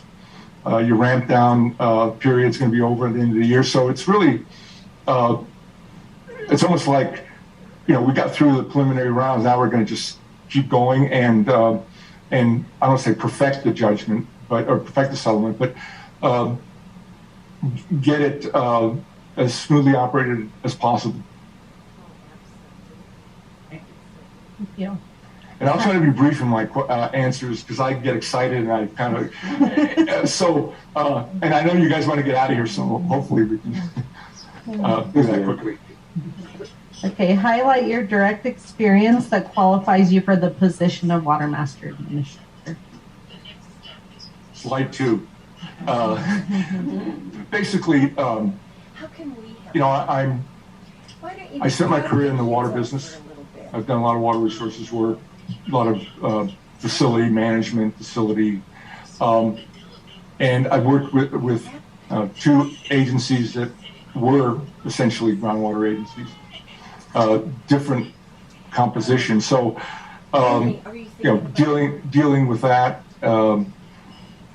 really kind of gets me the qualifications to step in, and I'm not on a learning curve as far as groundwater and groundwater management is. I've done it, realizing that every situation is different, every judgment's different, and learning. And in fact, in my plan, I talked about meeting with Matt and his staff and the board, and kind of determining the nuances of the judgment. And that's really critical to being able to effectively administer the judgment. Thank you for that. What do you see are the key issues to implement the Antelope Valley judgment, and how would you plan to address those issues? Well, I think that one of the key issues is transitioning from Matt to myself, if I'm fortunate to be selected. And I think I've outlined in a fairly granular way how I do that with my transition plan, my 30, 60 day, 90-day plan. More on a global level, I think one of the issues that always comes up in groundwater management, and not as much in urban areas, but in hybrid urban ag areas, is call it water theft. Or not knowing, who punched the hole in the ground, and and that really is unfair to all the people that are party to the judgment. And I could, and then we all know, there was a big cannabis bust. Well, where do they get that water? I'm sure they don't come to you for a production well permit. So really trying to get that under control. I know it's more of a global issue. I mean, a watermaster doesn't have those enforcement capabilities, but I think it's only fair to the participants in the judgment that we get a handle on that and do something within our means. I mean, the California Water Code essentially says if you steal water, it's a trespassing, punishable of $500 a day. But I think that $500 a day is a light sentence and, for water theft. So I had to. I think that's key. I was going under. Thank you. How do you plan to keep a presence in the Antelope Valley to serve as the primary point of contact for producers and the general public? This includes holding regular office hours. Right.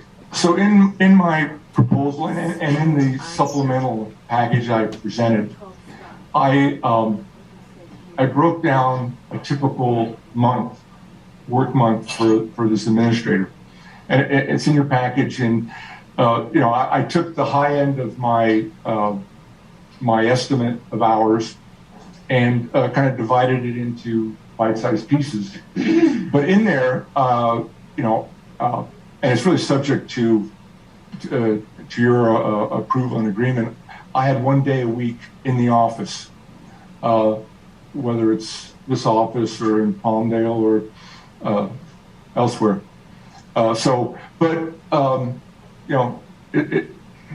Things like this, it's always an issue of, can I be effective doing it remotely?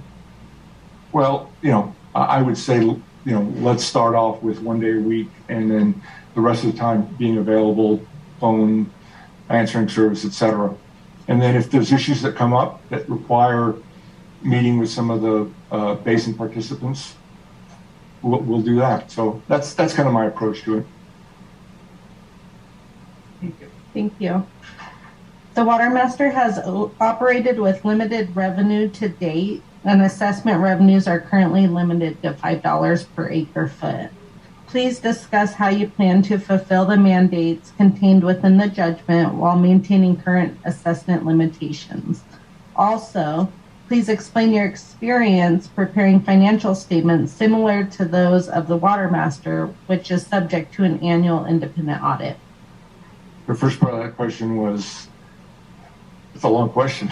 Yeah, tell me. Just kidding. Okay, first part of the question. The Watermaster has operated with limited revenue to date, and assessment revenues are currently $5 per acre foot. Please discuss how you plan to fulfill the mandates contained within the judgment while maintaining the current assessment limitation. So I think it all boils down to, traffic, though. I want to say level of service, and how many special projects are taken on by the administrator. So I estimated what it would take. I don't know what it takes.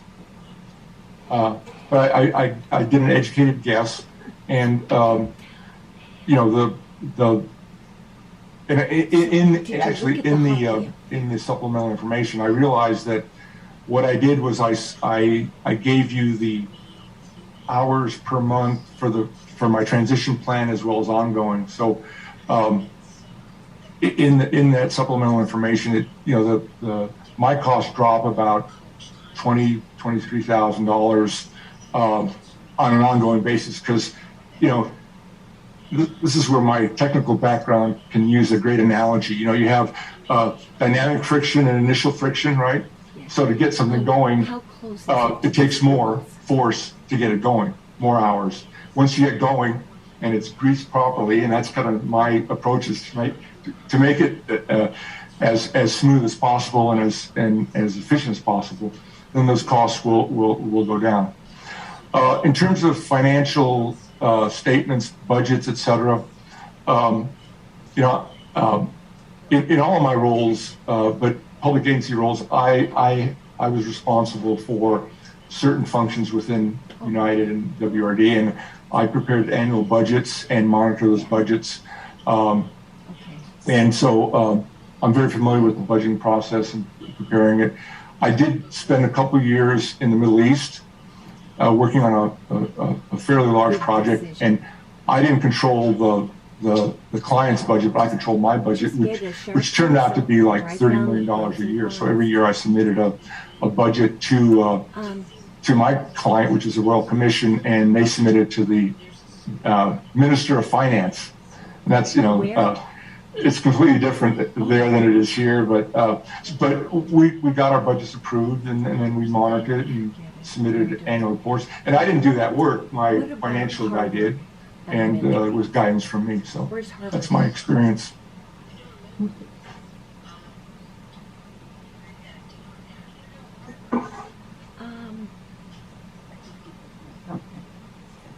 All right. Antelope Valley, Eastern Water Agency, and the Palmdale Water District have a goal of fully transitioning their staff away from the tasks associated with the Watermaster.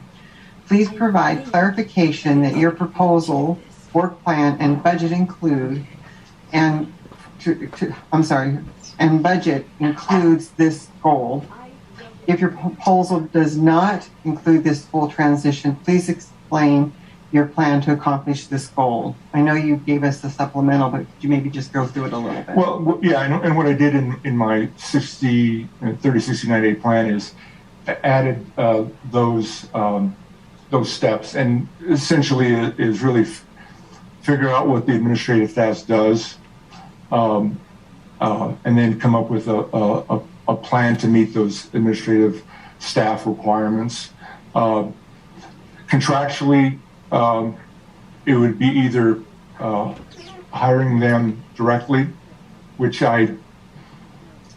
is my second option, or the first option would be to enter into subcontracts agreements with that staff. So that's kind of my approach to it, and if I could, I think during that transition period, I would pick the brains of folks to see if there's any local talent that could help me, because I think having somebody here locally is important. I don't want an accountant in Orange County or Marin County doing this. I think of somebody local that has a vested interest in the that won't BS you. And I'm a very straight shooter. I need a battery. And I think it comes down to really having an open and candor. Great, thank you. So the last official question before we get to follow-up questions from the board is the judgment specifically assigns authority and responsibility for certain tasks to the water master engineer. There's actual section 18.5 in the judgment that spells this out. Can you please explain how you would recognize that authority and responsibility in your work to provide administrative services to the water master? Right. And this is where I want to go back to the PowerPoint, and it's in your package too, because when you asked that question in your email, and I gave it some thought, and I go, what tool do I have at my disposal that I've used to get to do that? And about 10 years ago, I was on a project that was kind of messy. We got a team together, and no one knew what they were doing. Are you going to do the design? Well, who's going to do the pre-design? It was a design, build, operate project, which has a lot of moving parts. So we put together a RACI diagram, and let me see if I can. And I know you can't read that, but it's in your packet, and it's essentially outlining all along down the first column is all the duty. In this case, I used the engineer duties that's in section 18-5 point whatever, right, and then across the top are all the various participants, and it starts with the Superior Court, because this is a court mandated judgment, and then the board, the various committees, the engineer, the legal counsel, and then others. And by the way, this is kind of just a brain dump of what I think it should start. I mean, it's a starting point. And then what you do is you go in there and you put, that's what RACI stands for, RACI, who's responsible for that task, who has to produce the annual report, and that's the engineer. But there's other responsibilities or functions. That is, who's accountable? Where does the buck stop? And I probably, in a lot of cases, with the board or the courts, if it's an issue. And then who's consulted on it? I think the administrator will probably have a lot of C's in that column. And then who has to be informed about it? And that's essentially a lot of the basin participants, et cetera. So it takes a little work, and what happens when you do this, you start thinking about, is it my responsibility, or what role do I play in each of these various tasks? And I just completed one of these on an interesting project. I'm working for an Indian community, and they have sovereign nation. It's pretty complicated how they're governed, and they have various departments that they need approval. And we put one together for the various, and it took us a couple run-throughs to get it down, but now we have it. It's memorialized. It's it's really kind of a guide. Not that it's cast in concrete, but it's a damn good start.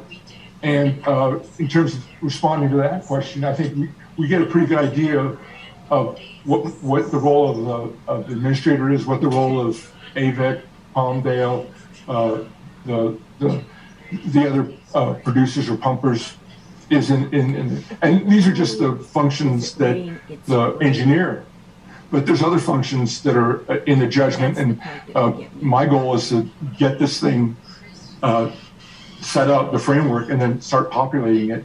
And once we have it, I think at the end of 90 days, we'll have a really clear picture of who does what to who and how the process works. It's kind of a workflow diagram, but memorializing it, and we have meetings and say, yeah, you do this. If we memorialize it, we got it. It becomes part of the, I don't know if it becomes part of policy and procedures, but part of the guidelines that we use to administer the judgment. Would they recommend something? Great, thank you, Don. Thanks. So with that, we'll turn it over to Vice Chair McClaren. Kind of guide the because maybe they know of something on the same. Okay, we will go to you first, Adam. Oh, sure. Why did you woke me up here? I was asleep. I've been rotating around, so. Thank you so much. Well, thank you so much, sir, for coming and telling us about your experience and all. It sounds like you have a degree in civil engineering. Is that accurate? Yes, I do. Yes, I do. Yeah, I would just. I'm a wise engineer. Yeah. How long, by the way, how long did you work for WRD, out of curiosity? A little over 2 years. Oh, okay. And when was that? 08 to 10 or 11. Then you worked for United Water, or did you work for United Water? No. I left them, and then I went to Saudi Arabia for a couple of years. And then I worked for a couple of engineering companies doing projects for them, and then United Water. So United Water was my last employer before I went on my own. And how did you work for United Water? Pardon me? How long did you work for United Water? A little over 2 years. Okay. All right. And the one thing that stood out for me is you sound like you are a one-man shop, right? You're by yourself. Well, in the corporation papers, my wife's the other half of the business. Got it. She doesn't do any technical work.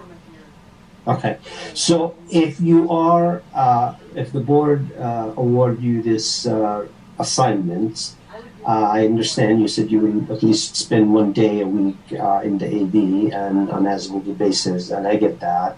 A lot of the applicants say basically the same thing, a hybrid approach. And you said you will try to find out if there is local talent for staff that you intend to use for support tasks. Now, are these staff going to be your staff or how? Well, I think that's a decision point that has to be made once I, identify identify the needs for these positions. Number one, and number two, identify the talent pool that's out there. Although I have some, I have some existing contacts, but I don't want to, bring them on board unless I thoroughly understand the duties of the administrative staff. Understood. Have you done any work with any groundwater sustainability agencies? Well, indirectly. Can you elaborate on that? Well, United. Well, I was the United Water's liaison with the Clarks Canyon Water Management Agency, which is not a Sigma organization, but it acts like one. I mean, it manages the groundwater, and then United Water's service area, I think, overlied at least 6, if not 7, groundwater basins.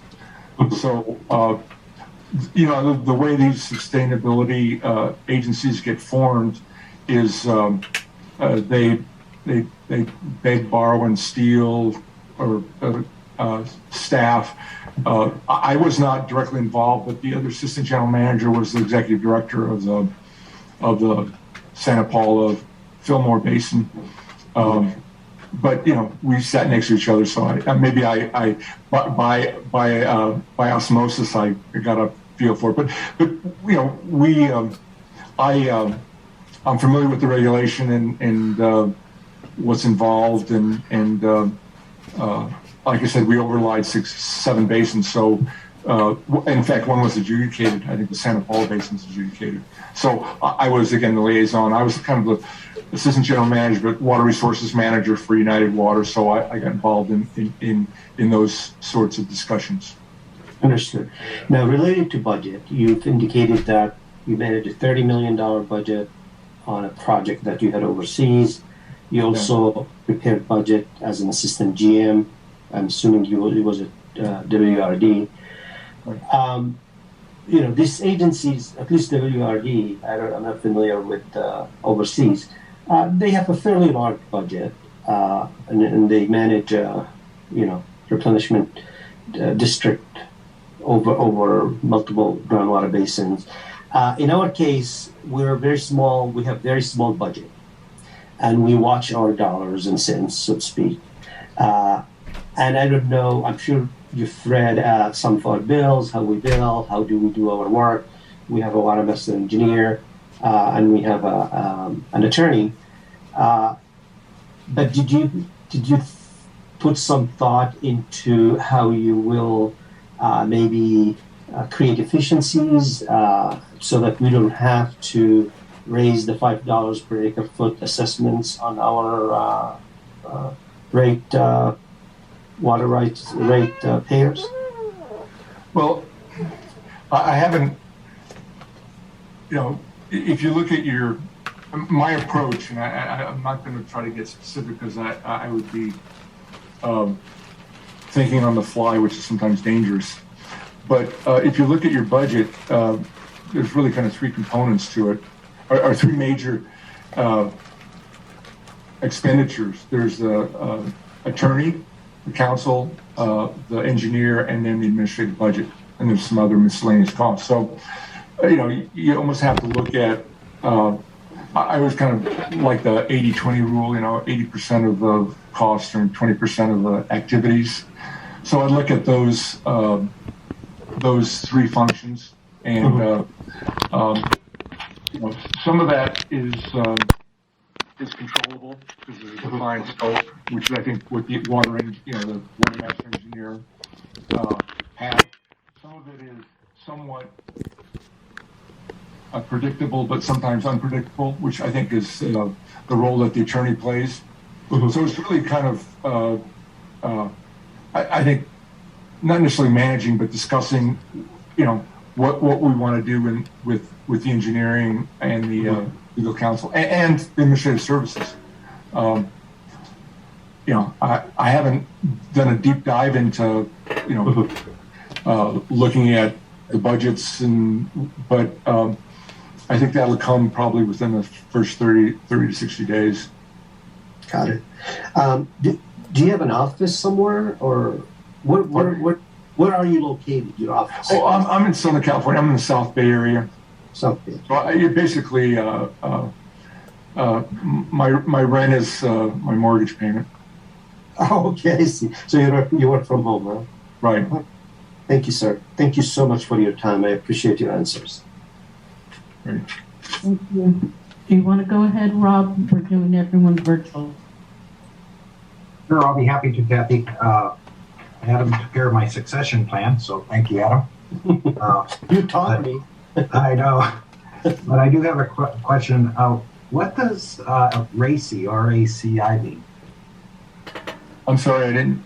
Yeah, the chart you showed us that's up right now, the RACI. What does that stand for? Oh, it's yes, responsible, accountable, consulted, and informed. So responsible is a person that is given that task to do. Accountable is where does the buck stop? Who approves it? Consulting is like consulting on it is like who do you need to talk to technically, administratively, legally support that activity. And informed is really have no direct activity on that task, but you need to be informed. You need to know. Great. So that's kind of what RACI stands for. Yeah, I like that chart a lot. Thank you for sharing that with us. Sure. And I tell you, it saves a lot of anguish if you do it up front, because people are like pointing fingers at each other. So if you do it right at the beginning, it saves a lot of time. And this is a lot of potentially conflict. And this isn't copyrighted. We can steal it, right?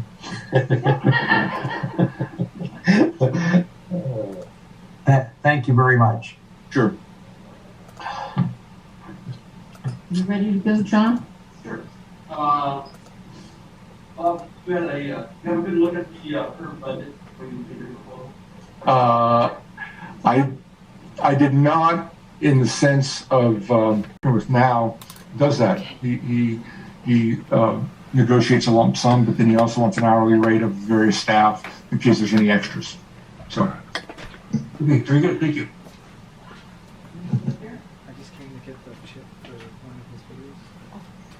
So you mentioned you had a colleague that said this is a great opportunity for you to administration position. But maybe I'll ask you, and I know you have it on your slide, but why you That's the interested rest of the footage, right? in this job? Yeah. I mean, maybe it's my DNA. I mean, I love the water business, and if I can add value to my clients, and you know, I understand groundwater, probably enough to be dangerous, but I understand it, and I don't think I mentioned up front, but you know, I don't necessarily want 8-10 clients. I said I want a few quality clients. And I talked to Matt and I did my due diligence and I said, well, I can do this. This is like, this fits into my skill sets. You know, we didn't talk about diplomacy and getting to yes with, you know, a 5-member, I think you require a unanimous vote according to the judgment. That can be a challenge, but also it's very simple, but it's not easy, if you know what I mean. And so, as an example, I mean, part of my background, I did some business development for consulting firms, and what you do there is you find out what the client needs are, and that's similar to what we do here, trying to find out what the needs are so that we can get the yes across the board, and come up with a solution that gets a unanimous vote. Sure. So in here, I saw a lot of different things you've done, project management and everything. And it says right here that you designed something for Palmdale Water District. Yes, I ran into your general manager. Is he still there? Dennis Lemerow? Yeah, at Aqua before the pandemic. I says, Palmdale, I designed your water plant. I designed the first 8 MGD increment. I was a project manager / kind of technical guy on it. Don't get me going on that plant. That was the most interesting part of that. Well, can I tell my little war story? I know it's late in the day. That site is, when we did the geotech, it's like you take a deck of cards and you each of those is a fault. So we had, so the first thing we did is we looked at how do you design something seismically, obviously structurally, but there's going to be movement. So we went with, as you probably know, because you probably visited the plant, we designed it in more of a campus style, not instead of one monolith, so that if there is settlement or movement, the pipes won't break. We articulated the joints, etc. So that was the most exciting part about that, interesting part about the job. That was a while back. And the other job I did in the valley was up in Mojave. My first job for the consulting firm, I guess I was a young guy. They sent me out to Mojave for 6 to 8 months. I ran a pilot plant that was part of the LADWP preliminary design, and they built the aqueduct plant that you see when you drive in over the divide there. So that was my 2 projects in the Antelope Valley. Early in my career, I think I've gotten older and wiser. But that project was a cool project. We had a great time designing. And when I saw that, and I was like, oh, the backwashing and the seismic and how they explained that, it was like, oh, now I met the person that helped us do that. We had our chief engineer he was on the AWBA pipeline committee, and he knew all about, like, we have these meetings that when you put your design out, it's called criteria review, and they review it. And he was on the board. He got so excited about, oh, here's what you do, and we were just like, this is great. This is the best guy to have on the project. And that's what we incorporated in there. So, knock on wood, there hasn't been a major seismic event, but I think if there is, I think that plant will do fairly well. Great. Well, thank you. Yeah, thank you, Bob. Thank you. That's all we have, unless you have anything to close. Well, yeah, let's go to my last slide here. If I can find it. Okay. Okay. Hold on one second. So why would you select Bob Seamack's firm to do this job? And I looked at the list of the various companies I'm competing against, and they're all great companies. They all have a certain, they all could probably do a fine job for you. And I think I'm in that pool. So I have the right expertise, the right leadership skills. You know, I don't want to oversell or undersell myself because that's, you know, I may be very garrulous, but I'm in a way humble. But you know, when I spent time in Saudi Arabia, I was just, I never worked internationally. And I got my transition period with the incumbent program manager was 0. Because the guy had to leave because his wife was having surgery, long story. So, and I led that project, not blind, but I did what I are going to do for you. Listen, meet, absorb, and come up with a plan. So I think I have those leadership skills. I have the right attitude. You will be one of 2 or 3 clients that I have. And that's all I want. I don't want more than that, because I'm robbing the people that are expect me to be there, you know, dedicated. And I think I have the right approach. I mean, I went into this proposal, and I don't go after a lot of projects. And I, you know, read the judgment, did a lot of homework, and based on my experience, came up with what I think is a sound approach. In fact, I name names, you know, meet with Matt and with the staff, et cetera. So I think I worked fairly hard to gain your trust that I'm the right guy, and hopefully you'll appreciate that. And it's been a privilege to meet with you and to discuss this project. And I know it's late. I can keep going and discussing because there's a lot. I'm excited about this. I'm truly excited about it. I think it's really bad downtown. I'm sorry? So traffic is really bad in downtown LA. But that's it. So I wish you well in your deliberations. All right. And if there's any follow-up questions, please feel free to give me a call, and we'll move forward. Great. Thank you. Thank you so much. Thank you, Bob. Thank you. Okay, this is. Does director of the Parris own a lakefront property, or is that just a screenshot? I think it's just, Okay. Yeah. Okay. Yeah. Down to here. So, There's the water thank you. master. Thanks. This It's is the Columbian River, by the way. It's the mine. Okay. Great. So you got to They got lots of water. We don't. Rough it in. Wish we could divert it to Lancaster. I know. Okay. Okay. And then There was long time ago. the one that's recording. There was a discussion to do That's something more like the that. That's watermaster. Yeah, I don't know So what got into politicians' mind, but they were talking about it. They looked what happened to Mono Lake, I think. Maybe. Okay, so this brings us to the conclusion of our special So meeting. did you want me to wait on watermaster until Matt, what are your recommendations? So I think, Process. being that this is a public meeting, we probably should open up to any public comment right now. Ask the public if they have any comments. Great idea.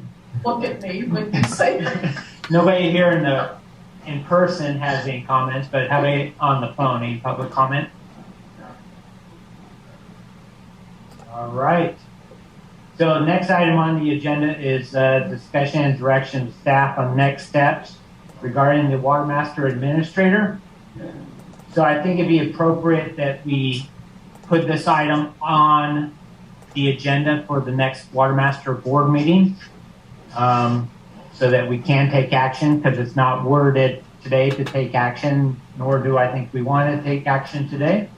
I think it'd be appropriate to let the advisory committee meet, discuss it, bring a recommendation to the board on what the next steps are.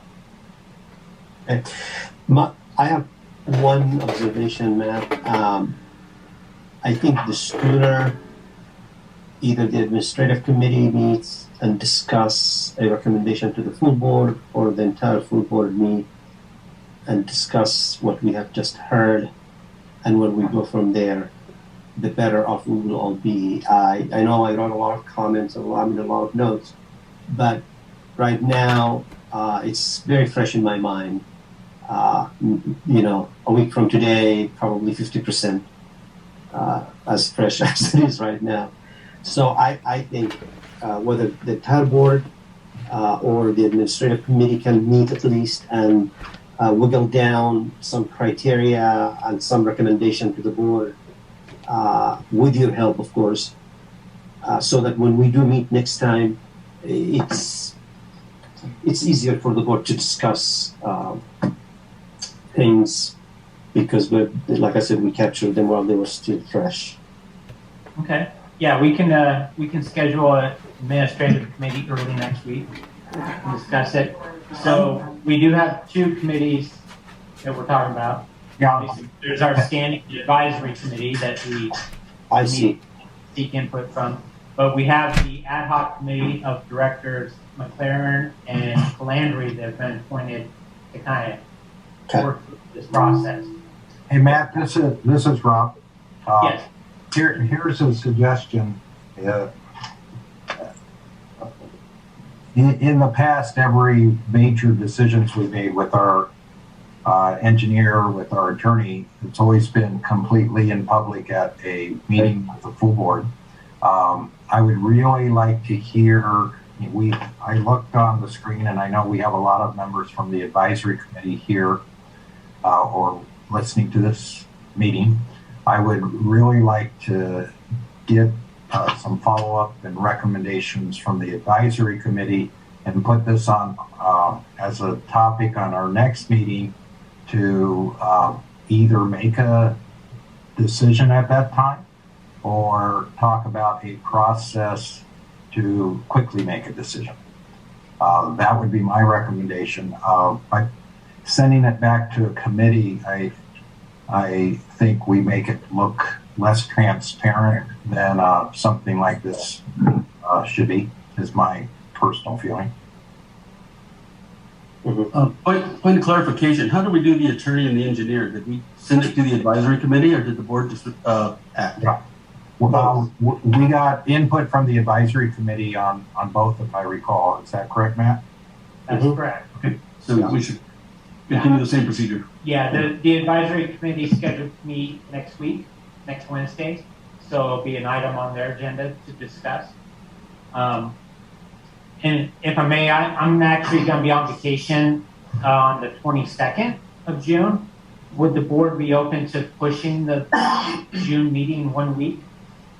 I'm not available between the from at least the 14th to the 24th. I'm going to be out of the country. So that would push it a week. You'd be available.